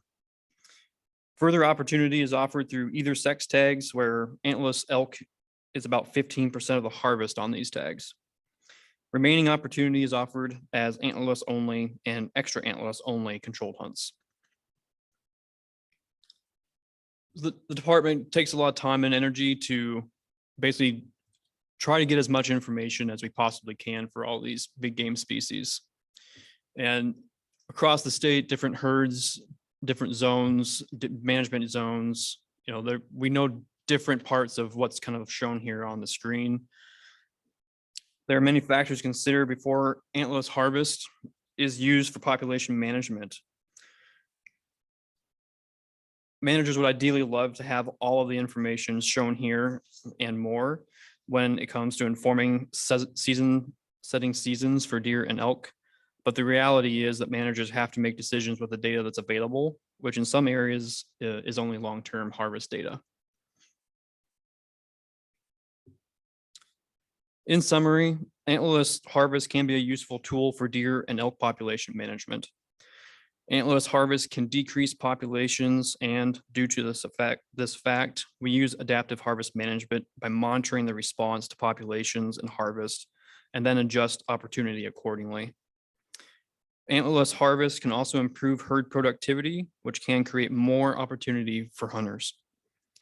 Lastly, public opinion about antlerless harvest is mixed across the three species, but the department monitors these perceptions through hunter opinion surveys and uses science-based decision-making to ensure that Idaho's hunting heritage can continue into the future. That concludes my presentation, and we'll stand for questions. Thank you. Any questions from the commission?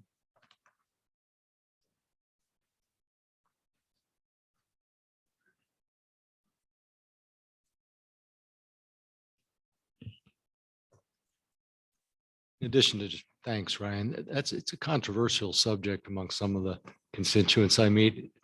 And it really helps me understand that antlerless gambit a lot better. And I intend to use this information because people come in and say we're wrong-headed on that. And this is very helpful information. Thank you. Welcome. Yeah.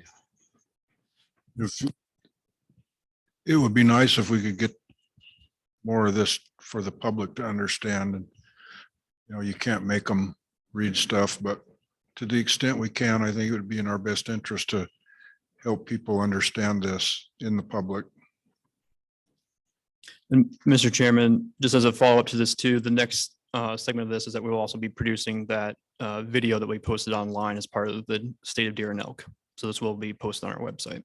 Perfect. Thank you. And I noticed the department has been doing quite a bit of public outreach with different various topics that are of interest, and I appreciate that. And I think it's needed, and I like seeing it. Anyone else? Thank you. Thank you. Grazed meadow habitat restoration.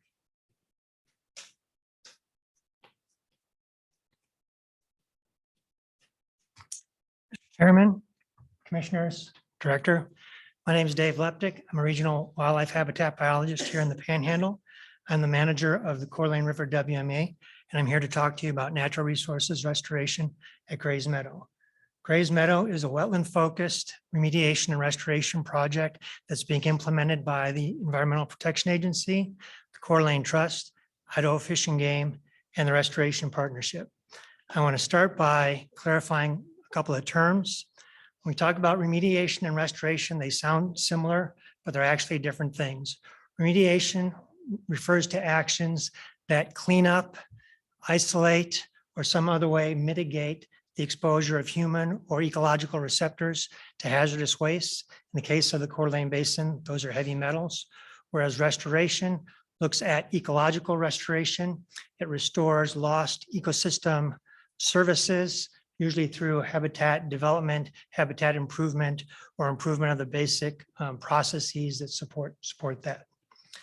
EPA and the Coeur d'Alene Trust are the lead agencies on the remediation aspect of this project, whereas the Fish and Game Department and the Restoration Partnership are leads on the restoration aspect. I want to start about 140 years ago and take a look at the mining history of the Coeur d'Alene Basin, because as you'll see, that's the real driver to this whole project. Gold was originally discovered in the Coeur d'Alene Basin in 1882. In the next 2 years, there was a significant gold rush into the basin, but it was in 1885 that Noah Kellogg discovered silver in the Silver Valley. He established the Bunker Hill Mine, and over the next 100 years plus, it expanded to be the major silver district in the world. They developed over 300 mines and mill sites. They developed the deepest, the largest, and the most productive silver mines in the world. That was a different era. From 1885 to as late as 1968, mine tailings were disposed of directly into the waterways of the Coeur d'Alene Basin. Those mine tailings contained lead, zinc, cadmium, and arsenic as heavy metal contaminants that were then dispersed throughout the basin through the waterways, so that we now have over 100 miles of contaminated rivers and streams, over 18,000 acres of contaminated wetlands. The bottom and the shores of Lake Coeur d'Alene are contaminated, and that sediment goes out the Spokane River and into Washington. That had disastrous results, as you can imagine. We have some of the highest, or had some of the highest, blood lead levels in children anywhere in the world as a result of that contamination. There were ecological consequences. Every year we would have hundreds of waterfowl die as a result of lead poisoning from consuming that sediment, including over 300 swans as recently as just last year dying from that sediment. The South Fork of the Coeur d'Alene River, which is the upper basin where the mining district was in some sections completely devoid of aquatic life. The Panhandle Health Department, the Tribal Health Department have established fish consumption advisories to cause people to be careful about what they eat out there. As a result of all that, or in response to all that and other similar situations nationwide, in the 1980s, we had CERCLA legislation, which is most commonly referred to as Superfund, which allowed federal governments, state governments, and tribal governments to pursue damages from the responsible parties that put that environmental contamination out there. As a result of a series of settlements, the EPA has $700 million to remediate contaminated land in the Coeur d'Alene Basin, and the Restoration Partnership has $140 million to do the restoration work.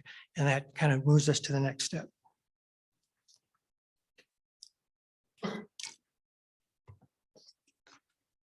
That was a little bit of historic context. I want to just give you a little bit of geographic landscape context. There's actually 3 maps here. You'll see the smallest inset is the state of Idaho, and the red box is the Panhandle. The Coeur d'Alene Basin is located in the lower central portion of the Panhandle. If you go to the next biggest map, the green area is what we call the upper basin. That's the South Fork. That's the mining district. That's where the materials were put into the waterways and distributed downstream into the pink area, which we call the lower basin. It's below the confluence of the North Fork and South Fork of the Coeur d'Alene River. That's where the Coeur d'Alene River WMA is located, and that's where the Grays Meadow project is being conducted, which takes us to the biggest map. It shows Idaho Fish and Game ownership there. The lower basin is about 30 miles long, contains about 20,000 acres of wetlands, 90% of which are contaminated. Fish and Game owns about 50% of those. If you see all those orange parcels, that's our ownership up and down the lower basin. And the yellow parcel is the Grays Meadow project. One thing that you should note about the lower Coeur d'Alene Basin is that in spite of the contamination, you have this really close juxtaposition of riverine habitats. Coeur d'Alene River runs through it, 13 different lateral lakes. So you have these lacustrine ecosystems. You have the floodplain and lake margin wetlands in close proximity to the associated uplands. When you have all these different ecosystems interspersed in close proximity, they tend to be extremely productive, extremely resilient. And the average person who goes through the lower basin today finds it to be beautiful, wildlife is abundant, and the problem isn't obvious. So in spite of all the things I'm going to say bad about the lower basin today, it remains really important to the Panhandle and to wildlife and to the people that we serve up here. Finally, I want to say just a little bit about Gray's Meadow. It was acquired in 2017 by the department with the intent to do this kind of work. We bought it to remediate and restore it. It was a 1,025 acre ranch that had 700 acres of agriculture. That agriculture was historically a wetland. It was converted to agriculture earlier in the century. And I'll talk about that in a little bit. It has 5 miles of river frontage. It has 3/4 of a mile of lake frontage on Black Lake. As I said, it's 700 acres. It's actually 5 miles from one end of the project to the other end of the project. So as we look at these maps and see these little things on here, you can't really grasp the scale and the size of this project. It is enormous. Well, restoration suggests that there's something that needs to be fixed. And certainly the main driver for fixing things out there is the contamination. But there are some other insults to the property. One is floodplain disconnection. As a result of modern infrastructure in the form of a railroad causeway that is now being converted to a rails to trails project and is the Trail of the Coeur d'Alenes, and a couple of access roads, those two historic wetland basins are completely separated from the river. That impedes their function. Normally, floodplains store floodwater in the spring and release it slowly back into the watershed. Normally, there's nutrient exchange between the river and those floodplains. Wetland productivity and diversity is highly associated with variable water levels. And by having an altered hydrology, it severely impedes the productivity of those wetlands. So all those things together are in addition to the contamination problem. Kind of ironically, though, one thing that makes this a desirable place to do restoration work is because that causeway and those infrastructure pieces help prevent recontamination of those wetland basins. We still have floodwaters every spring, even though the sediment that comes down now is not as hot, if you will, as it was historically. There is some erosion of the river bottom and the river bank. And so we don't want to clean something up and have it reflooded. And that creates something of a barrier. Well, one last thing about those closed basins. They receive about 24 inches of water each year in the form of snow and other precipitation. They have about 12 inches of evapotranspiration. So over time, they actually gain water and would become shallow lakes. Because they were converted to agriculture, that water has been pumped every year and those are kept dry, and that'll play in a little bit later. That leads me to the third major thing that we're looking at. I already mentioned agricultural development. Back in the 20s and 30s, wetlands were wastelands. The thing that you did with them was ditch and drain them and convert them to agriculture. And that's what happened. The property was primarily managed as hayland and pasture land. And so the farmers would have to get the water off each spring. Most of the water comes during late winter and early spring. Get that water off so they could grow their crops. Unfortunately, what happened with that water is it would come in spring. There's all the manure on those pastures, and the nutrients would go up into that water, and they would fertilize their hay fields, and leftover fertilizer would come up, and that water was pumped out of those fields into Black Lake. Black Lake has had tremendous water quality problems for decades. In 2011, DEQ did a TMDL out there and determined that about 30 to 35% of the nutrient loading was coming from this property. Not from Fish and Game, mind you. I mean, this had been going on for 80 years, but from that property. And the residents were very excited. They're very supportive of this project because we told them we were going to come in and change that. I did almost get lynched one day because we'd already owned it for two years and I hadn't fixed the problem yet, even though I told them we would do that as part of this project. It just couldn't happen fast enough for them. You can imagine what happens with this nutrient loading is they get blue-green algae blooms. You may know blue-green algae blooms are toxic to dogs and people. They have their grandkids come out to the summer cabin. They can't go swimming. It has a huge impact on those folks. Okay, so that's kind of where we've come from, some of the problems we're facing out there. I'm going to kind of turn the corner and look at where we're at today and where we're going. I want to start with talking a little bit about the novel approach that we're using out at Gray's Meadow. Typically, historically, remediation and restoration occur as independent activities. They have their own staffing, their own experts. They have their own goals and objectives, and there's some high-level coordination, but it's really like two hard-edged puzzle pieces fitting together. There's some review of each other's plans, but typically that happens at like the 30%, 60%, and 90% review point. It's often too late. A lot of decisions have already been made. Sometimes hundreds of thousands of dollars have already been invested in engineering, and there's a real resistance and a reluctance to make changes. Kim Prespo, who is the remedial project manager for EPA, and I got together and said, we're going to try something different. Instead of having two puzzle pieces, let's try to bake a cake.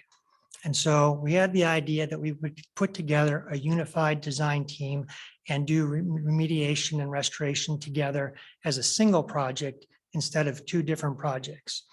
We assembled what we call the unified design team with expertise across all the different disciplines. We all developed a single vision for the property. We developed a list of goals and objectives that we all bought into. We brought all the experts together and met monthly to carry the project forward. This was important in a lot of ways. First of all, it decreased misunderstanding. You're all in the room, something comes up, you don't understand, or you have a question, you get to ask that question in real time and get the answer. It also allowed early problem identification. So as somebody proposes something, another discipline says, that's a problem for me and this is why. And more importantly than maybe the early identification is we did collaborative problem solving. So whatever that problem was, we all put our heads together, came up with a solution that met everybody's needs, and everybody was invested in that solution and the results. As a result, we've saved time, we've saved cost. We only have to mobilize once. We only have to bid out a single plan. EPA has been very happy with this process. I and the Restoration Partnership have been very happy with this process. And I think you're going to see that that's the model that we use in the basin going forward as a result of our approach. Tell you the truth, I don't talk this much in a week.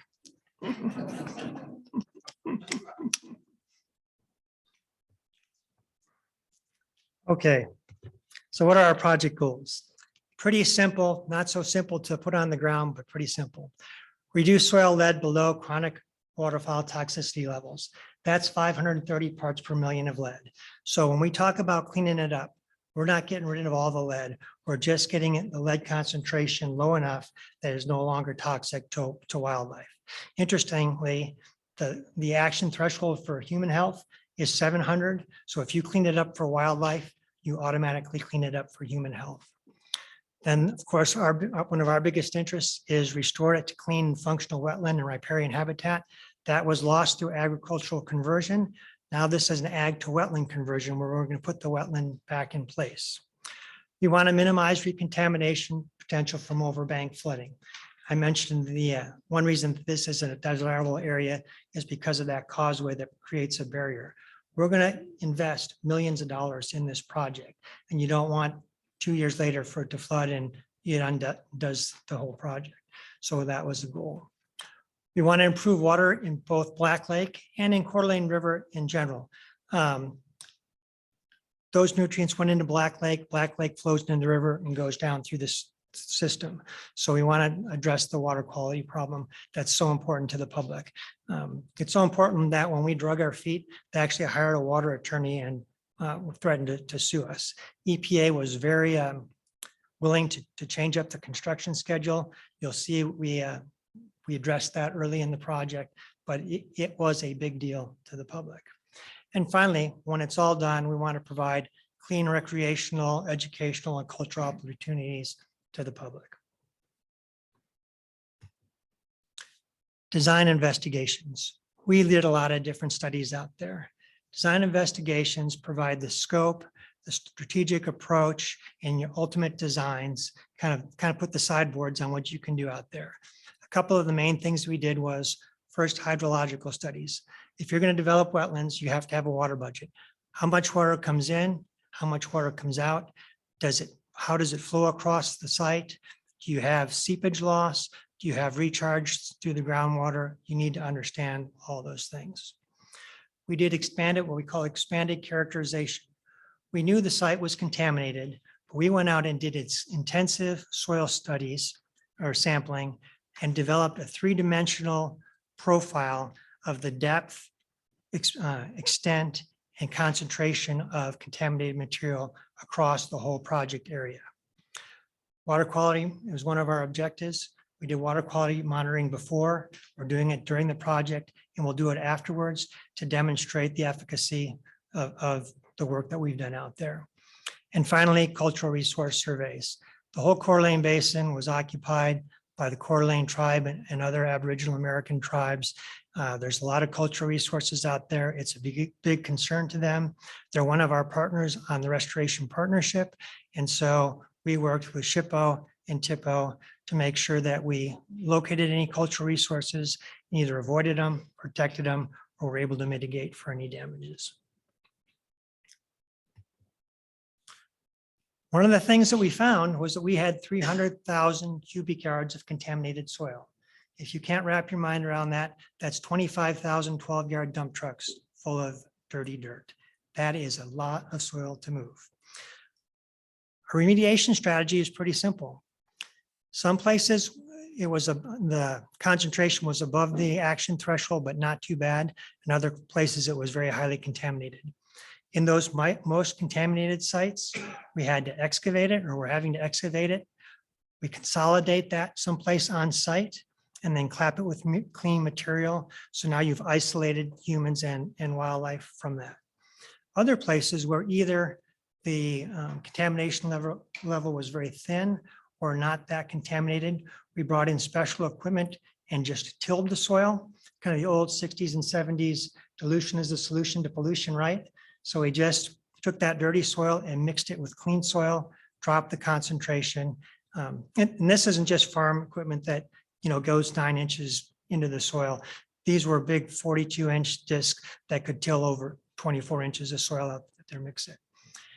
Another good thing about that, and a lesson learned from a different project in the basin, is that you retain a lot of the nutrients in the organic matter in the upper layers when you till it. When you just excavate and remove, you get into lower soil horizons that don't have those organics. They don't have the nutrients. When you go to revegetate the site, nothing grows. There's a project called the SLEP project where they had to come in and fertilize, they had to amend with lime, they had to grow green manure crops to rebuild the soil before they could restore the site. So that's an advantage. Okay, remediation builds infrastructure and habitat features. One of the fundamental strategies of our restoration was to capitalize on this remediation need to consolidate and cap 300,000 cubic yards of dirty soil. Typically what Remedy would do is either haul that off site or put it in a couple big piles and cap it on site. Well, Fish and Game and Restoration needed dikes to create wetland cells within those basins.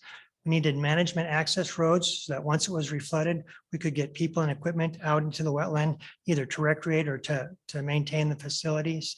And so we worked with our remediation partners and said, okay, we're gonna consolidate and cap on site, but instead of putting it in two big piles, we want you to make a bunch of really skinny piles that run for miles. And we're going to use those as the dikes for our wetland cells and the road prisms for our access management roads. And so we're taking all the dirty material and putting it in the core of wetland dikes and management access roads, capping that with clean material, and then using that as a way to store. That is sort of what I like to call one of the elegances that came out of this integration strategy. Something like that could never happen if you did this independently, and it's saving millions of dollars on this project, and it's building what we need to manage the facility into the future. Okay. So beyond that, there's three basic or principal things that we're doing out there to restore the site. One is called microtopography. It's basically a project-wide grading plan that creates variable water depth by grading the site to be variable. Why that's important is when we reflood it, different plant communities are adapted to different water depths. You have, say, bulrushes and cattails in deeper water, sedges on the margin, and so those different plant communities are utilized by different wildlife communities. And by having that variable water depth, you create this great interspersion of habitat features that are utilized by a lot of different waterfowl. You can imagine, shorebirds on the mud flats, dabblers in the shallow water, divers in the deeper water, maintaining some open water in those real deep areas, even yellow warblers at the riparian margin in the shrubs. So microtopography sets the table for the vegetation to come in a way that the wildlife can utilize very well. The other one is edge complexity. Edge is just the transitional boundary between two different vegetation types or habitat types. It's associated with high population density and high diversity. Let me give you a little bit of example. All those green and yellow squares have the same amount of green and yellow habitat. Imagine that you have a small bird that needs to spend 50% of its time in green and 50% in yellow, and it has about 100-acre home range, or excuse me, 100-yard home range. The only place that bird can live is along that vertical margin on that top left-hand corner. So if you move to the right and you have the one that has both horizontal and vertical lines, now you've actually doubled the amount of edge on the same unit of habitat. And so just by changing edge complexity, you've increased the density and diversity of wildlife on the same unit of ground. That's why edge complexity is important as an element into restoration. So what are some of the things that we're doing? When an engineer develops a dike, it's 2-to-1, whatever the distance is across the top, straight edges. We said, no, we don't want that. People don't want to look at that either. It's not very aesthetic. We want variable edges on our dikes. So what they did is they designed that and engineered the way they normally would. And then they said, you can do whatever you want on top of that. Now we can add peninsulas, we can curve those, and we can expand the edges and make those edges complex all along those dikes. We've also put loafing and nesting islands out in the middle of the wetland areas that also create additional edges. So edge complexity is an important component. That's why, and that's how we incorporated it into our plans. I'm almost done. Water management is the last principal thing. I mentioned earlier that depth, duration, and timing of water level is critical to maintaining wetland productivity and diversity. Wetlands evolved that way. Some things happen when you don't have variable water level. For one thing is when soil stays saturated for a long period of time, they go anaerobic. In anaerobic conditions, nutrients bind to soil particles, they're not released, and they're not available to plant materials. By being able to, what we call draw down and do moist soil management, you occasionally expose those soils, cracks, exposes to air, releases those nutrients, and when you reflood it, it's like you fertilized your wetland and it takes off. Similarly, in terms of plant succession, a lot of these plants that are emergent in wetlands actually have to seed and germinate onto a mud flat. And so you regenerate your plant community by doing variable water levels from time to time. And then finally, in terms of causing disturbance and setting back succession, you've probably all seen wetlands that are just, they're 95% cattails, almost no open water. They're not very well utilized. If you can draw water up, then you can drown out some of that vegetation, recreate the openings, and you do it cheaply. I mean, you change a valve on a water control structure, you hold the water up for a year, and you've reset succession. Otherwise, you're going to have to spray herbicides, take mechanical equipment out there to recreate those openings. So we have all that in our project. Finally, we wanted to have, we talked about cultural, educational, recreational opportunities. We're establishing new parking areas. This has been private land in the past. Now that it's in public ownership, public is going to be able to access it. It has really good access. You can get to it by the river or by the lake in a boat. You can ride your bicycle to it by the trail of the Coeur lanes. You can walk on it and you can drive to it. So it's highly accessible to the public. We're including 2 ADA blinds as part of it as well, so that our ADA folks will have an opportunity to come out there. One last thing and I'm done. Oops, no, not 2 last things. Progress and timeline. So we really started this work in 2019 with the planning. We didn't start on the ground until 3 years ago. We did the upper left-hand picture shows us realigning the pump outflow. So instead of water being pumped into Black Lake, it now goes to the Coeur d'Alene River. In the short run, we're still having to pump in spring. In the long run, we don't have to get the water off in spring because we actually want it wet during the summertime. By pumping in the winter, when the project is done, that's a time when you have cooler temperatures, lower biological activity, time for that material or those nutrients to disperse and be diluted. And so working with DEQ water quality staff and tribal water quality staff, that's what we recommend. The second picture, kind of right under the title there, is replacing a bridge. There was an old wooden bridge there that they used for farming, inadequate to support our construction equipment, our long-term management equipment. So we replaced a bridge. The next one over is, it's kind of hard to see. There's a set of Jersey barriers down the middle with a road on the right and the trail on the left. Historically, because the public didn't have access, there was no real need to keep motorized vehicles away from bikes because there wasn't that much traffic. We know that when this is open to the public, those parking areas will be used. And so we installed Jersey barriers to put a substantial barrier and maintain safety for both the bikers and the motorized vehicle users. And then the bottom ones are just a couple of what we're actually doing now. The lower right hand shows the tilling where we're doing some of the remediation and just turning over those soils. The one dead center in the middle shows the dike base, and then the one in the lower left is just them moving materials. So in conclusion, if taking 1,000 acres of private ag land that's dirty and converting it into 700 acres of productive wetland habitat usable by the general public doesn't put a smile on your face, then consider this. This project represents a $24 million investment in fish and game infrastructure and habitat that's almost completely funded by others. It's funded by the EPA and the Restoration Partnership. About the only investments we have is a little bit of staff time and vehicle mileage. It's being paid for by somebody else. And with that, I'm sorry if I went long, but I'll stand for questions. Questions?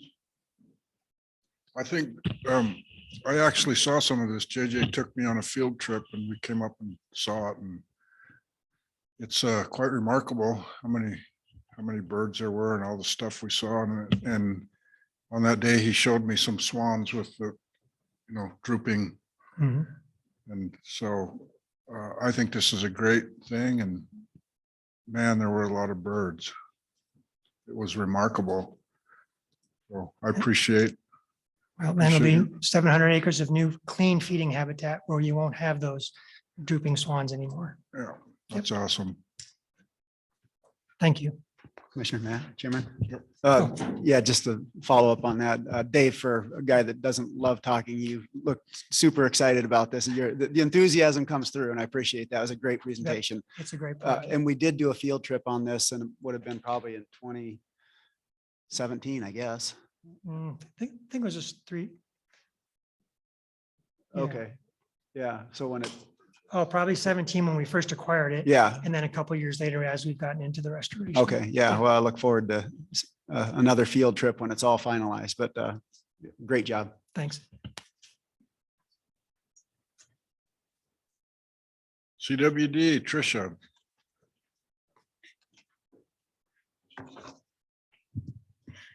Good afternoon, Chairman, Commissioners, Director Fredericks. It's not fair to get up to talk about CWD after amazing restoration and mitigation projects, but I'm going to present agenda item 12, the CWD update. This is going to be brief. I know this is one of our last two items, but what I want to do is you've had, the commission has had CWD updates pretty much every commission meeting for the past couple of years. What I would like to do with this talk today is just kind of give you a brief update of kind of where we're at to date. So I'm going to start off with our CWD management zone, move into statewide surveillance, and then talk about the upcoming 23-24 surveillance efforts. So as most everyone is aware, CWD was first detected in Unit 14 in Lower Slate Creek in late 2021. At that time, the commission approved emergency management hunts and CWD in a CWD management zone in units 14 and 15 to increase CWD surveillance efforts in that area. Over the past 2 years, we've had moderately increased harvest and most recently our control operation during the late winter of 2023, an attempt to reduce the deer density to slow the spread and the risk of the disease in that area and to the rest of the state. So as you can see on this slide, this is basically showing our CWD in the management zone over the last 2 years since 2021. We've basically harvested and sampled 2,200 animals. And in that, CWD has been detected in 49 of those animals. Move on to this one. So this is kind of our detection rate. 49 animals, and in that 49, 40 were white-tailed deer and 8 were mule deer. All of those white-tailed deer and mule deer were along Slate Creek or Nut Basin Road, which you can is basically kind of comes down north-south, and then a couple in the drainage immediately below, which is John Day Creek. But most of the positives we've detected thus far have been in a very tight area. The one that is slightly north in black is we had one elk detected with CWD. It had clinical signs and it was out of Whitebird Creek. And that was also in the fall of 2021, early winter of 2022. And we have not detected, of the 300 elk that we've sampled thus far, have not detected it in elk. And as you can see, those are our prevalence estimates over the last 2 years to date. So if we're going to move out kind of our CWD management zone and look at statewide, IDFG's been actively monitoring for chronic wasting disease and conducting surveillance since 1997. We've sampled about approximately 26,000 animals in that time period. We've been very concerned, and one of our, in putting together a CWD strategy or management plan, really looking, as you can see in the gray areas, looking at that, those areas that border states that are positive for CWD. So Montana, Wyoming, and Utah. And so in the past, year, when we've been looking kind of at our statewide surveillance, we've basically sampled over 3,700 animals across the state, including the CWD management area, focusing primarily on those other states that have CWD, concerned that it's going to walk across the border. So looking into this next upcoming surveillance year for 23-24. We're still focused heavily on the CWD management zone. The commission has, in our season setting, we've had a moderate increase in hunter harvest in that area for this next year.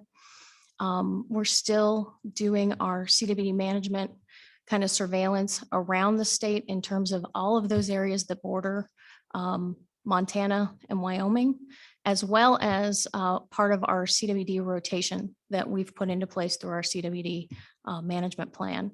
Last year, our rotation was on that southern border, kind of in the Pocatello area with Utah. This year, we're focusing on the Smoky Boise area in the center of the state.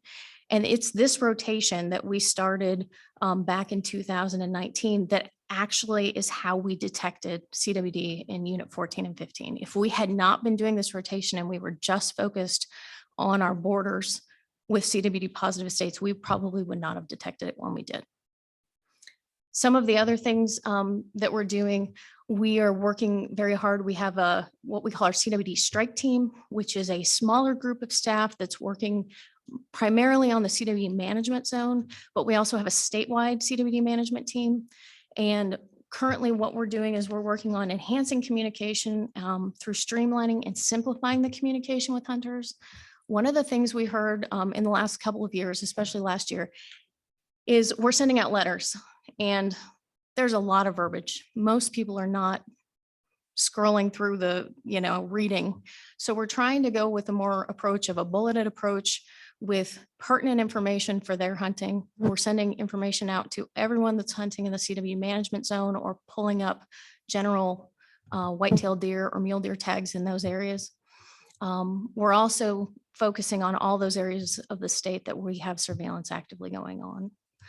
In addition, last year through the legislative process, we asked in our budget for 95 months worth of temporary time to help the regions actively conduct their surveillance.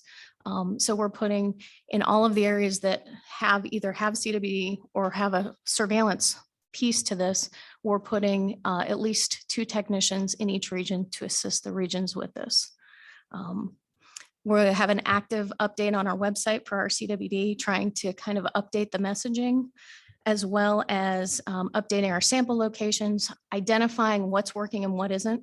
We know that in some areas we're putting out head barrels in the south, and look at, the yellow area on the map right now. In September may not be the best idea, but working with places like ITD to get maybe freezers out so we can increase our surveillance.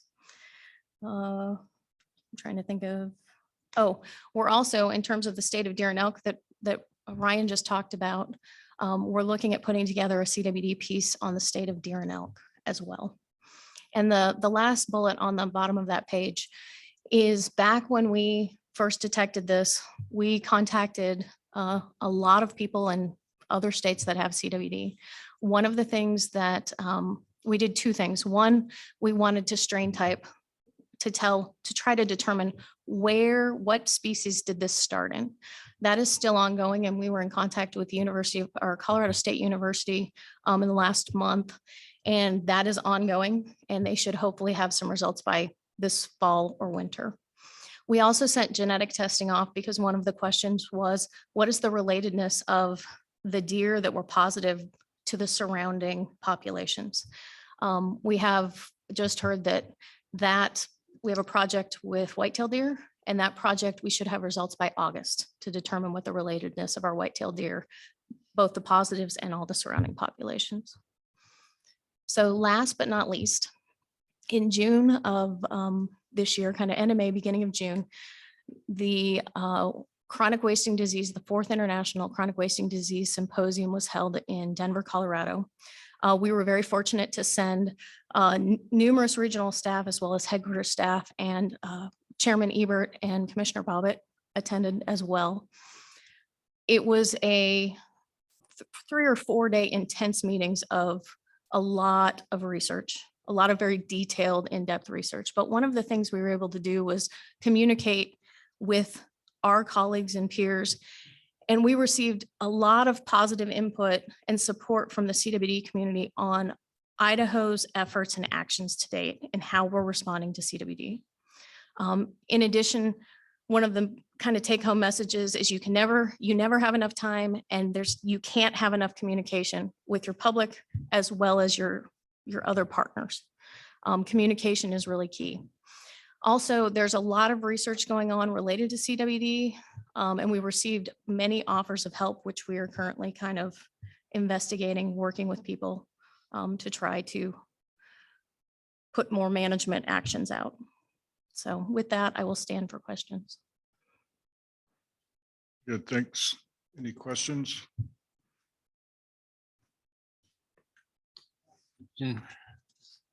So are you planning to keep putting pressure on that unit with more hunters and hunting all winter, or what's the plan?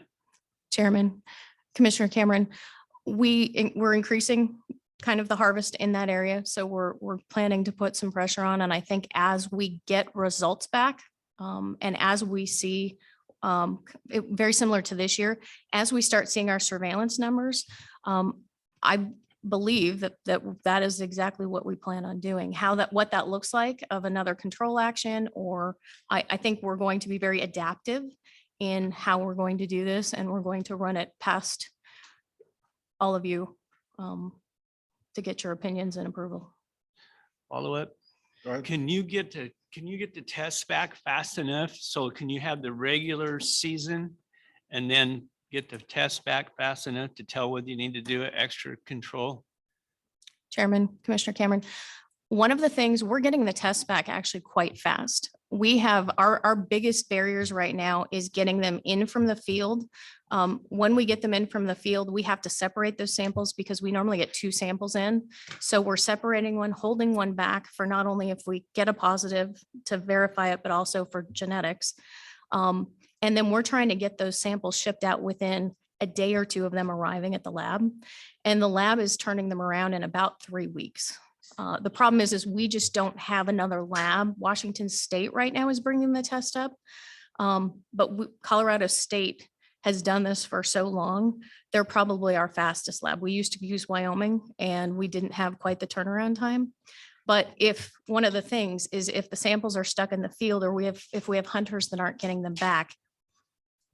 So right. I think we're doing a good job. It would be wonderful if we could turn them around in a week or 2. And I know during our controlled hunt, we were able to turn them around quite quickly. Awesome. Thank you. Now, if you can imagine me and Dave Bobbitt in downtown Denver, Colorado, a kid from Weippe, Idaho, I mean, Still recovering. it was quite the experience. They And did great. The information there was from like scientists extraordinaire. I mean, it was, a lot of it. I think we grasped a lot of it, but my God, those people, there's a lot of people working on this and they're into it. I mean, they're doing everything they can. And I hope for breakthroughs. I'm optimistic and breakthroughs because there's a lot of people looking, to solve some of this. And it was quite the experience for me. And Trish was there to answer many, many, many of my questions because oftentimes I didn't really know what they were talking about, but it was very educational. I think, Mr. Chairman, I'm just glad there wasn't a final test that was going to go on my permanent record. So, but it was very educational and I think it was well worth the time. And I learned a ton, and thanks for your assistance and tutoring a couple commissioners. Chairman, Commissioner Belmont, I have to tell you, there were a lot of us that sat there as we were listening to the human transgenic mouse models that we all just kind of went, you're doing what? So thank you for attending. Mr. Chairman, I just have one question, and I know we covered this last meeting as well, but so forgive me if we've already had the answer, but have we started to see any federal monies come our way to help with the research and our efforts? So Chairman, Commissioner Atterbury, there was money that was put out this year to do research. And we last year got a research grant, and I hopefully will be able to tell you about it at maybe the November meeting. We got a research grant last year to work with DEQ to look at how to create a new novel type of landfill that we could entomb prions in, so that we could have smaller landfills maybe in different counties around the state, because right now we only have 2 approved prion landfills. So DEQ is working at modeling that right now. So that was a research grant we got last year. Some of this federal money, they put it out as grants. And we sat for a long time trying to look at how do we put in for this grant, another grant, and what can we do? And I think that we got to the point, especially while we're sitting at this meeting, of do we get new testing equipment, but yet all the testing has to go through USDA for approval. And we got to the point where we were wanting kind of a full year to evaluate and come up with a good plan of research and apply for another round next year. But they're not giving it out to say every CWD positive state you get $500,000. It's really, if you're doing research, you can put in for a grant. They're all competitive grants.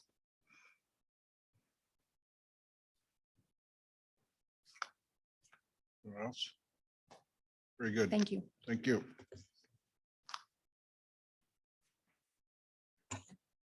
Yeah, we're pickup seasons.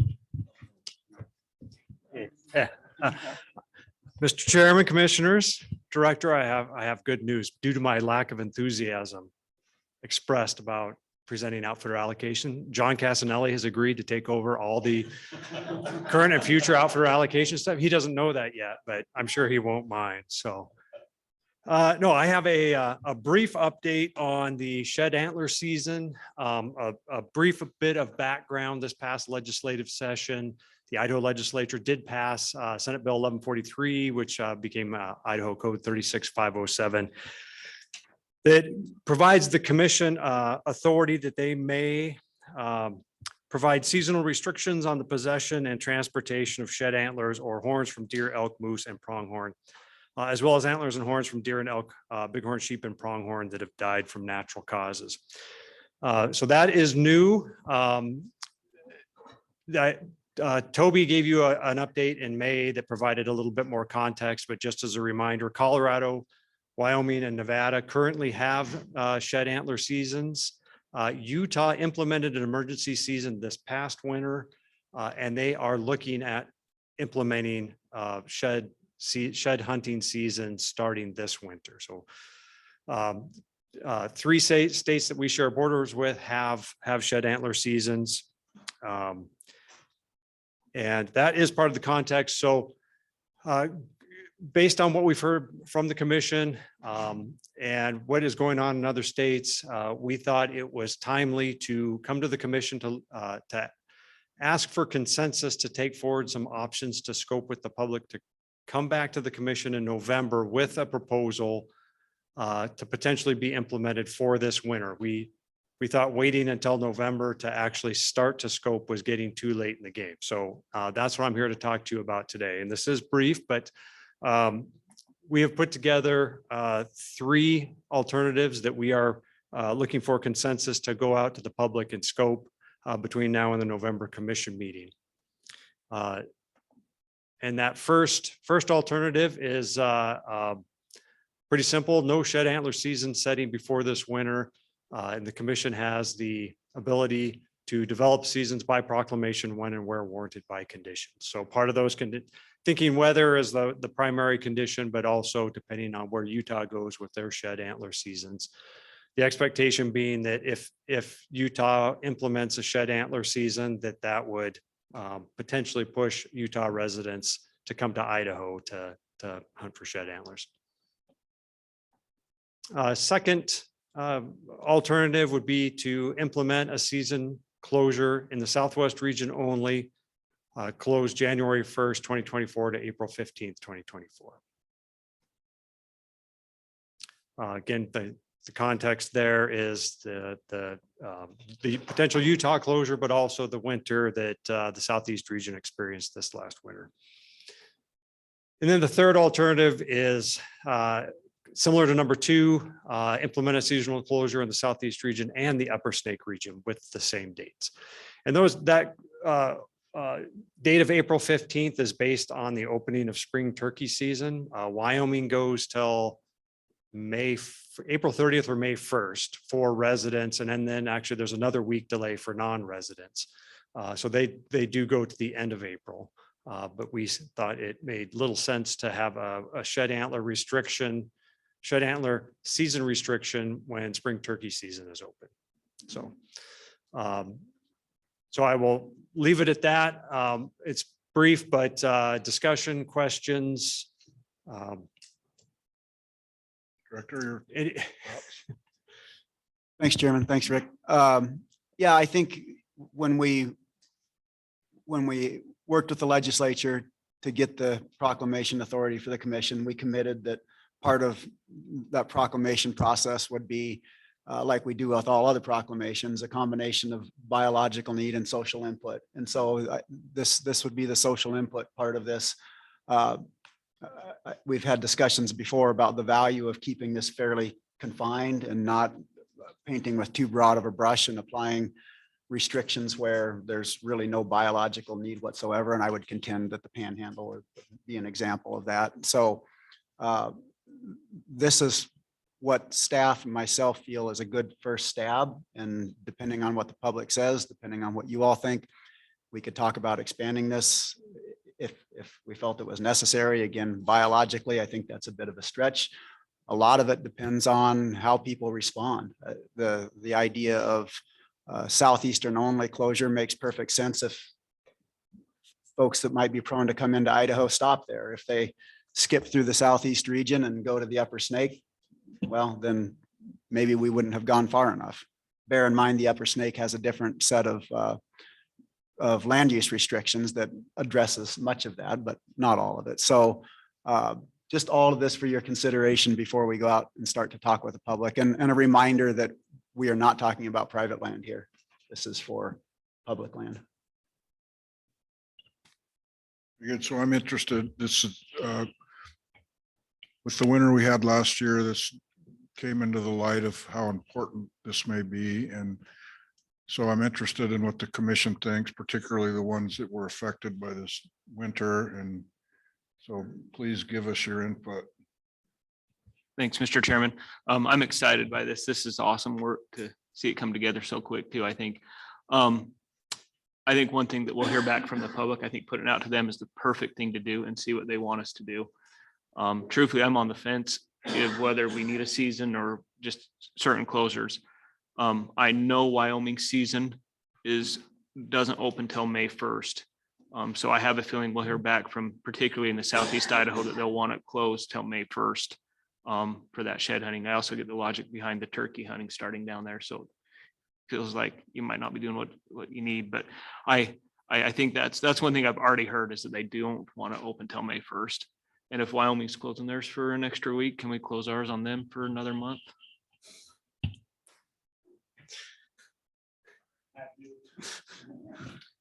Mr. Chairman, just add some thoughts. Yeah, I think we should be proactive rather than reactive to this. And unfortunately, it's a heavy-handed regulation at times that really is not stomachable. But I would think that if we do implement something in the southeast region, even as the director alluded to with some of our special land closures in the Upper Snake, that I think that we would need to do them simultaneously.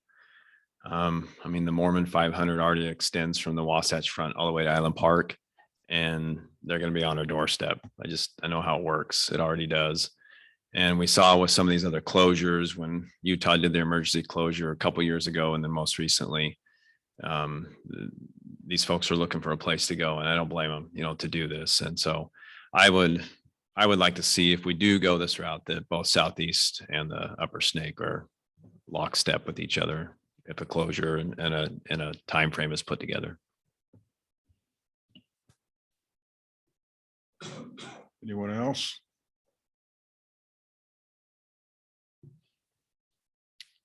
Okay, thank you. Just real quickly, Mr. Chairman, we will be scoping these with the public, and we'll come back in November. This will be a combination of online and I don't know if we'll have open houses for something like this, but yeah, we will bring back the results in November with the recommendation. So you're gonna put it out statewide or regionally, or what you're gonna do? Mr. Chairman, yes, that would be statewide. That would be all interested public. Okay, thank you. Very good. We're down to the director's report, Mr. Fredericks. Thank you, Chairman. I'll be fairly brief on the director's report. You heard from most of the, well, several bureaus, Fish, Wildlife, Technical Services, got some really good overviews of a lot of the things that are going on in their world. So I will focus this on the bureaus that you didn't hear from this morning as much, starting with administration. The big thing that's going on in the Administration Bureau, and I'm going to include Human Resources with that. They're apart, but they've been very, very involved with the LUMA transition, as has every other state agency. So I know Commissioner Davies got a lesson in LUMA yesterday, and yeah, that's so exactly. There's a lot of that going on right now, but LUMA is essentially, it's more than just how we enter our timesheets and how we process bills and do travel reimbursements. It's everything administrative, performance appraisals, hiring, all of that. So it's going to be good. And anytime that, and this has been in the works for about 4 years. So anytime an undertaking of this magnitude rolls out, you can count on it not being entirely flawless. And there are some bumps and some kinks to be worked out. So we transitioned into that in early July. All of us have been taking video tests that, fortunately, like mountain goat gender ID, you can fail and take again. And we have, but so we're all getting trained up on that. We've all got lots of questions, and most of those questions get directed to administration department, who's kind of at the hub of all this. So again, it's going to be a great improvement when all the bugs are worked out, and I'm excited for it. But it has been fairly taxing on a lot of folks just getting this underway. So appreciate all the work of the administration staff and our HR staff for helping us get through that. Communications Bureau, I'd like to commend the Communications Bureau. The International Hunter Education Association had its conference in Boise earlier this month, or in June, actually, is when we were in our retreat. And folks from all over the country, all over North America came for that. So our staff did an outstanding job of hosting that, very well received, reflected very well on the department and state of Idaho. So well done to them. Chairman, a minute ago, you made a comment about a fair bit of social media outreach that you've seen recently. That's, if you count that, that's the fourth unsolicited, unrelated comment I've heard in the last month about the increase in social media outreach. And I think that's reflective of a lot more outreach and a great effort on the part of the Communications Bureau. So appreciate that. Appreciate your comments as well. Related to that, we brought on Will Bales, he replaced our longtime videographer, Vicki Osborne, who's been with us for decades. And Vicki was extremely talented at putting together kind of big production quality videos. And we've got a lot of great videos from her over the years. As we replaced that position, we focused more on the video format that is really in demand these days, which is more segmented, smaller, briefer pieces. And so Will comes in and brings that skill set. And so that's in part related to what we were just talking about, our increase in social media outreach, but good to have Will on the Communications Bureau team.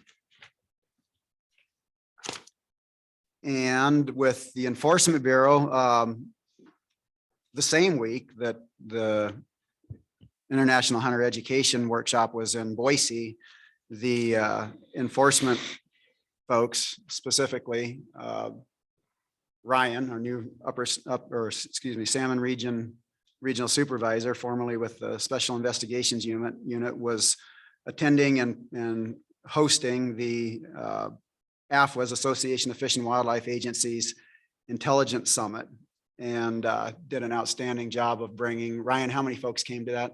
There was 99 from 35 different agencies. Okay, excellent. Yeah, and heard multiple comments from folks that had attended that when I was at the WAFA meeting. And again, great reflection on the department, and kudos to you and your team for pulling that together. More good things in the Enforcement Bureau. Brian Jack, Assistant Chief, completed his certified personnel, or excuse me, public manager course and received the George Askew Award for the capstone project. So it's the best project in that CPM cohort. So congratulations to Brian. When we were down at WAFWA, Western Association of Fish and Wildlife Agencies, we were able to see Chad Whipperman, officer in the salmon region, receive the Pogue Elms Officer of the Year award. So great for Chad for all of his above and beyond enforcement work. And then another recognition, officer out of a senior conservation officer out of Mackay, Steve Roberts, received the NOIA, the North American Wildlife Enforcement Officers Award, the life-saving award for a situation he got into where he helped save the life of somebody that was in some emotional distress. And so neat recognition for Steve Roberts. Engineering Bureau, I won't go through it all. Again, Clint and his team put together a great list of all the different activities and projects that the Engineering Bureau has been involved with. And the base programs and projects they have combined with the infrastructure funding that we have now has kept him and his team very, very busy, doing a lot of great work. And with that, Mr. Chairman, I'll wrap it up. Okay, thanks, Jim. Any questions for Jim? Commissioners report, you can read those on your own and look at them unless anybody has something they'd like to put forward at this time. Okay, planning for next meeting. Next meeting is, sit down meeting is in November, correct? Correct. So no, it will be in Lewiston. The field trip would be on November 15th with the evening meeting, public meeting on the evening of the 15th, and then business meeting on the 16th.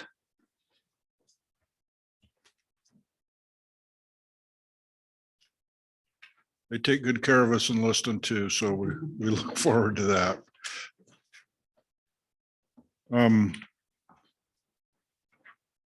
At this time, I'd like to say a couple words. It was a bittersweet moment for, I think, me and all of us, and this could very well be Commissioner Atterbury's last meeting with us, and been here.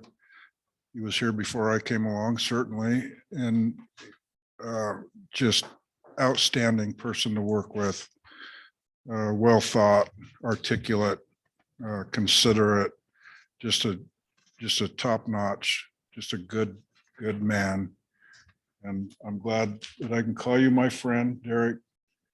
And we wish you farewell and all the luck in the world and success with anything you want to try to accomplish. And I think the state of Idaho and Department of Fish and Game is way better off and has benefited greatly from you and your participation. And hate to see you go, but that's how it works. We can only have 2 4-year terms. Derek's at the end of his, and that's just how it works. But sometimes you lose a good one. So wondered if you might want to say a couple words. You put me on the spot a little bit. No, it's been an opportunity of a lifetime. Serve here at the state of Idaho in this department. It's something I kind of I sought out. I wanted to do, not because of bias or anything that I necessarily wanted to accomplish. I just want to be, I guess, part of the machine that does good work here within the state. And so it's been an awesome opportunity, and it has come with some bit of sacrifices, as these commissioners that sit up here with me know, and former commissioners that have gone before us. It does take time, energy, and effort, all of which is part of the fun. And no, I've just really enjoyed it. I appreciate everybody's patience with me and helping me to learn and grow. and just to be part of a one heck of a team and a family. So thank you. I appreciate the ride. It's been awesome. Oh, you're gonna clap. I was gonna clap.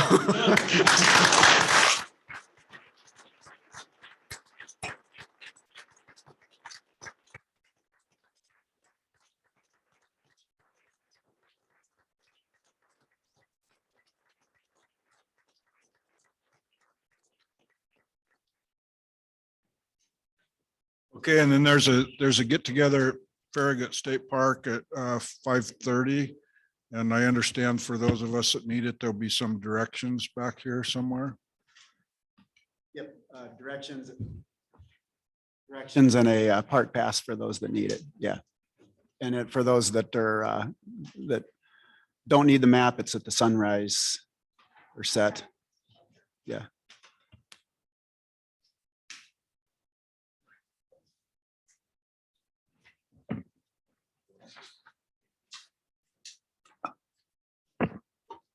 Now we need, apparently we need an executive session, and if someone would make that motion followed by roll call vote. Mr. Chairman, I move the commission go into executive session under Idaho Code 74-206, subsections 1C and F.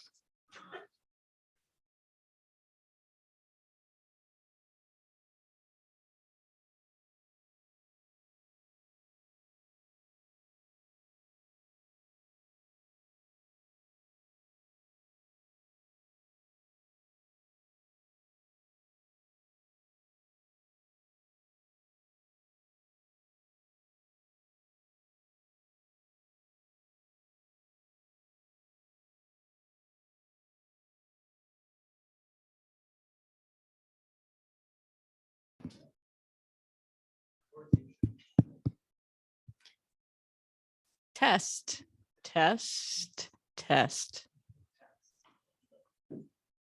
Doesn't sound, there we go. Okay.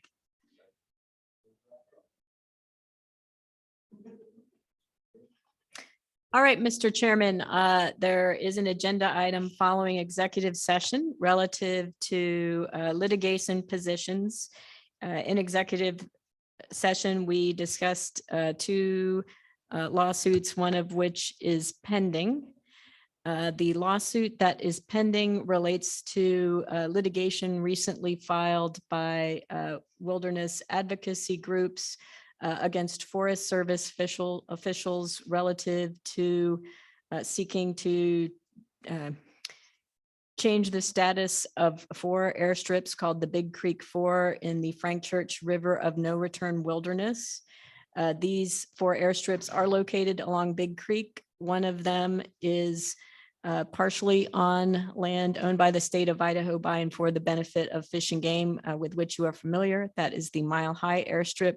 There are 3 other airstrips, Vines, Simons, and Dewey Moore.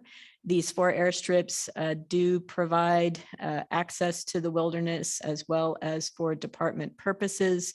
The department has previously coordinated with the Idaho Transportation Department to get maintenance plans that were supposed to be developed many years ago under a wilderness management plan put in place and get maintenance performed. The Idaho Transportation Board is the agency that hosts the Idaho Transportation Department and the Division of Aeronautics. And these are the state agencies identified relative to a provision in the Wilderness Act that wilderness airstrips at the time of enactment in 1980 that were in regular use should continue to be used for public use and should not be rendered unserviceable, and that the Forest Service cannot close airstrips without the specific approval of that state agency. The Idaho Transportation Board has recently acted to support intervention, and today the commission wants to consider whether or not the Fish and Game Commission should join them in that. And I have prepared a motion for the chair to entertain. That motion would be, I move that subject to additional direction by the governor's office, that our legal counsel seek intervention as a defendant in the recently filed litigation challenging the status of the Big Creek 4 airstrips on behalf of the commission as a party or as a supportive agency should intervention be sought by the state of Idaho.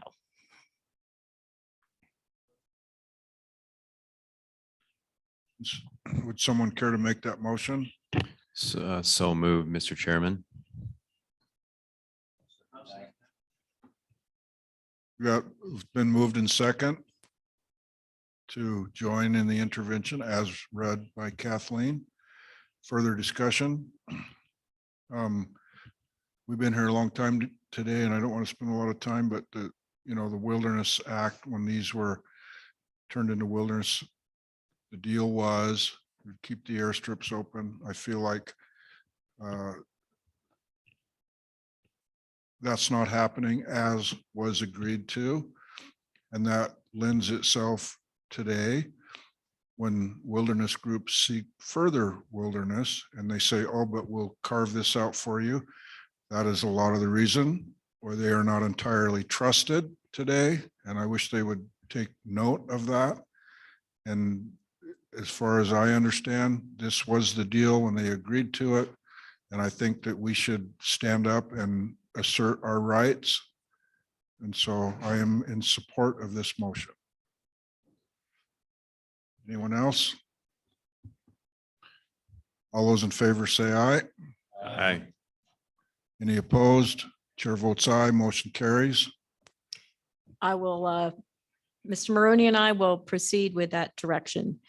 The other potential litigation relates to Idaho's petition submitted by Governor Little to delist grizzly bears in the lower 48 states on the basis that that listing does not constitute an entity that is protectable under the Endangered Species Act. Entities protectable under the Endangered Species Act include biological species, which in this case would be brown bears worldwide, subspecies, which would be all the grizzly bears in North America from Yellowstone all the way through Canada and Alaska, or distinct population segments. This was a listing from the 1970s, shortly after the Endangered Species Act was passed. And although there had been various other commitments about how delistings were supposed to occur by identifying distinct population segments within the lower 48 states, various court decisions, as explained in the petition, have pretty much tied that procedure in knots. So as discussed with the commission before, Governor Little, on behalf of the state of Idaho, filed a petition for delisting. The Fish and Wildlife Service evaluated Idaho's petition along with petitions for different delistings proposed by the state of Wyoming relative to a greater Yellowstone distinct population segment, and a petition by the state of Montana relative to the Northern Continental Divide distinct population segment. The Fish and Wildlife Service denied Idaho's petitions while indicating at a initial response that the Wyoming and Montana petitions could move forward. At this time, back in May, we discussed a 60-day notice requirement under the Endangered Species Act before bringing suit under the Endangered Species Act. You must give the Fish and Wildlife Service 60 days notice. The state of Idaho has done that as signed by the governor and attorney general. That 60 days lapsed on July. The state of Idaho has still not filed suit, but I thought it prudent to discuss with the commission potential position on that litigation, and we discussed that. And now I have prepared a motion for the commission to consider and for the chair to entertain. That motion would be, I move that, subject to additional direction by the governor's office, our legal counsel act to support litigation to challenge the U.S. Fish and Wildlife Service's denial of the state of Idaho's petition to list grizzly bears in the lower 48 states, either on behalf of the commission as a party or as a supportive agency should suit be brought by the state of Idaho or office of the governor. Any questions, comments? If not, I would entertain that motion. Mr. Chairman, so moved. Will that work? That, It's been moved and seconded to join in this lawsuit. Again, I think we need to stand up and assert ourselves, and I think this is a way to do it. And I think sportsmen and citizens of the state of Idaho deserve for us to do that. So further discussion? All those in favor say aye. Aye. Any opposed? Chair votes aye. Motion carries. Thank you, Mr. Chairman. Mr. Maroney and I will work with our colleagues in the Attorney General's office and the governor's office to implement the commission's direction.